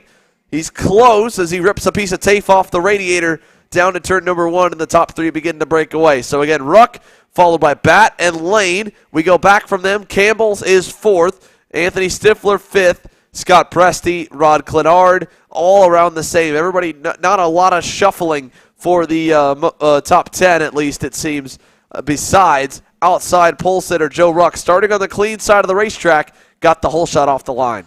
Yeah, Evan Batt's really starting to get impatient here as he's been behind Rook for about a lap and a half now. And you can tell he's way faster than him, but he has nowhere to get by him. So he's going to try and find a way around Joe Rook and see if he can get that get back to the point. Here they come through the horseshoe. Rook, again, a car length to 2 car lengths up on him. Out of the horseshoe, 1 car length the gap still. Batt will close that into the braking zone here. Can he stuff him into the grid corner? He's going to try, and he does. Evan Batt to the lead. Yeah, that was a good one right there. I mean, he's been struggling to get by him, and when as soon as Joe Rook went back to the right to open up for that left-hander, he just went right inside of him, didn't even turn to set up for the next corner. But Joe Rook is not giving it up. He's trying to get back to the lead, but does not make it stick. That's going to give Evan Batt a little bit of a lead coming into the Monza right here. He's going to have some breathing room to breathe, I guess, right? But coming into the red 171 corner, Evan Batt is your new leader.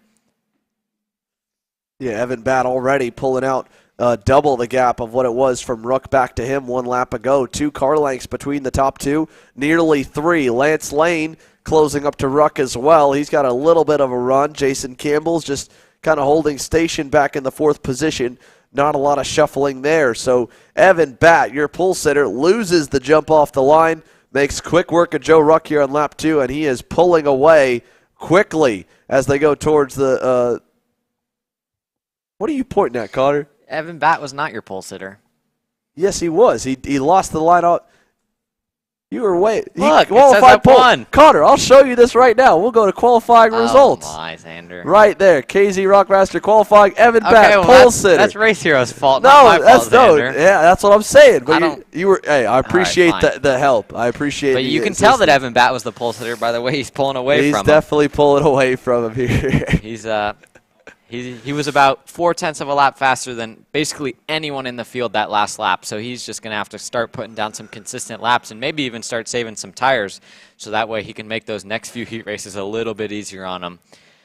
But we'll see here as we progress. He's got about 7 or 0.8 of a gap, close to a second now. Oh, we got some John spun around. Stapleton is around. One more is around as well. Hand in the air here. He's in the middle of the racetrack.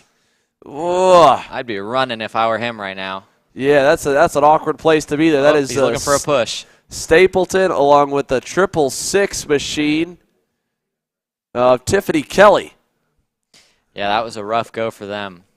Sucks to be spun around right there, and especially right in the middle of the racetrack, right where karts are wanting to go. But good job by all the drivers for being aware and getting out of the way of that.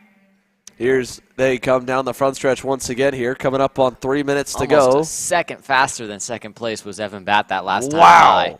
Really impressive to see that. He's got 0.4 on third place, but Joe Rook must have made a little mistake or something that last lap because he opened the gap up a bunch that lap. Up to almost 2 seconds by now, I'm sure, as last time by it was 1.5 seconds. As he catches a lap car, Stapleton, see if he can get by him. He does. Yeah, Stapleton there at least able to get by one, or they're able to get by Stapleton. Here they come on the rest of him. Ruck by, Lane by, Campbell is by. There's a little battle starting to form as well back for 5th. Scott Presti and Rod Clenard. That's overall, that's not for position. Clenard still leads in the Rock Master class. But he's made up 1 spot on the grid and is looking for another one as he closes into Presti. As here comes the 2nd, 3rd, and 4th group on through. Ruck, Lane, and then Campbell. And then there's behind them Clenard chasing on to Scott Presti for 5th overall. Yeah, we got about 3 or 4 laps here to go. I see about 2 minutes on the clock right there. So that's going to translate to about 2 laps until we get that 2 to go signal, so I'm going to say about 4 laps to go here. And Evan Batt still putting a clinic on here, over a second faster than Joe Rook last time by, opening that gap up to 2.5 seconds in just 3 laps. Super impressive from Evan Batt as he's stretching that gap out. Lance Lane right on top of Joe Rook as we head into lap number 6 it is. And so there it was. That was the pass for 5th overall. Rod Clenard and the Checkered Motorsports Magic picking up more and more in Group 1 as he runs in the Group 2 category, utilizing the Rock Shifter engine. He's quickest out of the Group 2 guys, fastest overall, 1st place overall. Next up would be Chris Jennings and then Hugh Templeman, his teammate. However, the group in front of him, he are the top 4 in KZ, and he could catch up to 2nd. I don't think he's got anything for Evan Batt. Might have something for the group in just in the wake of Bat, as Bat that time by another half-second added to the margin. At this point, you got to think he's going into tire conservation mode, at least just trying to maybe lower his center corner speed, dial his, not be as aggressive on entry, not try and saw at the wheel too much, because he's got 3 seconds and easily could pad to it, but he's only got 3 more laps to go. Yeah, if I was him, I'd definitely be taking it easy right about now. You got nothing to win by going out there and setting purple laps every lap now that you have a 3.1 second gap. So definitely going to go on to third place. Third place, still hanging a tire, gets stuck out in that thick grass like I've been saying. Once you get out there, it's hard to get out of it. So that was Lance Lane hanging a tire, trying to catch up to Joe Rook and get that second place. But that's going to cost him a little bit of time there, and Jason Campbell is really starting to close in on third place, Lance Lane. Yeah, he's definitely getting closer and closer as they go through the scale tower corner. Now over to the grid turn here. Lane, little bit slower through that turn. He's going to lose some ground to his DR driver behind him. Might have had the dirt on the tires for a couple corners early on, but it would have been probably cleared off by the time they got over there. 2 laps to go here. 2 car lengths between the battle for third and fourth. Lance Lane, and then back to Josh Campbell. You can see Rod Clenard in the distance. Up the road from these two is, of course, Joe Rook in second, but especially up the road, Evan Batt. 3.5 seconds out in front now here with only 7 laps complete. Yeah, Evan Batt's really impressive right now. He's usually about half a second faster than the rest of the field every single lap, consistently putting down 108s, and the rest of the field, I think there's one other driver in the 108s, and he's down in the mid 108s. Super impressive, and if I were him, like we said, it's time to start saving those tires for the next heat race and even the pre-final maybe. But we'll see as the race continues if he's going to keep growing that gap or if he's going to start slowing it down. Yeah, here comes Bat on through. There goes the next pack coming on up. There's Ruck, followed by Lane, and then, of course, Campbell. There's Clenard. There's the rest of the top 10 on by with Presti, Stifler, Danoff, Jennings, and Justin Kelly in the 686. Now with the white flag in the air, 1 lap to go. We're focused here on this group for second, third, and fourth because your leader, Evan Batt, just out of your screen there, is dominating and has been dominating since he got through to the point on lap number 2. What a great start to the season for Evan Batt as he tries to at least stake his flag in the ground for home turf. A guy who is not far down the road here from Newcastle Motorsports Park, has a lot of laps here, has a lot of wins here, and with half a lap to go, he's got a nice healthy gap back to this battle that may not really amount to too much. I thought for a moment we might see some passing. They've all kind of spaced themselves out a little bit. Yeah, those laps around this track are definitely helping Evan Batt right about now. If I were him, I'd be falling off out of the seat because these things are not easy to drive. I'll tell you that from experience. Super impressive from Evan Batt, just consistent lap times, and I think he's definitely starting to take it easy now. As you can see, the last lap by, he was about the same time as Joe Rook, where he's consistently been about a half second faster as he takes the checkered flag to win heat race number 1. That's Evan Batt in first, Joe Rook second, Lance Lane third, and Jason Campbell rounding out your top 4. With Rod Clenard, who is in Group 2, takes 5th place overall. Super impressive from him as well, making up 2 spots in that race. Yeah, we go back from Rod Clenard again, quickest in the winner in Group 2 over Chris Jennings and Hugh Templeman. Scott Presti split up the top 2 in Group 2. He ended up 6th, Jennings 7th overall, Brad Danoff 8th overall, Anthony Stifler and Justin Kelly, again, top 10 overall. So that does it for the first of 2 gearbox categories. Your Pro Stars, Group 1 and 2, will come later on. First up, though, KA Junior, 30 drivers with 100cc power plants, armed and ready to get after it. We've got 2 more groups to run for heat number 1, a 30-minute lunch break, and we run through all of them again in the afternoon for heat number 2. Well, as many as we can before the severe storms may get here. Fingers crossed, knock on wood. Try and hope we make it through the rest of the weekend. Stick with us, guys. Kart Chasers coverage of King of the Castle rolls on. I'm Billy Vincent, owner of MPG Motorsports. What we do at MPG is we try to keep it a nice, fun family atmosphere.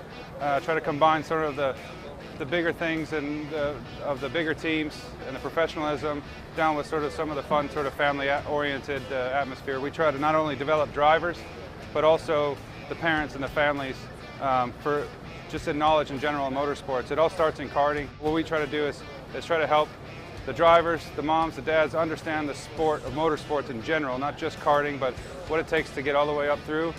Whether you end up wanting to be a driver or a mechanic or an engineer, you know, we can help you with that, and that's what we're here for. If you're interested in joining us at MPG, our home base is at Whiteland Raceway Park in Indianapolis, and you can contact us at info@willpowerkart.com, and one of our great people will reach out to you, and we'll try to put the best program together. Odenthal Racing Products, your #1 producer in engine mounts since 1992, along with our leading-edge designs and product development, such as the Odenthal Racing Products EasyGP camera mount, which comes in 4 different styles and can be used on any karting platform. See our products online. Go to odenthalracing.com.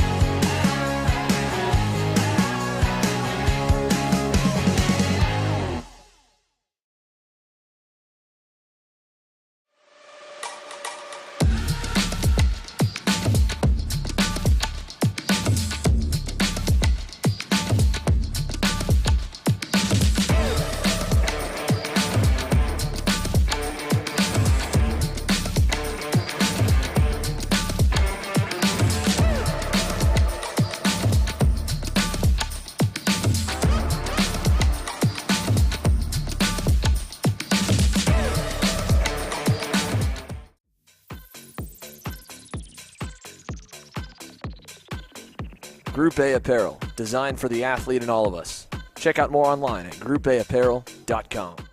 Parolin USA, a top-level performance team with unmatched hospitality, offering a full-service driver development program with year-round testing available in Miami, Florida, and the official North America racing team of Parolin Racing Chassis. Chassis and parts available at ParolinUSA.com. If you're looking for top-grade equipment, look no further than Rev Performance Materials engine mounts, sprockets, and arcade chains. Available online now at RevPerformanceMaterials.com and through a dealer near you. The highest quality material, built to the highest quality standards. Rev Performance Materials.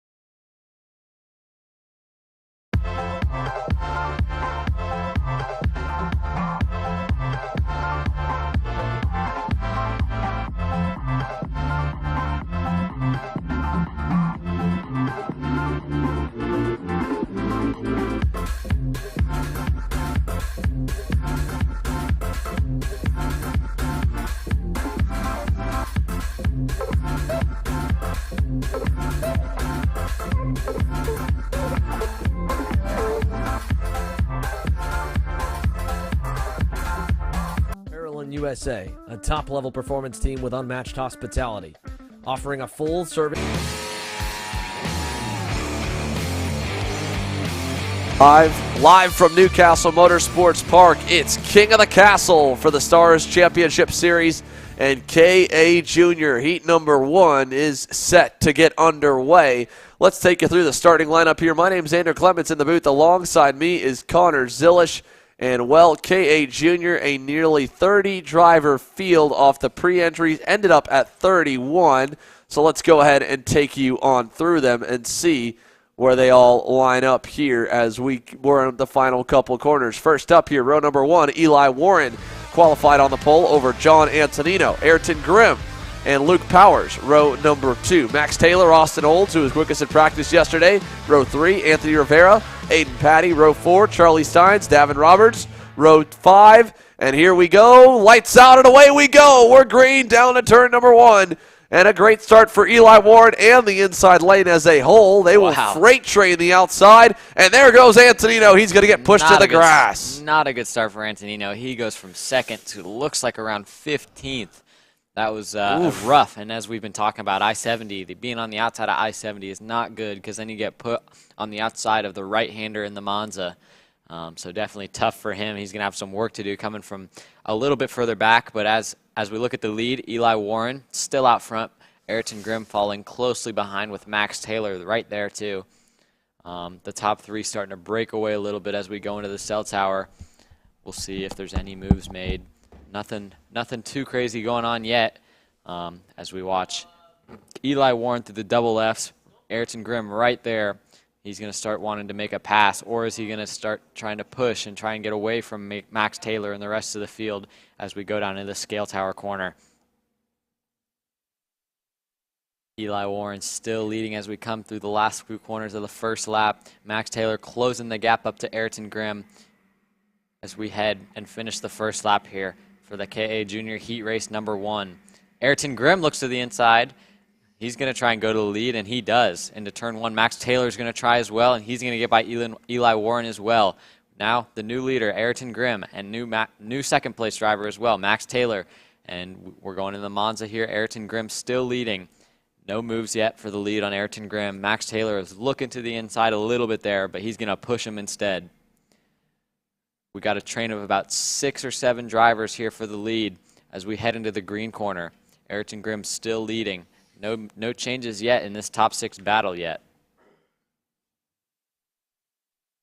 Headed down into the cell tower corner. This is a good passing opportunity for those drivers wanting to make a move, and we see a move for 6th.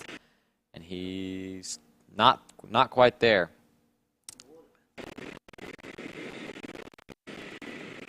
Coming down into the backstretch. Still, Ayrton Grimm in the lead, followed by Max Taylor and Eli Warren. As we look here through the last few corners to complete this second lap. Ayrton Grimm still leading, followed by Max Taylor. Max Taylor giving Ayrton some big bumps coming into the last corner here. But still, our top 6, now Aiden Patty in 7th, trying to close that gap up to the top 6. As you see, that's Luke Powers trying to make a move on 4th place, and he makes it stick. Max Taylor straight to the lead. Eli Warren follows him through an I-70. Didn't even see that one happen. Now Max Taylor straight to the lead, and he's going to start trying to create a little bit of a gap here while the rest of them are battling behind him. Ayrton Grimm gets put on the outside by what looks like Anthony Rivera. Max Taylor still leading here as we go through the green corner and through the kink. Eli Warren right behind him, pushing him away, trying to get away from the rest of that pack. Ayrton Grimm still falling closely behind in 3rd. As we have a few drivers side by side for 2nd place here through the, or not for 2nd place, but for 4th place it looks like through the double left. Max Taylor, though, still in the lead as we go through the scale tower corner, stretching out his lead a little bit by bit from the rest of the pack. 2nd place and 3rd place, Eli Warren and Ayrton Grimm hanging strong as we come through the last corner to complete lap number 3. Eli Warren wants the lead, so he's going to take it into turn number 1. Ayrton Grimm's going to follow him through. That's another change for the lead in I-70. Max Taylor's going to fall back to third place, and he's going to hang a tire as well in I-70. That's going to hurt him a little bit, and that's going to put Henry Wheeler into third place.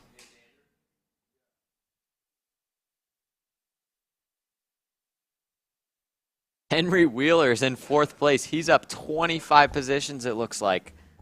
I'm going to trust race here on that one, but I don't know about that. Yeah, I mean, that looks a little bit wild. I think they might have had him in a weird grid spot. But either way, he's having a good run nonetheless there. And it looks like the field is pretty evenly matched. I mean, you've got a massive pack of karts here, obviously led by Eli Warren. Quickest time held by Antonino down in 11th. And he's, again, as you mentioned, he fell back to about 15th, getting pushed off the racetrack in turn number 1. That's something you have to be very wary of here at this racetrack because the grading of the grass just falls off at the exit of a lot of these corners. So when you drop a tire, it wants to pull the whole go-kart way off the racetrack. You've got to kind of crowd the guys down on your inside if you end up on the outside, and at least give yourself a half car length to car, or half car width to car width of breathing room if they do knock into you. Yeah. Super impressive from John Antonino to bounce back after having a rough first lap. So we're going to keep watching him and see if he's able to move back up. He fell way back there on that first lap after going off track into that thick turn 1 grass. So we're going to see him start clawing his way back up as Eli Warren goes to the inside, and he's going to make himself a gap inside of Ayrton Grimm through the red 171 corner. Yeah, able to get by. Nicely done. Henry Wheeler tries going to the inside on Max Taylor, but does not make that stick. Austin Olds was purple last time by. He's in that lead group, so we're going to keep watching him and see if he can claw his way up into that top 5. He's sitting in 7th right now. Here they come through the horseshoe here this time again. Eli Warren, little bit of a gap back to Ayrton Grimm. Max Taylor still on his tail through the short chute towards the scale tower this time. They'll come into the 90-degree corners. And as they come out of it here, Eli Warren, by 3 car lengths back to Ayrton Grimm, will put lap number 5 in the books. 1 minute and 3/4 to go. Do they get 4 more? Do they only get 3 more? Well, actually, I guess 5 versus 4. I think we're going to end up at 9 laps here on this one with how quick they're running. Eli Warren still managing that gap out front. We're going to continue to watch that as the rest of the field battles back behind. That looks like Austin Olds in 7th place. I think he's up to 6th now. Yep, he's up to 6th. He made a pass in I-70 to get him up into that top 6. Henry Wheeler's trailing that 5-cart pack, it looks like. Yeah, 5-cart pack for the lead. And Eli Warren still out front. Ayrton Grimm in 2nd with Max Taylor close behind in 3rd. The rest of the field slotting in line. Still super tight fields here in this race, and even a lot of the races have been super narrow, and all the I'd say about half of the races so far have been a battle between about the top 3 or 4. So it's good to see that happening again. But as Eli Warren starts to stretch the gap, we might see a change here. And Ayrton Grimm is in 3rd, and Max Taylor made a pass up into 2nd. So we're going to keep watching that. John Antonino, though, he went purple last time by, and he's up into 9th position after falling all the way back to what looked like around 15th. So we're going to keep watching him as he's coming into that first lead pack. Eli Warren, though, he's still pulling that gap in 1st. He looks really fast, but as I say that, Max Taylor just went purple last time by, so he's going to be able to try and at least manage that gap and try and run down the leader of Eli Warren as Ayrton Grimm and that looks like Luke Powers are side by side for 2 or 3 corners, and Ayrton Grimm's going to try holding the outside, and he makes it stick. Wow, that was a good move around the outside right there to hold that 4th position. That's 3rd position, actually. Yeah, 2 drivers that have a lot of time racing against each other here locally at Newcastle Motorsports Park as they work their way to the cell tower. Hairpin here, side by side for P3. Powers going to finally get the job done on Grimm. He does. So Luke Powers able to get by on Ayrton Grimm successfully this time. Henry Wheeler still looking there in the 5th position behind him. Austin Olds in 6th, just biding his time back. As they head towards the scale tower, we'll look up front to see Max Taylor doing everything he can to hunt down Eli Warren. This time by 2 laps to go for K.A. Jr. It's a big group, but a couple drivers have started to slip away in the closing stages of the opening heat race. Again, Pro Stars and for groups 1 and 2 are both next up in a combined heat for the opening round of heats on the day.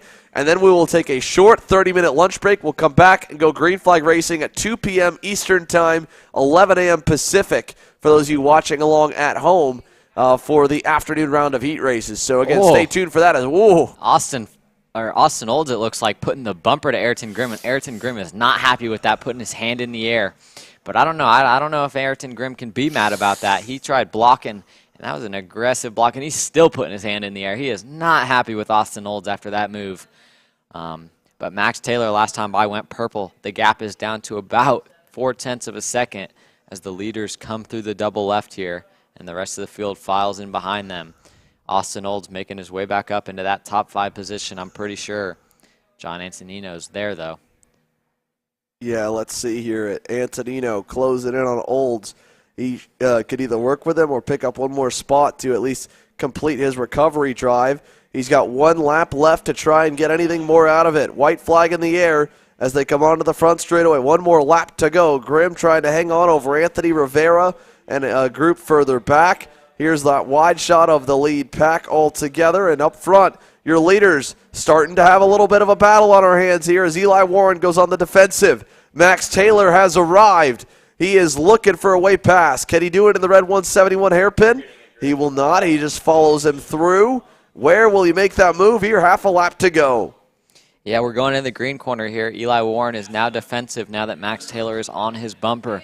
He had a bit of a gap the rest of this race, so this might be something new to him to have someone right behind him like this, but he is faring well right now. And he's all the way down to the inside in the cell tower corner. Max Taylor's going to look to cross him over, but he won't be able to. Eli Warren still holding on to that lead. Max Taylor following closely behind, though. We got about 4 corners left to go here.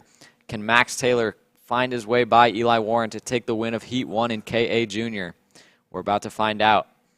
Here they come. Final couple turns. Not close enough through the grid corner or through the scale corner. Out of the final turn, Eli Warren will win from the pole, and he takes an easy victory there for most of that race, but he had to fight for it in the end. The final 2 laps, Warren hangs on and holds off Max Taylor, a hard-charging Lando Norris car driver. Luke Powers again ends in 3rd. Henry Wheeler shows up 25 spots. He actually started up near the front, but I think he may take any kind of award he could be given because that top 5 result's good. It's not good enough.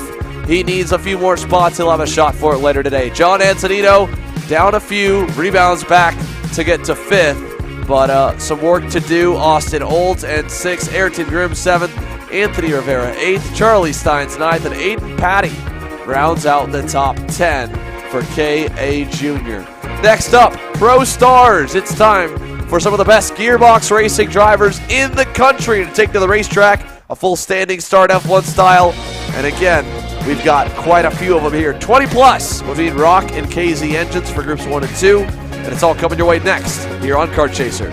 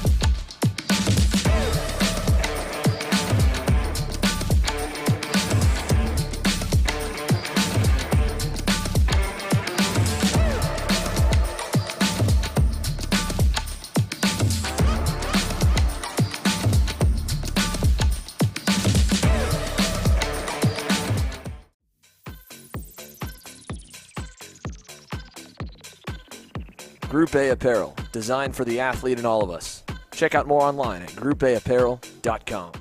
Parolin USA, a top-level performance team with unmatched hospitality, offering a full-service driver development program with year-round testing available in Miami, Florida, and the official North America racing team of Parolin Racing Chassis. Chassis and parts available at ParolinUSA.com. If you're looking for top-grade equipment, look no further than Rev Performance Materials engine mounts, sprockets, and arcade chains. Available online now at RevPerformanceMaterials.com and through a dealer near you. The highest quality material, built to the highest quality standards. Rev Performance Materials. I'm Billy Vincent, owner of MPG Motorsports. What we do at MPG is we try to keep it a nice, fun family atmosphere, try to combine sort of the bigger things and of the bigger teams and the professionalism down with sort of some of the fun sort of family-oriented atmosphere. We try to not only develop drivers, but also the parents and the families for just in knowledge in general in motorsports. It all starts in karting. What we try to do is try to help the drivers, the moms, the dads understand the sport of motorsports in general, not just karting, but what it takes to get all the way up through. Whether you end up wanting to be a driver or a mechanic or an engineer, you know, we can help you with that, and that's what we're here for. If you're interested in joining us at MPG, our home base is at Whiteland Raceway Park in Indianapolis, and you can contact us at info@willpowerkart.com, and one of our great people will reach out to you, and we'll try to put the best program together.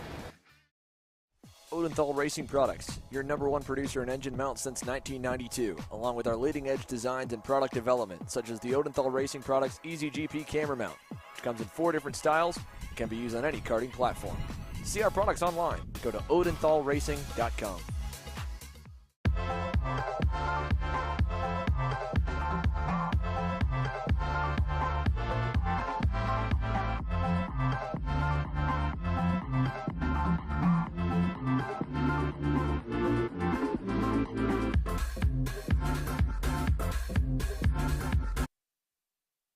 We're back here with Pro Stars. They're getting gridded up and ready to go here for their first of 2 heat races.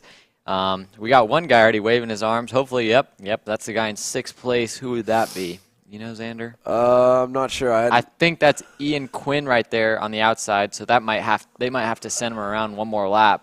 They're going to give him one shot here to see if they can do a quick start. Looks like, nope. No, I don't think he got it started. They're going to have to wave this one off here. We're going to have to go around one more lap here. Anyway, we got Talon Yockel on the pole alongside Calvin Ming. Andy Rule inside of row 2 with Parker DeLong, first shifter race. That's a young top 4 right there. Or I guess I should say a young row 2. Parker's only 13 years old, making his first shifter start. Similar to me, like I was at Utah. So good for Parker on that, and hopefully he'll be able to have a good weekend. Yeah, hopefully he'll be set and ready to go. So they will send him around. At least it gives us time to go through the starting lineup as our commercials read just a little bit long there, but with the waved off start, we've got time to go through where they're going to start. Talon Yockel, again, qualified on the pole. He was consistently inside the top 3 all day yesterday for practice. Calvin Ming to his outside to make it a Checker Motorsports lockout of the front 3, actually. Going back to Annie Rule there in 3rd. We go further back down the order to find where everyone else lined up. We mentioned, of course, that Ian Quinn rolls off in 6th. Well, to his inside is Vincenzo Saracino, and up in row number 2, Parker DeLong. Row number 4, it'll be Zach Frank, and then Josh Conker. Row 5, Blake Hunt, who was second quick in the Group 2 class. Behind Conker, he rolls off 9th overall ahead of Kyle Kennedy. Then Nathan Nicholson, Gavin Ivey, James Overbeck, Blake Korth, and Brian Boley, your top 15. Now let's see.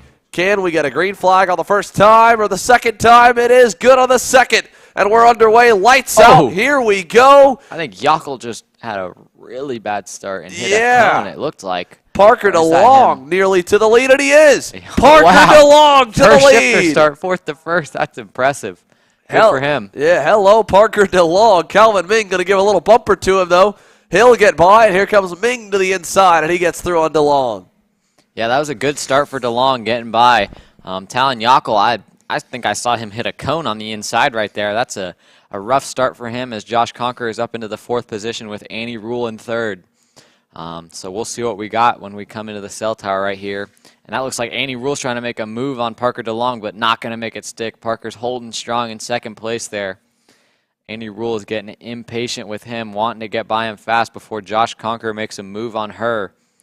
And while all this is happening, Calvin Ming is stretching out to an early lead right now. Yeah, Calvin Ming looking great here early on as the field runs through the final couple corners.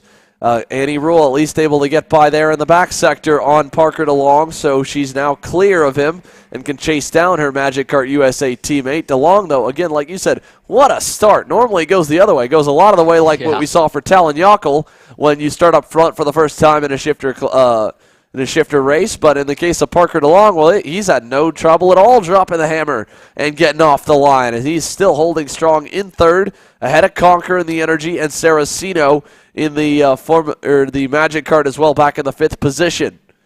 But look at Annie Rule. She's already run down Calvin Ming quite a bit here in the second lap. Yeah, Parker DeLong is struggling. Andy Rule got by him last lap, and he's already fallen back a little bit here. We'll see if he'll be able to pull it together and get back up to those lead 2. But Josh Conker holding strong in 4th. One thing to note with Josh Conker, he is in Group 2 with the Rock motor, so he has a little bit of a disadvantage, but he's holding strong for what he has. And to be fair, they do get to run 10 pounds lighter as we see a change in the lead. Annie Rule gets through to the top spot on Calvin Ming, and it's girl power to the front here in the first heat race of the weekend for for Pro Stars. Rock and KZ, as you see Conker there letting Saraceno by, knowing he's not in the same run group, allowing Saraceno to go and battle with the other Group 1 drivers. Very respectful out of Joshua Conker, as we saw also a pass further back behind them. Talon Yockel able to get a spot back on Ian Quinn. Yeah, Talon Yockel's making his way back up into that lead group.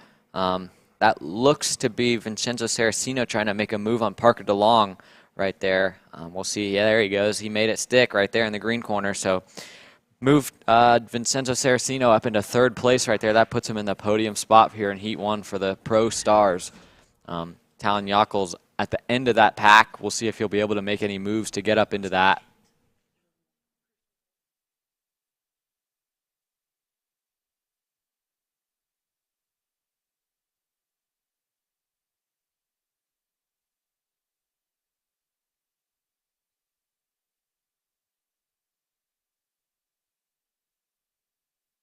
Annie Rule coming by here to finish lap 3. She's still leading. She just went purple that time by, pulling away from the rest of the field by a good bit. She had 4/10 on just about everyone in the field that last time by. So she's going to start stretching that gap a little bit every lap, and we'll see if she's able to hold on to that consistent lead. Anyway, Talon Yockel up into 6th place there. I think he might be up into 5th there now. Yeah, he got by Josh Conker that time by. Working on Parker DeLong now into the green corner, not going to be able to make it stick right there.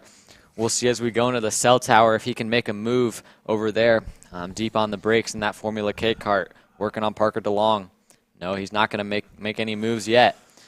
Going to the double left here. Still, Annie Rule out front. Calvin Ming 2nd. Vincenzo Saraceno in 3rd. Followed by Parker DeLong and Talon Yockel 4th and 5th. Talon Yockel still working on Parker DeLong, trying to get by him. Giving it everything he has. Not able to get it all the way through there that time by. This time by, we'll see 4.5 minutes complete. Here they come for 2nd. Vincenzo Saraceno work into the rear bumper of Calvin Ming. This should be a quick and easy move. Should be pretty painless. Turn 1, looking in. No, not going to go. I thought he was close enough to go by him. He did not. Yeah, I thought he was going to go by him as well. He's right there in the draft going down the front straightaway. But he's going to wait and see if he can find another spot to make it happen. Yeah, he was definitely close here. Still pretty close as a whole. Does he go in the... Oh, look at that. Again, Vincenzo Saraceno. Good point, Connor. This time, Race Hero helping us out. Yeah. He's purple. Like it has been. But yeah, Vincenzo Saraceno goes purple almost 1/10 and a half faster than Annie Rule that last time by. So if he can get by Calvin Ming, he can try and make a run on Annie Rule and see if he can run her down in a few laps. But time is winding down, so he's going to have to make that move quick. And while that's all happening, Parker DeLong still holding Talon Yockel back behind him in 5th. We'll see if he'll be able to do that for a few more laps and see if he can keep himself in that top 4 where he started in 4th. Here they come through the 90s. Parker DeLong under heavy pressure still from Talon Yockel. No pass made. Saraceno, does he go by for 2nd this time? Ming takes a look over the shoulder. Knows he's there. Saraceno not gonna. There he goes. That was late. That was a good pass, though. That's what you got to do in the shifters. You can't make them know you're going to go for it, or else they're just going to block you. But yeah, anyway, good pass for Saraceno. We'll see if he can try and make a run at Andy Rule now that he got by Calvin Ming. But anyway, Yockel got by Parker DeLong as well. So Yockel up into 4th, Parker DeLong back to 5th. Yeah, DeLong ends up further back down the order as they work their way through. He's going to have Ian. He's going to have to deal with Ian Quinn sooner rather than later as well, and along with that, potentially Josh Conker for 7th as they come through the cell tower hairpin section here. 3 to 4 car lengths apart for these guys all the way through. Again, update in the paddock. We'll be going green with heat number 2 at 2 p.m. Eastern time, 11 a.m. Central or 11 a.m. Pacific. 2 p.m. Eastern with the 206 Stars second and final heat race on the weekend. Giving ourselves just a short 30-minute break here for lunch right after this. They'll head down the front straightaway once again here. This time, 7 minutes elapsed. 1 minute to go. And a little bit of change. It might be enough to get that extra lap in and run us all the way through. 6 laps completed so far. Might get 9, might only have 8. As Saraceno has already quickly pulled away from Calvin Ming. Where does he stack up on times to Andy Roll? He was 2.5 tenths quicker last time by. He needs a little bit more than that. Right now he's 1 second back exactly. So 2.5, 3 tenths. That will not get him there in time, I don't believe. He needs about another 3 or 4 tenths a lap to be able to catch Andy Rule before the checkered flag will fly. Yeah, Vincenzo's trying, though.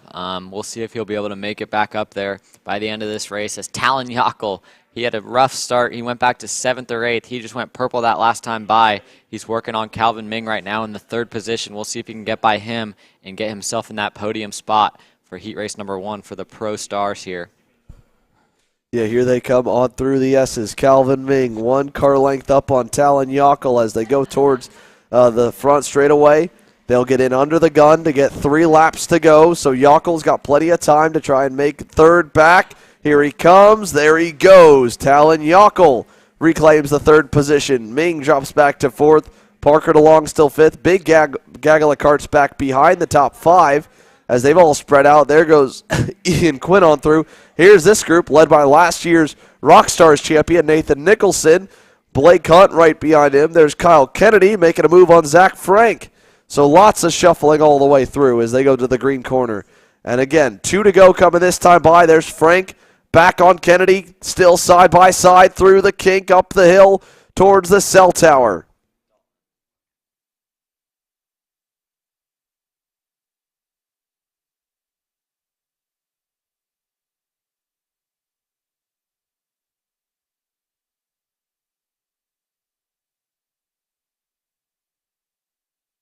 Andy Rule still leading here. I think we're going to get the 2 to go this time by. So that's going to give it That's going to give Andy Rule a little bit of space to breathe, but the gap is down to just about 6 tenths of a second. So Vincenzo Saraceno is closing the gap, and Talon Yockel is closing it even more in 3rd place. He was about 4 tenths faster than Andy Rule that last time by, and Vincenzo Saraceno was about 3 tenths faster than Andy Rule that last time by. So they could get to her on the last lap if they keep this pace up. But we're going to have to wait and find out if that happens. It'll be close, and I think Yockel may arrive to Saraceno's doorstep before Saraceno could take them up to the leader. That would trigger that battle for 2nd, and that would pretty much prematurely end any battle for the win that the viewers would be hoping for here. But the opening Pro Stars heat race, Annie Rule has driven a fine put in a fine drive so far. I mean, she has really made 0 mistakes. And it has been a long and steady progression for her in her career, moving up to shifter early at the age 14, skipping the single-speed senior classes altogether, and going all in. And it took a lot of time to slowly start to get things underneath her, get it all figured out. And now she is leading a 20-plus driver field here with 1 lap to go to get a first career heat race victory. Yep, Annie Rule took the white flag right there. Vincenzo Saraceno lost a little bit of time to her that last lap. He did a 108.2. And Andy Rule did a 107.8. So he is losing some time here as Talon Yockel closes up to his bumper step, his doorstep, not his bumper step. What's a bumper step? I don't know, man. You're making up words all this. I'm getting hungry, Xander. I'm getting hungry, too. We do got the lunch break right after this in a half lap here. But nonetheless, we'll stay focused on the battle as much as we can until that lap is over, because Talon Yockel is applying heavy pressure here to Vincenzo Saraceno. Yeah, he's right there. He's been faster than him. He went about 5/10 faster than him that last time by. So he is right there, and he's got to make a move here if he wants that second place position. But like we've been talking about, you can't be too aggressive because these heat races aren't going to get – you're not getting trophies from winning heat races. So you got to be smart, but you still want to make up some spots to get a good starting spot in that pre-final. Definitely do here. Nonetheless, the checkered flag will fly this time. Annie Rule will score her first career Stars Championship Series heat race victory. Can she be the one to take the checkers on Sunday afternoon? Well, she's making a statement. She's at least in the conversation. Saraceno second, Yockel third, and let's go through the rest of the order here as they wrap the opening heat race for the Pro Stars. Again, Annie Rule overall with a nice run. Saraceno, Yockel, Ming, DeLong, Ian Quinn. The top 6 in Group 1 for Pro Stars. You go back to Josh Conker. He's P1 in Group 2. And 7th, Nathan Nicholson drives forward a couple spots. Ends up 8th in the Rock Stars, or 8th overall. 2nd in the Group 2 division. Zach Frank, 9th overall. Kyle Kennedy rounds the top 10. Not a lot of other movers. Yeah, Blake Hunt 11th, Brian Bullion 12th, Blake Core 13th, Robbie Campbell P14, James Overbeck in a shifter in 15th, Corey Milne in 16th, Evan Poliski in 17th, Ryan Aiden Jr. in 18th, and Lovisa Landon, the last of the karts on track, in 19th. Well, that does it for now for us here live for King of the Castle. You're watching Kart Chasers coverage of the Stars Championship Series. We'll be back at the top of the hour, 2 p.m. Eastern. See you then. Kart Store USA is a kart parts supplier that racers and retailers can count on when they need reliable advice and service. We focus on servicing all racers with honesty and pride while maintaining customer satisfaction. We carry a full stock of Kart Republic and Tony Kart chassis, as well as IAMI and Vortex Rock engines. We've also got a host of other parts available and in stock, such as products from Rev Performance Materials, Jecco Racing Seats, and more. We have a 100% satisfaction guarantee, and on top of that, if your order exceeds $200, shipping is on us. Check out all we have to offer today by visiting us online at kartstore-usa.com. I'm Billy Vincent, owner of MPG Motorsports. What we do at MPG is we try to keep it a nice, fun family atmosphere, try to combine sort of the bigger things and of the bigger teams and the professionalism down with sort of some of the fun, sort of family-oriented atmosphere. We try to not only develop drivers, but also the parents and the families for just in knowledge in general in motorsports. It all starts in karting. What we try to do is try to help the drivers, the moms, the dads understand the sport of motorsports in general, not just karting, but what it takes to get all the way up through. Whether you end up wanting to be a driver or a mechanic or an engineer, you know, we can help you with that, and that's what we're here for. If you're interested in joining us at MPG, our home base is at Whiteland Raceway Park in Indianapolis, and you can contact us at info@willpowerkart.com, and one of our great people will reach out to you, and we'll try to put the best program together.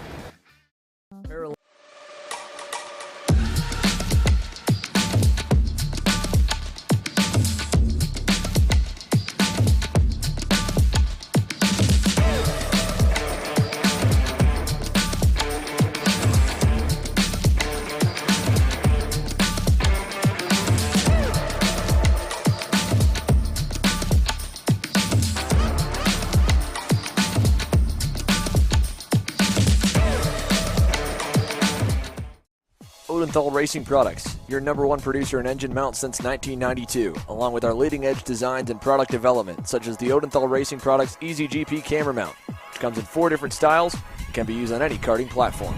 To see our products online, go to odenthalracing.com. I'm David Serra, 18-time Australian karting champion, and we're launching Kart Class. Kart Class is an advanced digital training program that suits a driver who's just starting out in the sport, all the way to the driver looking to win a national championship. In this program, you're going to be learning about how to find the ideal racing line and what an apex is, braking and throttle markers, wet weather racing lines, and how to overtake other competitors. We target how to brake in the wet weather, and we look on the mental side of kart racing as well with our mental skills coach. At the completion of this program, you'll be lighting up purple sectors in qualifying, know when to defend on the opening laps, and how to pressure your opposition into mistakes. We teach you the tools to be resilient and how to get the right frame of mind before a race. We look to complete the whole package by getting a strong mindset, a driving style to suit all conditions, strategizing your race, and getting the last 1% from your team. We'll teach you how to win the final lap of a race, driving the wet like Max Verstappen, and creating the perfect bubble for yourself to mentally be in the zone. To find out more, click the link below.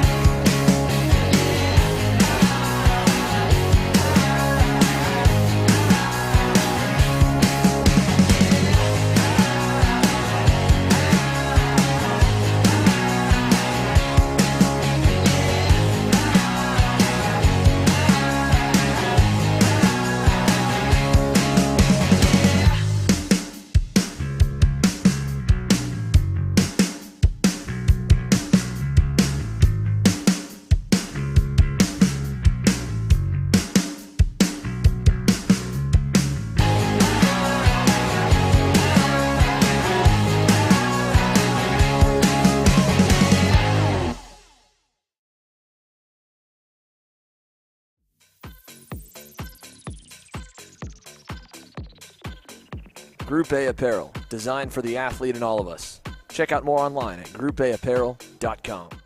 So, now that we've announced everywhere that we're going to be going to live stream races in 2022, let's go over how you guys can watch and where you can watch.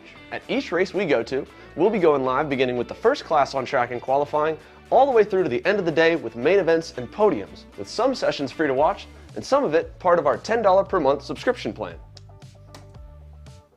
For every qualifying session, heat race, pre-final, and or last chance qualifier, you'll be able to watch free on our YouTube page, our Facebook page, and the Series or Promoters Facebook pages as well. Then, if you want to watch the main events live, you'll be able to do that on our YouTube channel's premium subscription for $10 per month. And if you can't afford to do it, you'll be able to watch the replay of the main events for free after the race weekend's over. To sign up for our $10 per month premium subscription on YouTube, it's super simple.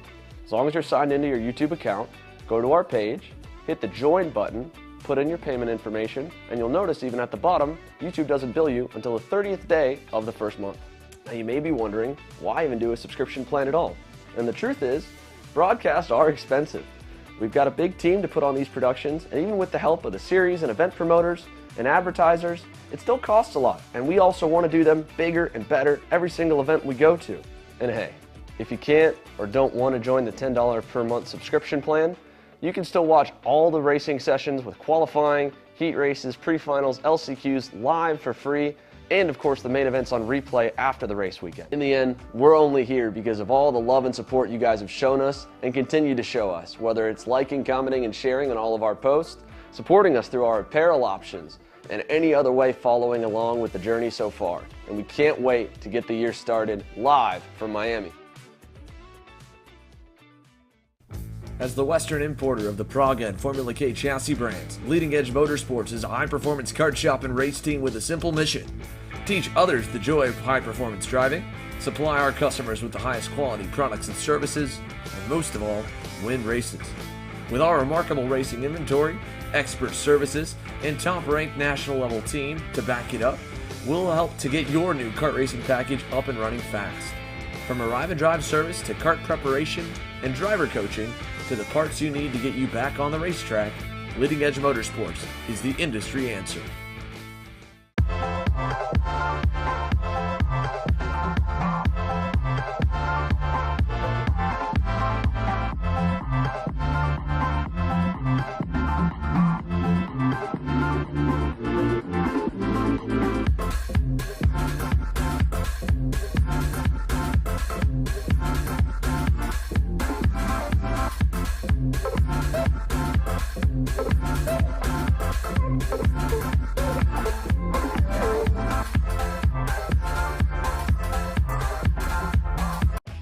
Kart Store USA is a kart parts supplier that racers and retailers can count on when they need reliable advice and service. We focus on servicing all racers with honesty and pride while maintaining customer satisfaction. We carry a full stock of Kart Republic and Tony Kart chassis, as well as IAMI and Vortex Rock engines. We've also got a host of other parts available and in stock, such as products from Rev Performance Materials, Jecco Racing Seats, and more. We have a 100% satisfaction guarantee, and on top of that, if your order exceeds $200, shipping is on us. Check out all we have to offer today by visiting us online at kartstore-usa.com. I'm Billy Vincent, owner of MPG Motorsports. What we do at MPG is we try to keep it a nice, fun family atmosphere, try to combine sort of the bigger things and of the bigger teams and the professionalism down with sort of some of the fun sort of family-oriented atmosphere. We try to not only develop drivers, but also the parents and the families for just in knowledge in general in motorsports. It all starts in karting. What we try to do is try to help the drivers, the moms, the dads understand the sport of motorsports in general, not just karting, but what it takes to get all the way up through. Whether you end up wanting to be a driver or a mechanic or an engineer, you know, we can help you with that, and that's what we're here for. If you're interested in joining us at MPG, our home base is at Whiteland Raceway Park in Indianapolis, and you can contact us at info@willpowerkart.com, and one of our great people will reach out to you, and we'll try to put the best program together. Parallel USA, a top-level performance team with unmatched hospitality, offering a full-service driver development program with year-round testing available in Miami, Florida, and the official North America racing team of Parallel Racing Chassis. Chassis and parts available at ParalleLUSA.com.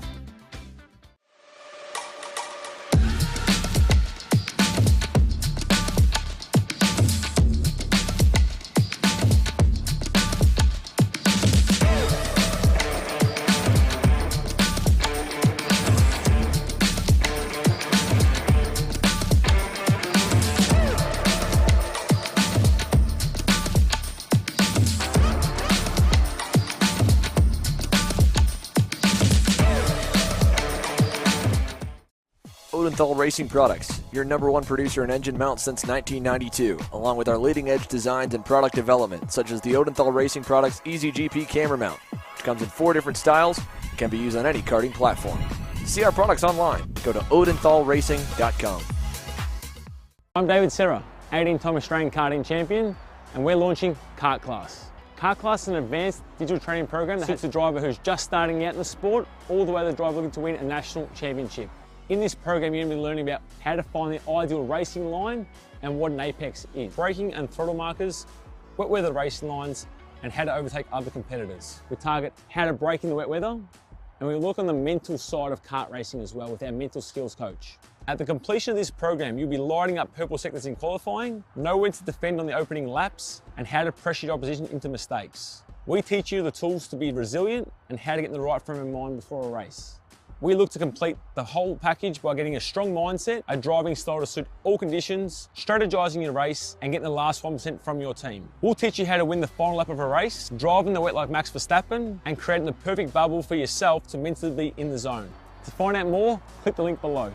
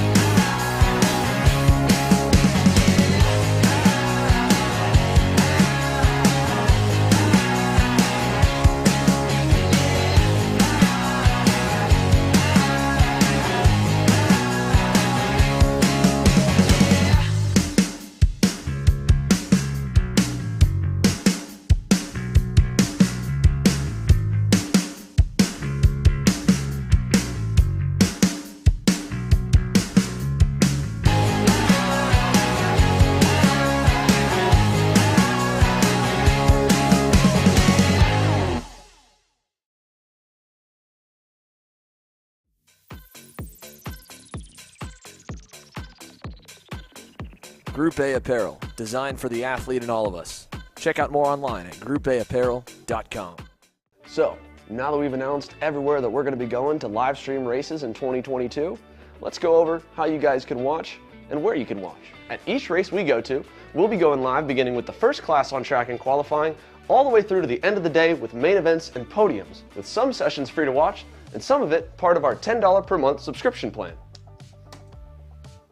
For every qualifying session, heat race, pre-final, and or last chance qualifier, you'll be able to watch free on our YouTube page, our Facebook page, and the Series or Promoters Facebook pages as well. Then, if you want to watch the main events live, you'll be able to do that on our YouTube channel's premium subscription for $10 per month. And if you can't afford to do it, you'll be able to watch the replay of the main events for free after the race weekend's over. To sign up for our $10 per month premium subscription on YouTube, it's super simple.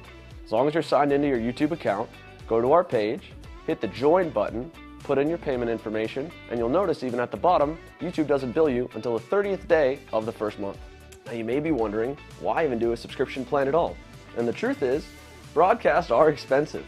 We've got a big team to put on these productions, and even with the help of the series and event promoters and advertisers, it still costs a lot. And we also want to do them bigger and better every single event we go to. And hey, if you can't or don't want to join the $10 per month subscription plan, you can still watch all the racing sessions with qualifying, heat races, pre-finals, LCQs live for free, and of course the main events on replay after the race weekend. In the end, we're only here because of all the love and support you guys have shown us and continue to show us, whether it's liking, commenting, and sharing on all of our posts, supporting us through our apparel options, and any other way following along with the journey so far. And we can't wait to get the year started live from Miami. As the Western importer of the Praga and Formula K chassis brands, Leading Edge Motorsports is a high-performance kart shop and race team with a simple mission: teach others the joy of high-performance driving, supply our customers with the highest quality products and services, and most of all, win races. With our remarkable racing inventory, expert services, and top-ranked national-level team to back it up, we'll help to get your new kart racing package up and running fast. From arrive and drive service to kart preparation and driver coaching, to the parts you need to get you back on the racetrack, Leading Edge Motorsports is the industry answer.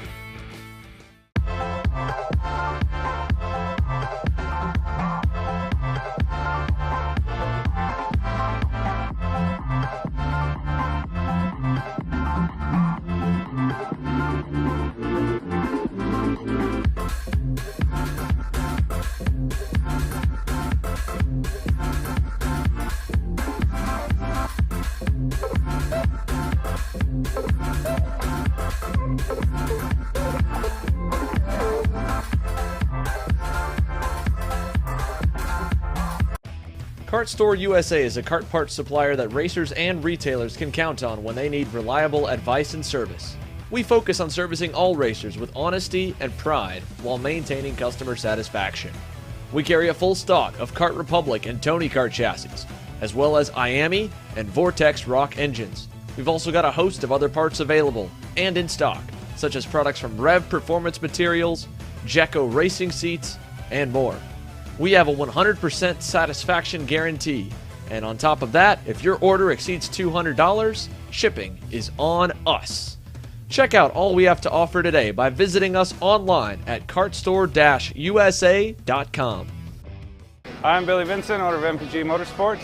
What we do at MPG is we try to keep it a nice, fun family atmosphere, try to combine sort of the bigger things and of the bigger teams and the professionalism down with sort of some of the fun sort of family-oriented atmosphere. We try to not only develop drivers, but also the parents and the families for just in knowledge in general in motorsports. It all starts in karting. What we try to do is try to help the drivers, the moms, the dads understand the sport of motorsports in general, not just karting, but what it takes to get all the way up through.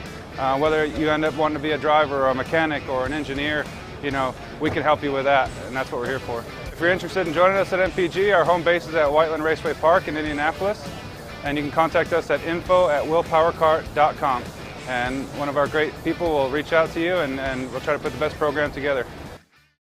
Maryland USA, a top-level performance team with unmatched hospitality, offering a full-service driver development program with year-round testing available in Miami, Florida. and the official North America racing team of Parolin Racing Chassis. Chassis and parts available at ParolinUSA.com.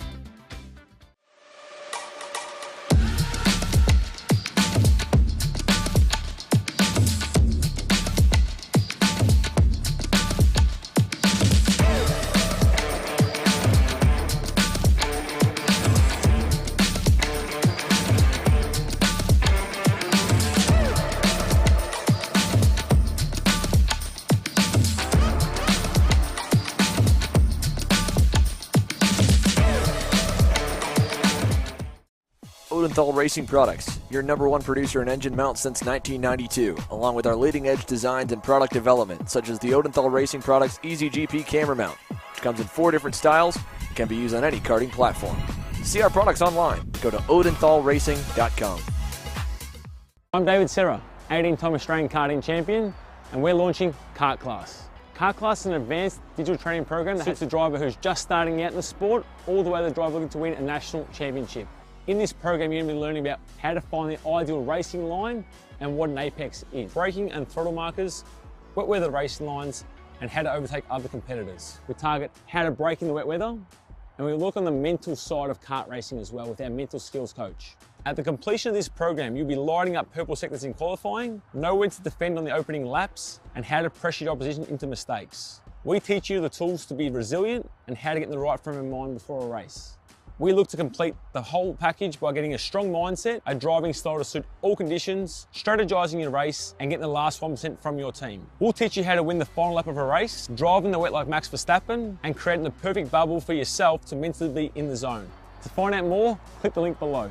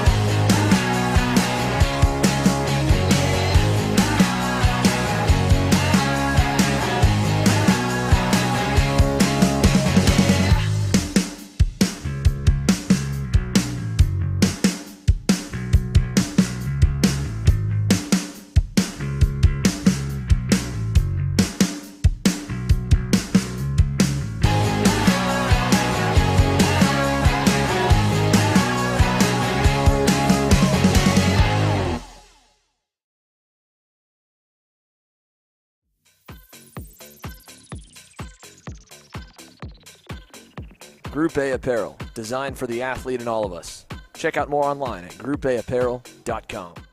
So, now that we've announced everywhere that we're going to be going to live stream races in 2022, let's go over how you guys can watch and where you can watch. At each race we go to, we'll be going live beginning with the first class on track and qualifying, all the way through to the end of the day with main events and podiums, with some sessions free to watch and some of it part of our $10 per month subscription plan. For every qualifying session, heat race, pre-final, and or last chance qualifier, you'll be able to watch free on our YouTube page, our Facebook page, and the Series or Promoters Facebook pages as well. Then, if you want to watch the main events live, you'll be able to do that on our YouTube channel's premium subscription for $10 per month. And if you can't afford to do it, you'll be able to watch the replay of the main events for free after the race weekend's over. To sign up for our $10 per month premium subscription on YouTube, it's super simple. As long as you're signed into your YouTube account, go to our page, hit the join button, put in your payment information, and you'll notice even at the bottom, YouTube doesn't bill you until the 30th day of the first month. Now you may be wondering, why even do a subscription plan at all? And the truth is, broadcasts are expensive. We've got a big team to put on these productions, and even with the help of the series and event promoters and advertisers, it still costs a lot. And we also want to do them bigger and better every single event we go to. And hey, if you can't or don't want to join the $10 per month subscription plan, you can still watch all the racing sessions with qualifying, heat races, pre-finals, LCQs live for free and of course the main events on replay after the race weekend. In the end, we're only here because of all the love and support you guys have shown us and continue to show us, whether it's liking, commenting, and sharing on all of our posts, supporting us through our apparel options, and any other way following along with the journey so far. And we can't wait to get the year started live from Miami. As the Western importer of the Praga and Formula K chassis brands, Leading Edge Motorsports is a high-performance kart shop and race team with a simple mission: teach others the joy of high-performance driving, supply our customers with the highest quality products and services, and most of all, win races. With our remarkable racing inventory, expert services, and top-ranked national-level team to back it up, we'll help to get your new kart racing package up and running fast. From arrive and drive service to kart preparation and driver coaching to the parts you need to get you back on the racetrack, Leading Edge Motorsports is the industry answer.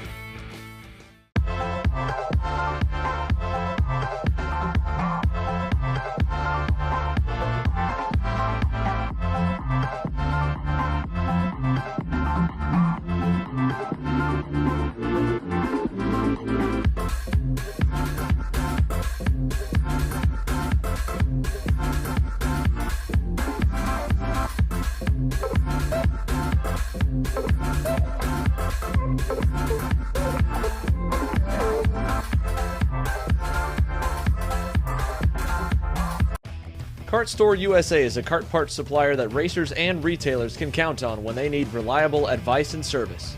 We focus on servicing all racers with honesty and pride while maintaining customer satisfaction. We carry a full stock of Kart Republic and Tony Kart chassis, as well as Iami and Vortex Rock engines. We've also got a host of other parts available and in stock, such as products from Rev Performance Materials, Jecco Racing Seats, and more. We have a 100% satisfaction guarantee, and on top of that, if your order exceeds $200, shipping is on us.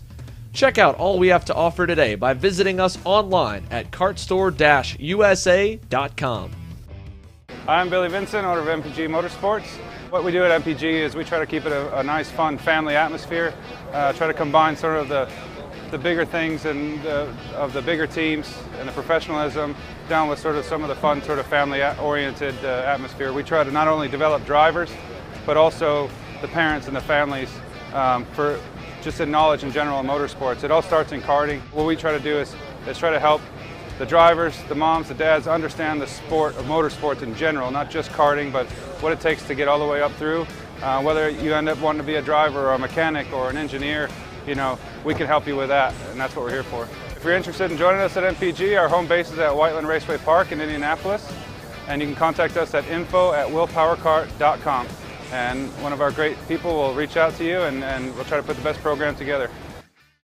Parallel USA, a top-level performance team with unmatched hospitality, offering a full-service driver development program with year-round testing available in Miami, Florida, and the official North America racing team of Parallel Racing Chassis. Chassis and parts available at ParalleLUSA.com.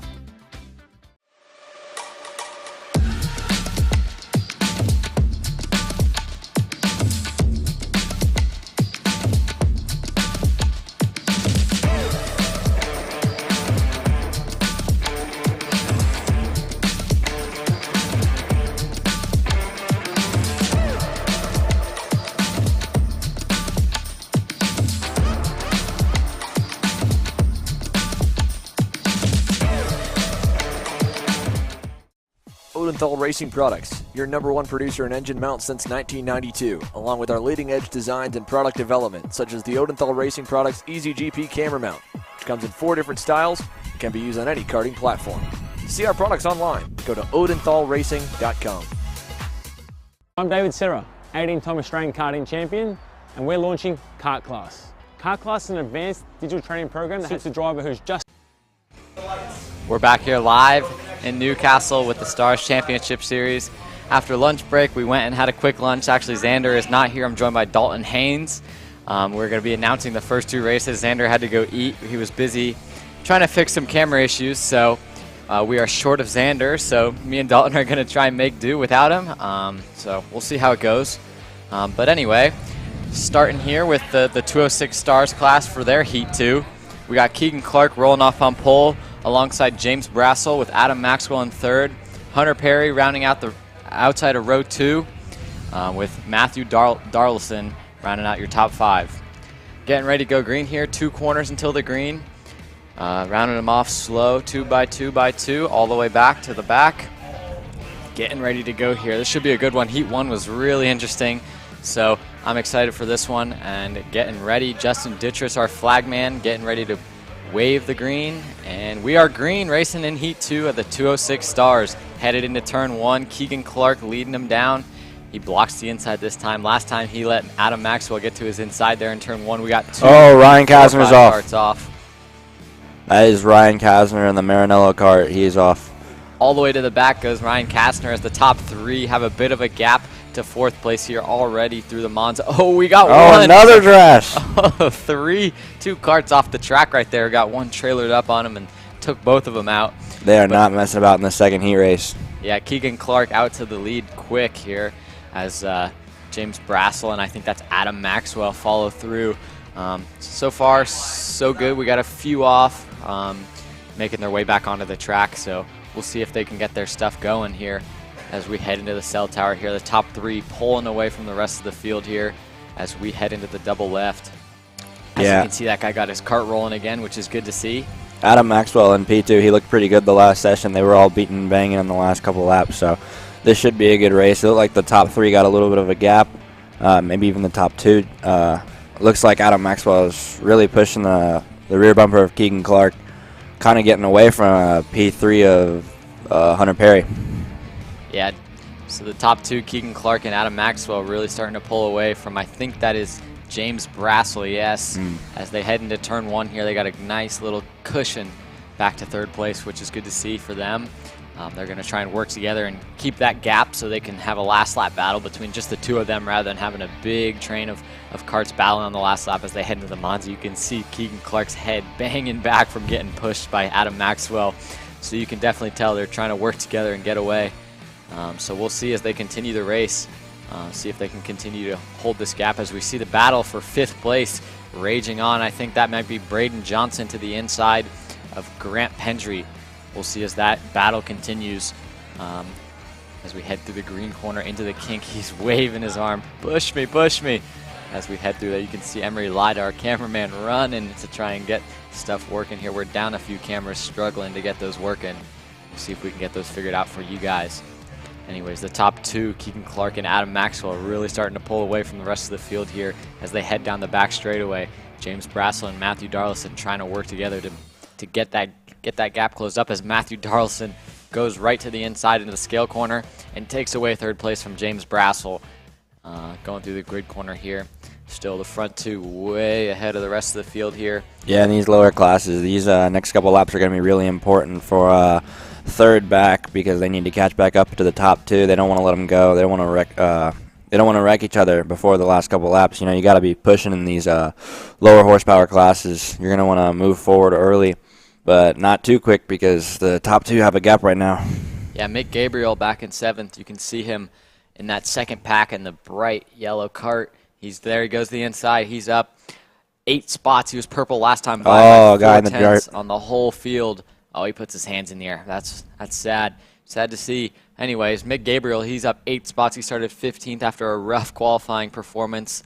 We'll keep watching him. He's definitely going to be making his way up as he's one of the fastest carts on the track. Even last time by, he was 4/10 faster than anyone out there, including the leaders.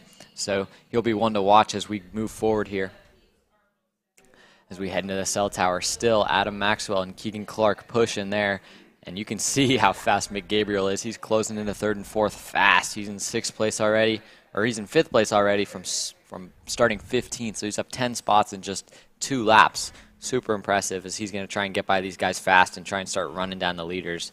He's getting some help behind from, I think, is Hunter Perry. So the 2 of them may try and get by James Brassel right here. See if they can get by him on the front straightaway and start closing in on those leaders, Keegan Clark and Adam Maxwell. Here they go. He's pulling out for a pass right now. That is Mick Gabriel. Yeah, Mick Gabriel to the inside. He's going to try and get by both of them on the one straightaway. Oh, there he goes. He just went purple by 4/10 over anyone on the racetrack. He's flying. So he'll be one to watch as he starts reeling in the leaders right now. But definitely he gets hit going into the corner. James, I don't think that's Matthew Darlison, hit him into the corner as they go into red 171 hairpin.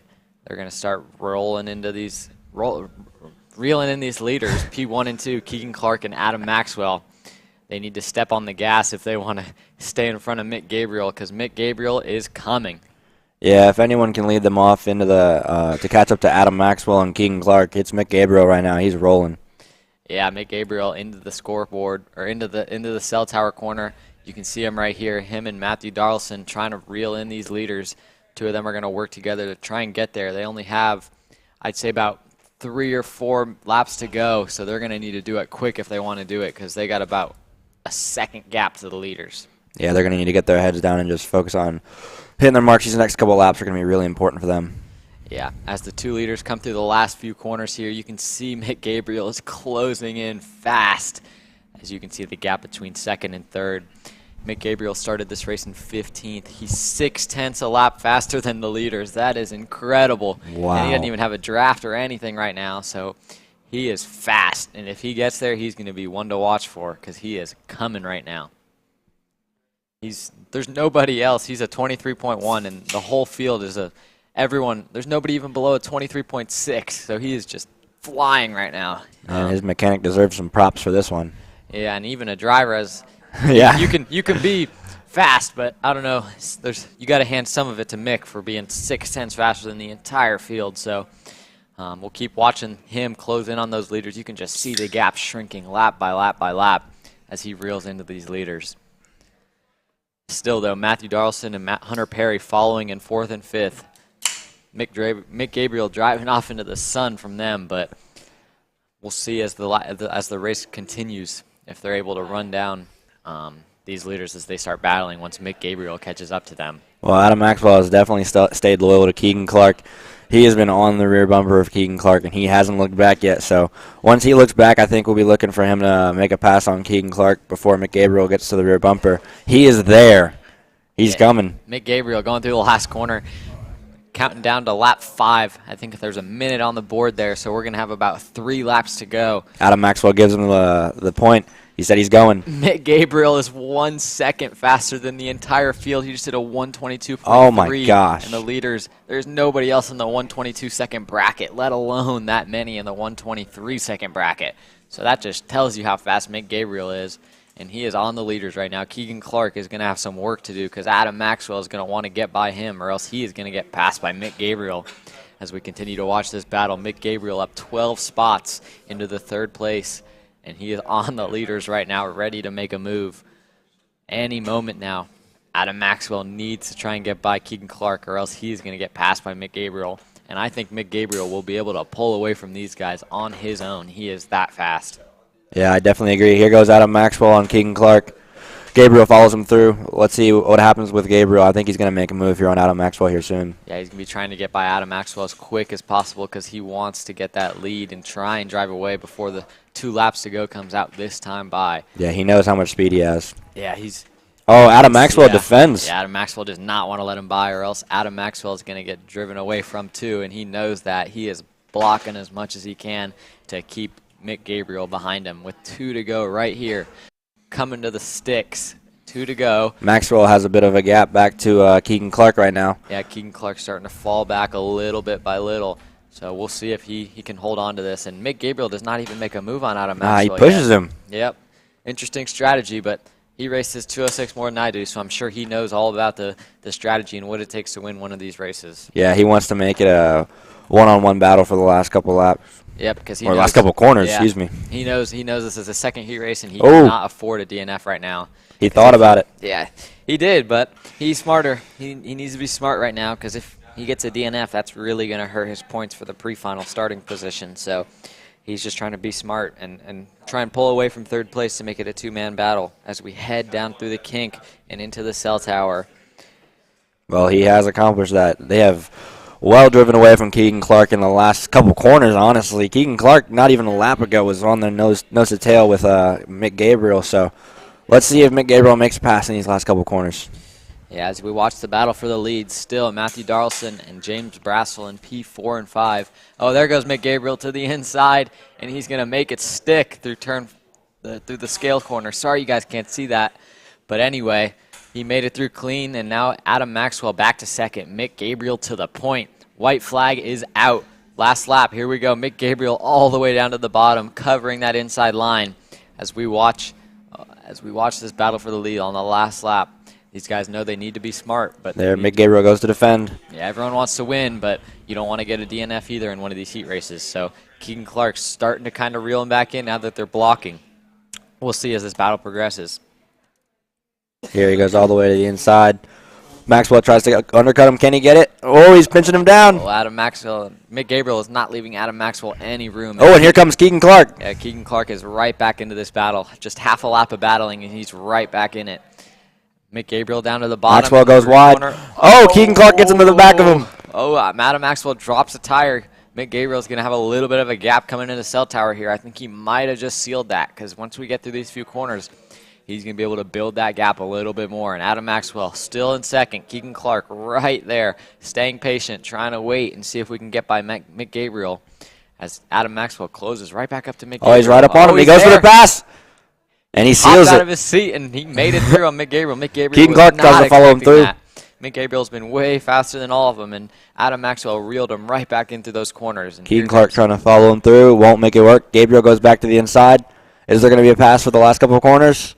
I don't think so. I think Adam Maxwell has it. Oh, he's going for it. Oh, he goes for it. He pushes him in the grass. Oh, my. Adam Maxwell is not happy with that one. Mick Gabriel puts his hands in the air. All three of them put their hands in the air, and that's going to call it. Mick Gabriel with a last corner pass. That's the first time I've seen that this weekend. Absolutely sent it in the last corner. Yeah, that is impressive. He wanted that win. Yeah. I mean, that's what you got to do. He finished first after starting in 15th. He started on the last row of the grid and ended up coming in first. That's impressive for Mick Gabriel with a time 8/10 faster than anybody else. Wow. Really fast for Mick Gabriel, and that's going to give him a good starting position in the pre-final later tomorrow. So everyone else is going to need to figure out whatever they need to do because Mick Gabriel clearly dominant right now. Yeah, and with that, you're watching Kart Chaser. We're going to head to commercial break real quick. Next up, that's a good question. What's next up? I want to say it would be Mini. So we'll see what we got next up, and we're going to head to commercial break.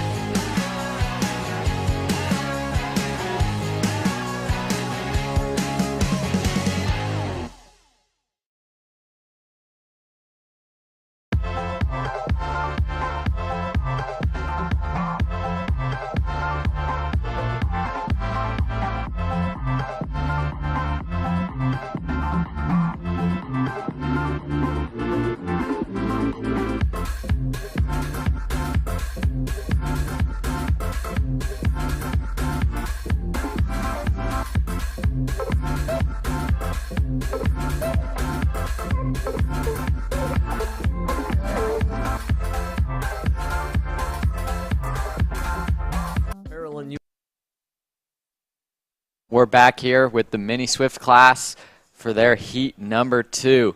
Getting ready to go here. This was a good race between Isaac Malka and Lucas Palacio for their first race. Isaac Malka was able to take the first heat race win, so we'll see if Lucas Palacio can do something about that here in heat 2. William Kim will start third, Sam Tutwiler fourth. Max Weiland also finished third last race. He struggled a little bit in qualifying, but was able to make it back up in the first heat. We'll see if he can do that again here. Once again, Isaac Malka going really slow on the pace lap. holding them way back. It worked for him last time, so we'll see if it works for him again here. Yeah, not the biggest mini field this weekend here at Stars, but I think they're making it work. I think the battle really between Isaac Malika and Lucas Palacio has heated up these last couple sessions. So I think Palacios honestly going to come away with it. He's a very strong driver. He's good at every single track. But I don't know. Cast your votes in, folks. Yeah, we'll see. As you can see, their heads banging back. They're going so slow. These guys do not want to wait any longer. You got the mechanics on the fence saying, use your head, use your head. Getting ready to go here. William Kim starting third. Second row for him. Max Weiland rolling off in fifth. And Sam Tutwiler in fourth. Getting ready to go here. This was a really exciting race last time between, once again, the battle for the lead. And then we had a second pack, and they were having a good battle as well. So hopefully we can have another good race and then come away with this race clean. So coming through the last corner here, Isaac Malka motioning towards, wanting them to slow down. He does not want to go fast. What is, oh my gosh. He's waving his hands. This should not be started. I don't know if they're going to go green anyway, so we're green with the Mini Swift Heat 2. Isaac Malka taking the lead early. Oh, Max Weiland. Oh, Weiland from first. Wow, that was incredible. From the third row, he went to the inside and wasn't quitting. He just went all the way in there. He's going to protect his line a little bit to here to Isaac Malka in second and Lucas Palacio in third. William Kim following closely behind in fourth as they start to battle for the lead. Isaac Malka is not happy right now. He's trying to get to the inside. Lucas Palacio is making moves on him as Max Weiland now has a little bit of a gap. Max Weiland got a really good start. He's even got a little bit of a gap already on the leaders. As we head through the kink and into the cell tower corner, Max Weiland still leading. Super impressive. After a good first heat, he's having an amazing second heat, bouncing back after a rough qualifying as he heads through the double left here. Lucas Palacio is inside of Isaac Malka, and he's going to make that move stick, and William Kim is right there on Isaac Malka now, so we'll see if any moves can be made right here to get into that lead trio. Palacio is going to be looking to get by Max Weiland. Yeah, Max Weiland. Oh, my gosh. Yeah, that was an amazing start from him. Yeah. So coming here to finish lap number 1, I'll read you through the order. Oh, Palacio goes in the dirt. Finish line. Max Weiland is your leader. Lucas Palacio is in second. He just hung a tire. We'll see if Isaac Malka goes to the inside of him, and he doesn't. He stays patient, stays behind. William Kim is running in fourth. Oh, in the dirt again. Oh, they're 3 wide. Oh, we're 4 wide. Oh, my. Oh, Isaac Malka takes the lead. Max Weiland from first to fourth in one corner. As we've been talking about, it is really easy to go backwards fast when you're leading in the I-70 corner, and he just proved that from going from first to fourth. And Isaac Malka is your new leader with Lucas Palacio in second. This is kind of what we saw in Heat 1 with the two of them kind of breaking away from the rest of the field, but this time it's William Kim in third place trying to hold on to that lead group. Yeah, Kim does not want to let them get away. We'll see if he's able to hold on to it for long, but I know the two leaders are going to work hard to try and get away from the rest of the field, but William Kim is going to try and work even harder to stay with them. We'll see right here as they go through the double left and into the fast right down the back straightaway. William Kim in third and Max Weiland in fourth. Max Weiland really starting to fall back. We'll see if he's able to bring it back up after he got that dirt off his tires from running off in 2 corners in a row. William Kim now still in third, holding on pretty strong here. Isaac Malka is starting to get a little bit of a gap to Lucas Palacio, but that's going to shorten up quick once we get on the straightaway. Everyone's starting to space out as they all get into a groove as this heat race continues. We look like we have Isaac Malka and Lucas Palacio working really hard together to try to get away from William Kim. There's another battle in the back for fourth or fifth. That is Sam Tutwiler's in fifth, followed by Jacob Scheibel, that looks like. So the battle for the lead still going on strong as Isaac Malka and Lucas Palacios begin to work together to try and get away from William Kim. William Kim misses his corner a little bit, and that's going to bring Max Weiland right to his bumper as the two of them are going to try and work together to try and catch the two leaders in that lead pack. Last time by, Isaac Malka was purple by over 3/10 of a second on the field. He's going to keep pushing and try and break away. And there goes Max Weiland to third. He gets back into the podium position just like Heat 1. And William Kim does not want to give it up as he kind of runs wide. And Max Weiland gets himself some breathing room. Still, though, the leaders, Isaac Malka and Lucas Palacio, still stretching away from the rest of the field as they head through the grid corner here. And the rest of the field files in behind them as they have a little bit of a gap. Max Weiland looks really fast right now as he's starting to reel back in those leaders in third place. Let's see if Palacio goes fastest this lap at a 1:18.0. Yeah, Palacio goes purple that time by about the same time as Isaac Malcutt, as the two of them are working together. And it is working because they just went purple as we see the rest of the field fall back in line. Oh, here comes the rain. Yeah, it's not raining yet, but we're going to look at the sky here. As you can see, it is dark out there. You can see the weather coming, and I heard at the Indianapolis Motor Speedway where they're running the Indianapolis 500 and qualifying today that I heard rain is coming fast, and we are not that far away from them. So I would not be surprised if in these heat races, not this one, but moving forward, I would not be surprised to see some drizzle and see some rain coming our way. That'll definitely make the next heat race very interesting. Yeah, we're going to have to watch out for that as we progress, but still the two leaders, Isaac Malcutt and Lucas Palacio, staying strong and pulling away from the field as Max Weiland's still in third place. One thing I've noticed watching Isaac Malcutt, he is really fast through that last sector that we just went through, the cell tower, the double left into that quick right. He always pulls Lucas Palacio a little bit there. I'm not sure if it's driving or the way they have their carts set up or the gearing, but he is really fast through there, and that is helping him kind of stretch away. But then Lucas Palacio is able to come back in the draft. So we'll see if that continues. But anyway, we still 4 laps in. I think we're going to have about 4 laps or 3 laps to go this time by. So we'll see as this battle progresses and as the rest of the field files in behind. Jacob Scheibel's up to 5th, Roman McCurdy in 6th. Sam Tutwiler loses a little bit of time back to 7th as he is followed by Caleb Johnson there in 8th. And Palacio's back up to the rear bumper of Isaac Malcutt. He'll be looking to get by sooner or later. Yeah, Lucas Palacio is going to start getting impatient here as the time winds down on the clock. I've really enjoyed the new heat format that Stars Championship Series is using with 8-minute heat races plus 2 laps on top of that. It's made for some good racing, and I think I would have liked it as a driver. But anyway, the 2 leaders still running single file, no moves made. Even throughout the top 6 or 7, no moves have been made recently as Isaac Malcutt is purple last time by.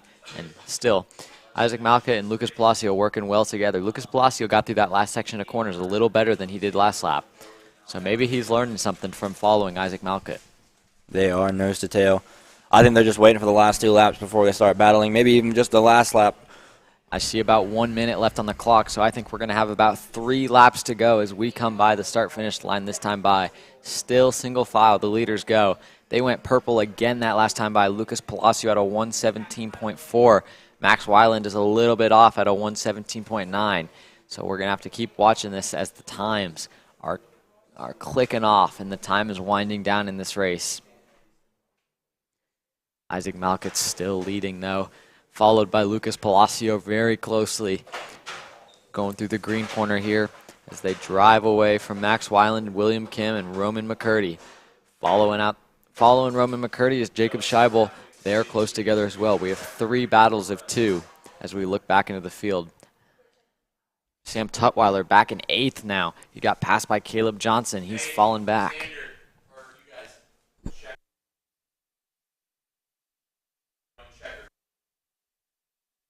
We just got notice that we are going checkered flag this time by.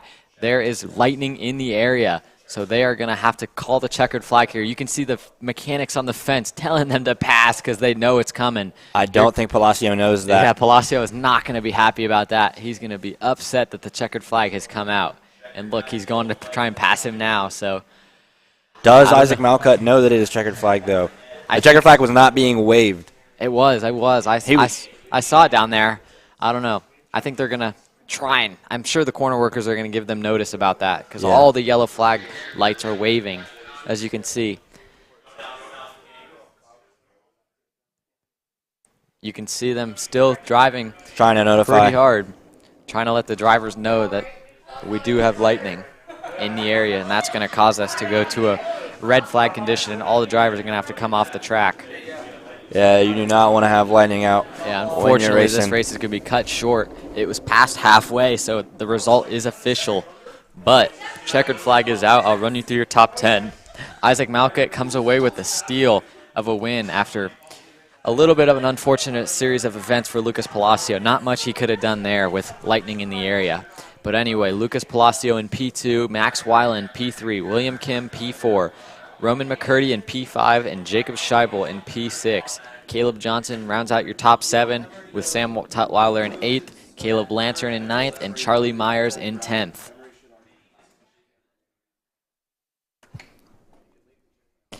That's going to end it for us here with the Mini Swift class here at the King of the Castle with the Stars Championship Series, as we're going to now go to commercial break. You're watching Kart Chaser Live, and we'll be back. Starting out in the sport, all the way to the driver looking to win a national championship. In this program, you're going to be learning about how to find the ideal racing line and what an apex is. Braking and throttle markers, wet weather racing lines, and how to overtake other competitors. We target how to brake in the wet weather, and we look on the mental side of kart racing as well with our mental skills coach. At the completion of this program, you'll be lighting up purple sectors in qualifying, know when to defend on the opening laps, and how to pressure your opposition into mistakes. We teach you the tools to be resilient and how to get in the right frame of mind before a race. We look to complete the whole package by getting a strong mindset, a driving style to suit all conditions, strategizing your race, and getting the last 1% from your team. We'll teach you how to win the final lap of a race, drive in the wet like Max Verstappen, and creating the perfect bubble for yourself to mentally be in the zone. To find out more, click the link below.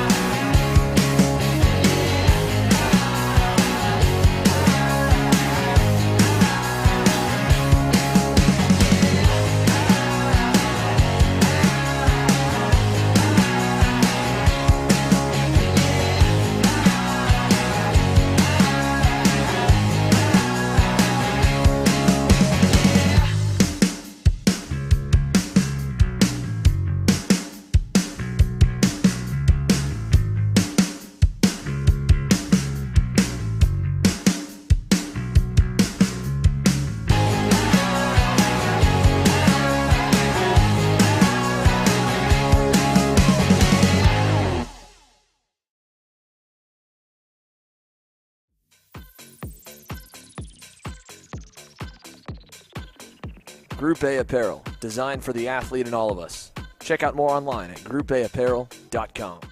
So, now that we've announced everywhere that we're going to be going to live stream races in 2022, let's go over how you guys can watch and where you can watch. At each race we go to, we'll be going live beginning with the first class on track and qualifying, all the way through to the end of the day with main events and podiums, with some sessions free to watch and some of it part of our $10 per month subscription plan. For every qualifying session, heat race, pre-final, and or last chance qualifier, you'll be able to watch free on our YouTube page, our Facebook page, and the Series of Promoters Facebook pages as well.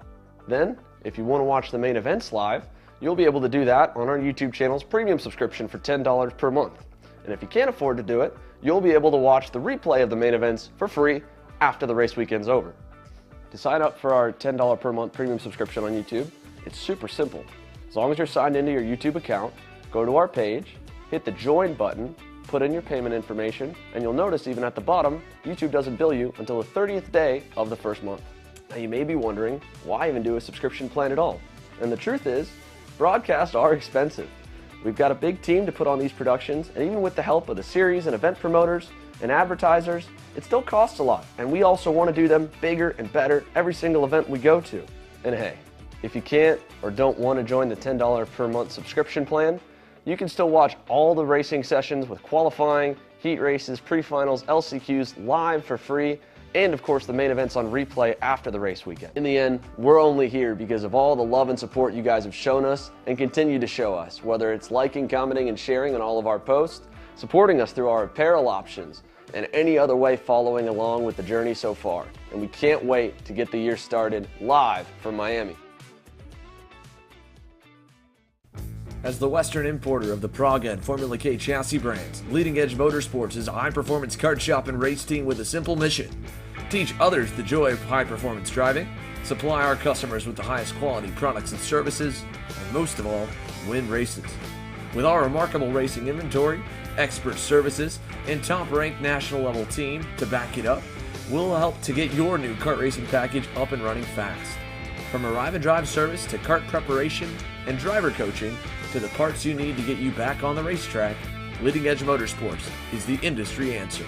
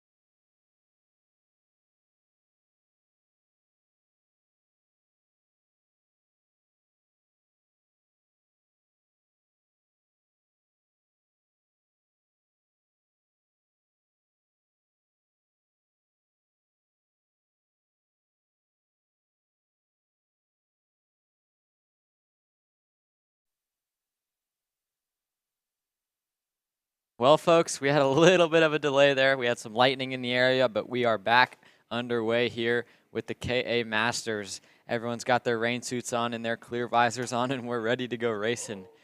We got one on the grid that lost a tire. Literally didn't even make it off the grid. That is a tough break for him. But anyway, it was torrential downpour for a good 15 minutes there, so the track is really wet, which is going to make for some interesting racing here and going to bring out the best in the drivers. So I'm excited to see what these guys are able to do in these conditions.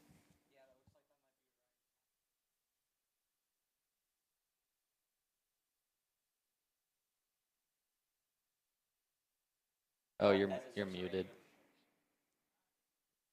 You can really see now the rain's starting to come down even harder now. The second cell's certainly hit. It's going to be difficult to find grip the first couple of laps as people's tires are going to be really difficult to find the setup, especially considering the fact that they haven't been able to run all weekend on the rain, just getting thrown into the complete downpour. We'll have to see how this track is very, very wet. And you can see on the camera, you can see these guys trying to fix their cart up. He lost a tire there. I think the front right came off, so he's trying to get that on and get ready to go before they go green here. They're going through the double lefts into the final section here. So hopefully they can get that sorted out before we do go green right now. But anyways, the leaders are coming down to the green flag here. So we can read out the order for you here. Starting on pole is Larry Pegram. He will be starting on pole alongside Derek Sokol. In the second row, we have Tyler Pressel alongside Gordon Cameron. In the third row, we have Jared Tracy with Chris Stevens. In seventh, we have Thomas Gerstner next to Peter Cook. Rounding out your top 10 are Bob Davis and Ryan Kastner, who is still having issues, but he just rolled out on the track. So hopefully he can get that sorted out. And rounding out your top 12, Galo Barros and Nathan Roye. Yeah, so probably going to have another lap here before the start as they allow Kastner to catch back up after the wheel issue on the grid. And obviously Kastner looked pretty strong at points this weekend. And obviously, I mean, a 12-kart K Masters field, you've seen this is going to completely change the dynamic. Obviously, you've had guys that have established themselves up at the front all weekend. We're green. They did not wait for Ryan Kastner, so we are going green right now. They were not ready, so that is their problem. We are going green here. We're green into turn one, and Larry Pegram already out to a little bit of a lead here, running the outside line in the rain, trying to find grip and make something work. As you can see, he's struggling. He's leaning in the go-kart to try and find grip. Through the Monza bank corner, the field's already starting to stretch out as Larry Pegram takes the lead. And you can really see, especially through the Monza, just a whole lot of standing water. Now as they come around the scoreboard, you can see a variety of different lines going through. It looks like we got one spun around right there. Looks like one of the Trinity carts is around coming out of the scoreboard as they come now through into the blue corner reverse, and it looks like you can already see Pegram's able to get a good start, clear the field. It looks like there's been relatively little drama for how what the track is to start out, but obviously this KA Masters not as big of a field, so it's been relatively easy to get them already spread out. But as the rain continues to fall, we'll see how much more treacherous the track gets. Yeah, as they go through the double left there, you see the spray from the go-karts just showing how much standing water there is. And if you guys were watching while we were under lightning delay, you guys probably saw how much it was raining, and that's really affecting the way this track's driving, and it's definitely creating a new environment for the drivers to adapt to. But it seems like they're adapting pretty well, and Larry Pegram's got himself a little bit of a lead here on the first lap. Kind of surprised to see not really seeing that many different lines. Everyone's kind of running the inside line, not really trying much different. So we'll see if they try and adapt throughout the race. And we got one spun around here in the last corner. So we'll see how we're doing. Going into I-70, Larry Pegram still in the lead here after lap one. We got about 6 minutes left on the clock here, so they're going to have to stick it out here. They're going to keep getting it's a little wet out there, so they're going to come in soaked, but that's what we do to race. So excited to see what this race has in store for us. Yeah, it looks like Derek Sokol's done a nice job of settling into second place. We've seen him at least match what Pendrum's been able to do over the last half a lap or so. Now as you look back to the battle for third or fourth, that looks like Tyler Pressel and Thomas Gressner kind of, it looks like Pressel got a little bit wide out of the scoreboard. That allowed Gressner to close back up a little bit. But as you watch Sokol on the screen, you can see just the amount of spray coming up from those guys as they come over the top of the hill. I mean, this is a soaked racetrack. There's a lot of rain coming down as they come through through Cell Tower. I mean, you can see it's maybe a little bit dry through there, but certainly, I mean, these guys are almost tiptoeing around this track. It is treacherous.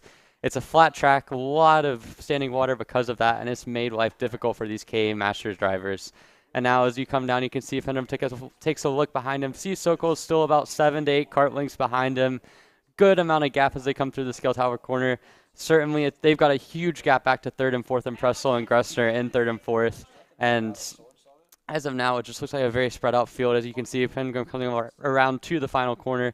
Put another lap in the books. They've gone through 2.5 minutes so far. Already going to have only a few laps left in this race. And as you can see, looking at the times, looks like Sokol and Pegram pretty well matched. Only a 10th between them, which in the rain is almost nothing. It's going to come down to just who makes fewer mistakes as the race continues to evolve. And as you can see, it looks like Pengram's been able to maintain a good lead out of the I-70 corner as he comes into the little Monza corner.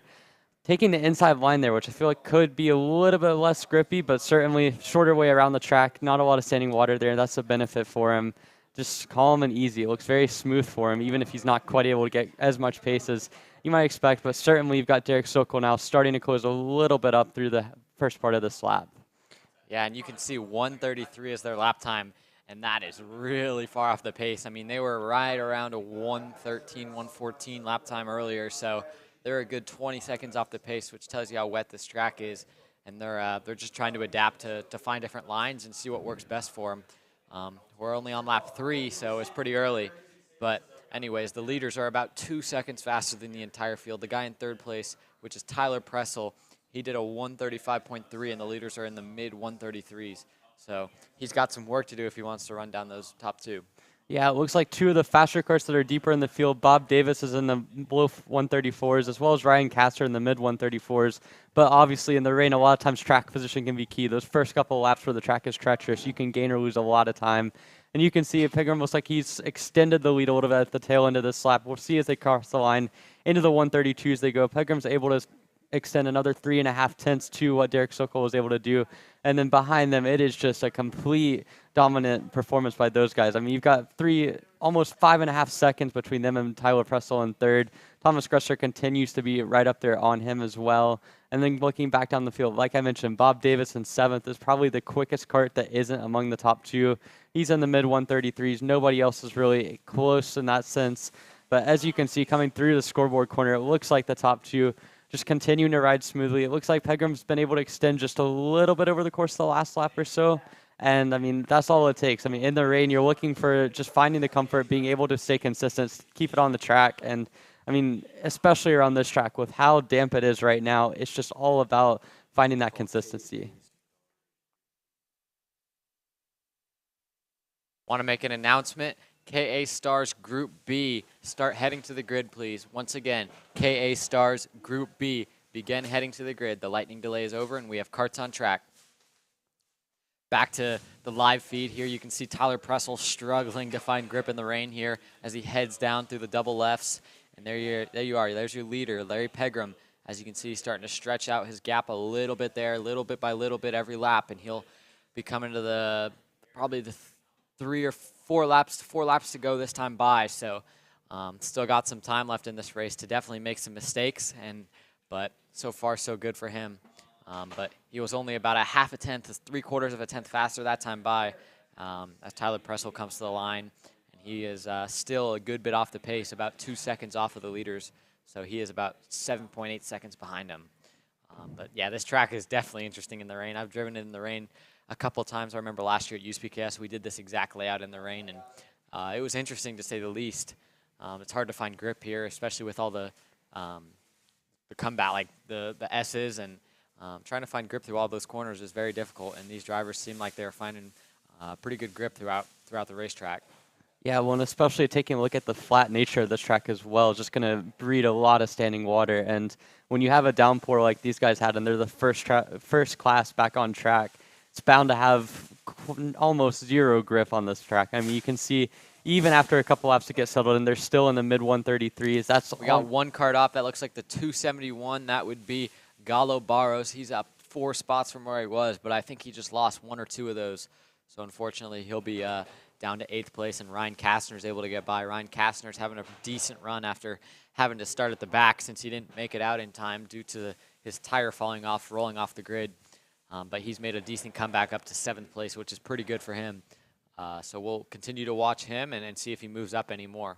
Yeah, and Kastner obviously running times that are almost as quick as what Larry Pingram and Derek Sokol are running, all the way some 25, 30 seconds ahead of him at the moment.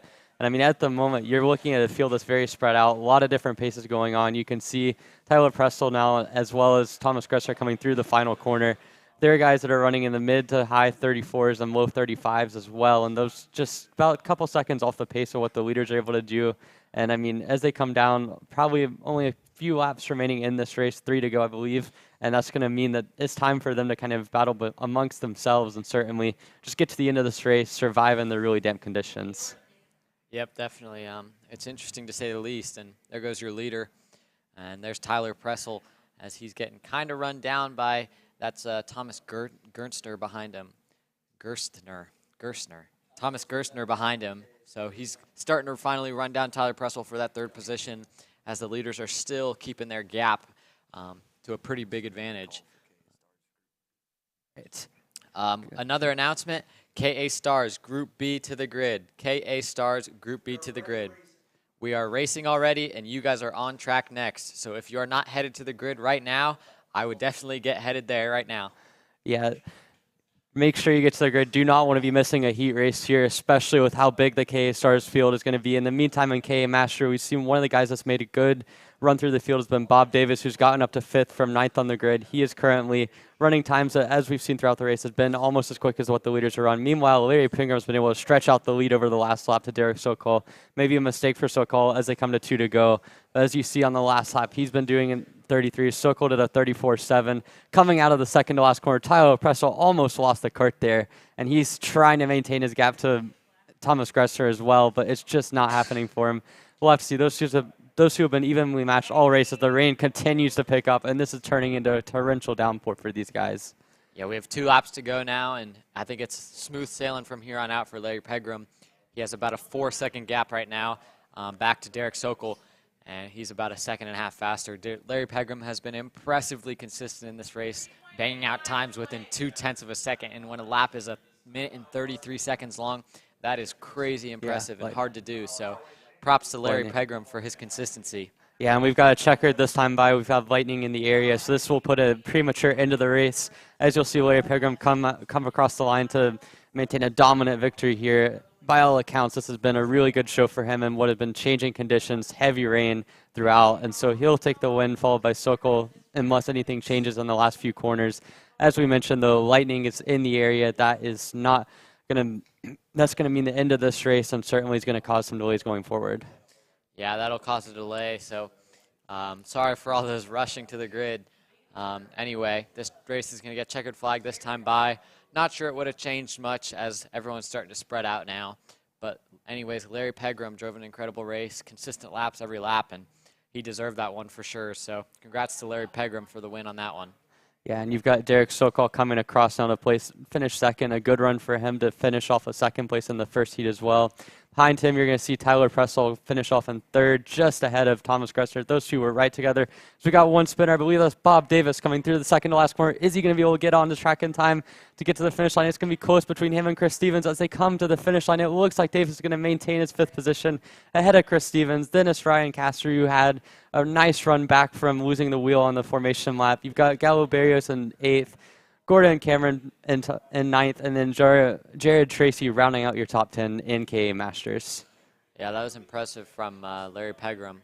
He did almost the same lap time every lap, and when the lap is that long, it's super impressive. Well, that's going to end it here for KA Masters. I'm guessing we're going to go to a lightning delay now, which will take a little bit of time, so I'll keep you guys updated on our situation here, and until then, we will go to commercial. See you soon. Store USA is a kart parts supplier that racers and retailers can count on when they need reliable advice and service. We focus on servicing all racers with honesty and pride while maintaining customer satisfaction.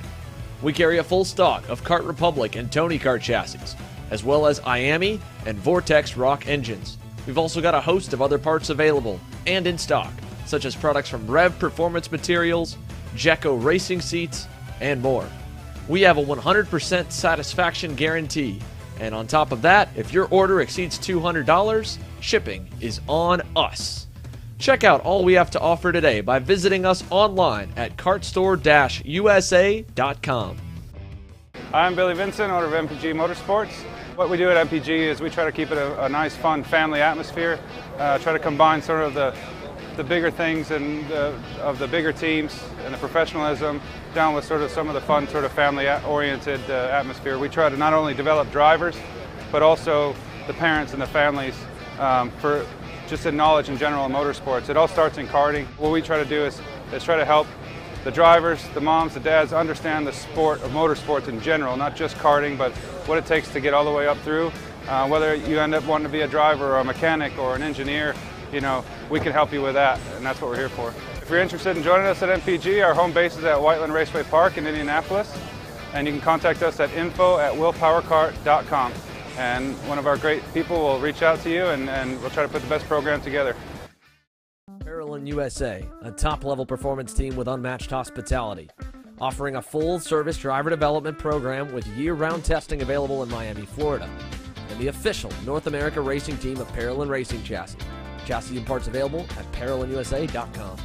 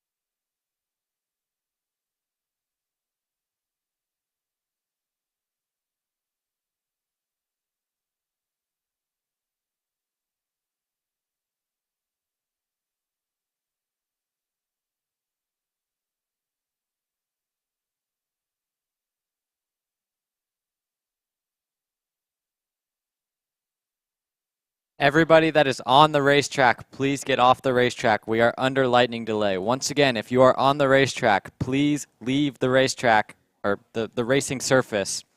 Once again, we are on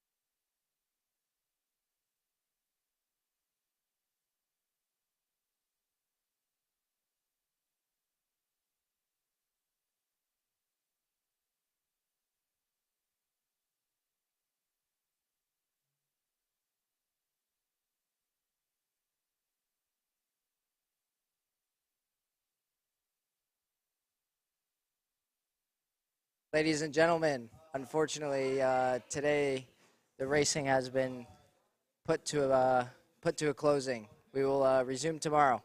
Good night, everyone.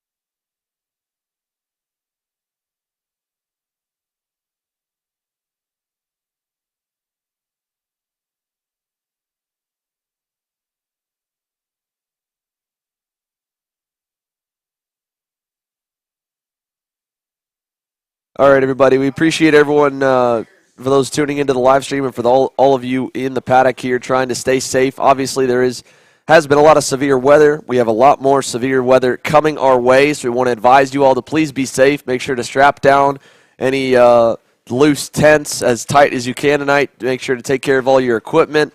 Be safe for yourselves. Due to the strong line of storms that are lining up and in the interest of everyone's safety, we're going to call the remainder of today's racing. We're working on a revised schedule, so we are going to run the remainder of Heat 2 for all classes that have yet to run tomorrow morning after warm-up. There'll be an updated schedule posted later tonight. The important thing for everybody to know, we're going to start 30 minutes earlier tomorrow and probably shorten our lunch break, so we still end at approximately the same time we were set to end Sunday afternoon. But tomorrow, we will be going green with warm-up at 7:30 instead of 8 o'clock. So we're going to start 30 minutes earlier tomorrow morning with warm-ups. Then we'll go to Heat 2, then the pre-finals, then a short lunch break, and then our main events. And again, we're going to work on that revised schedule. Make sure to stay posted on the Stars Championship Series official Discord so you can see the official timetable for tomorrow. Thank you, everyone, for today, and please be safe.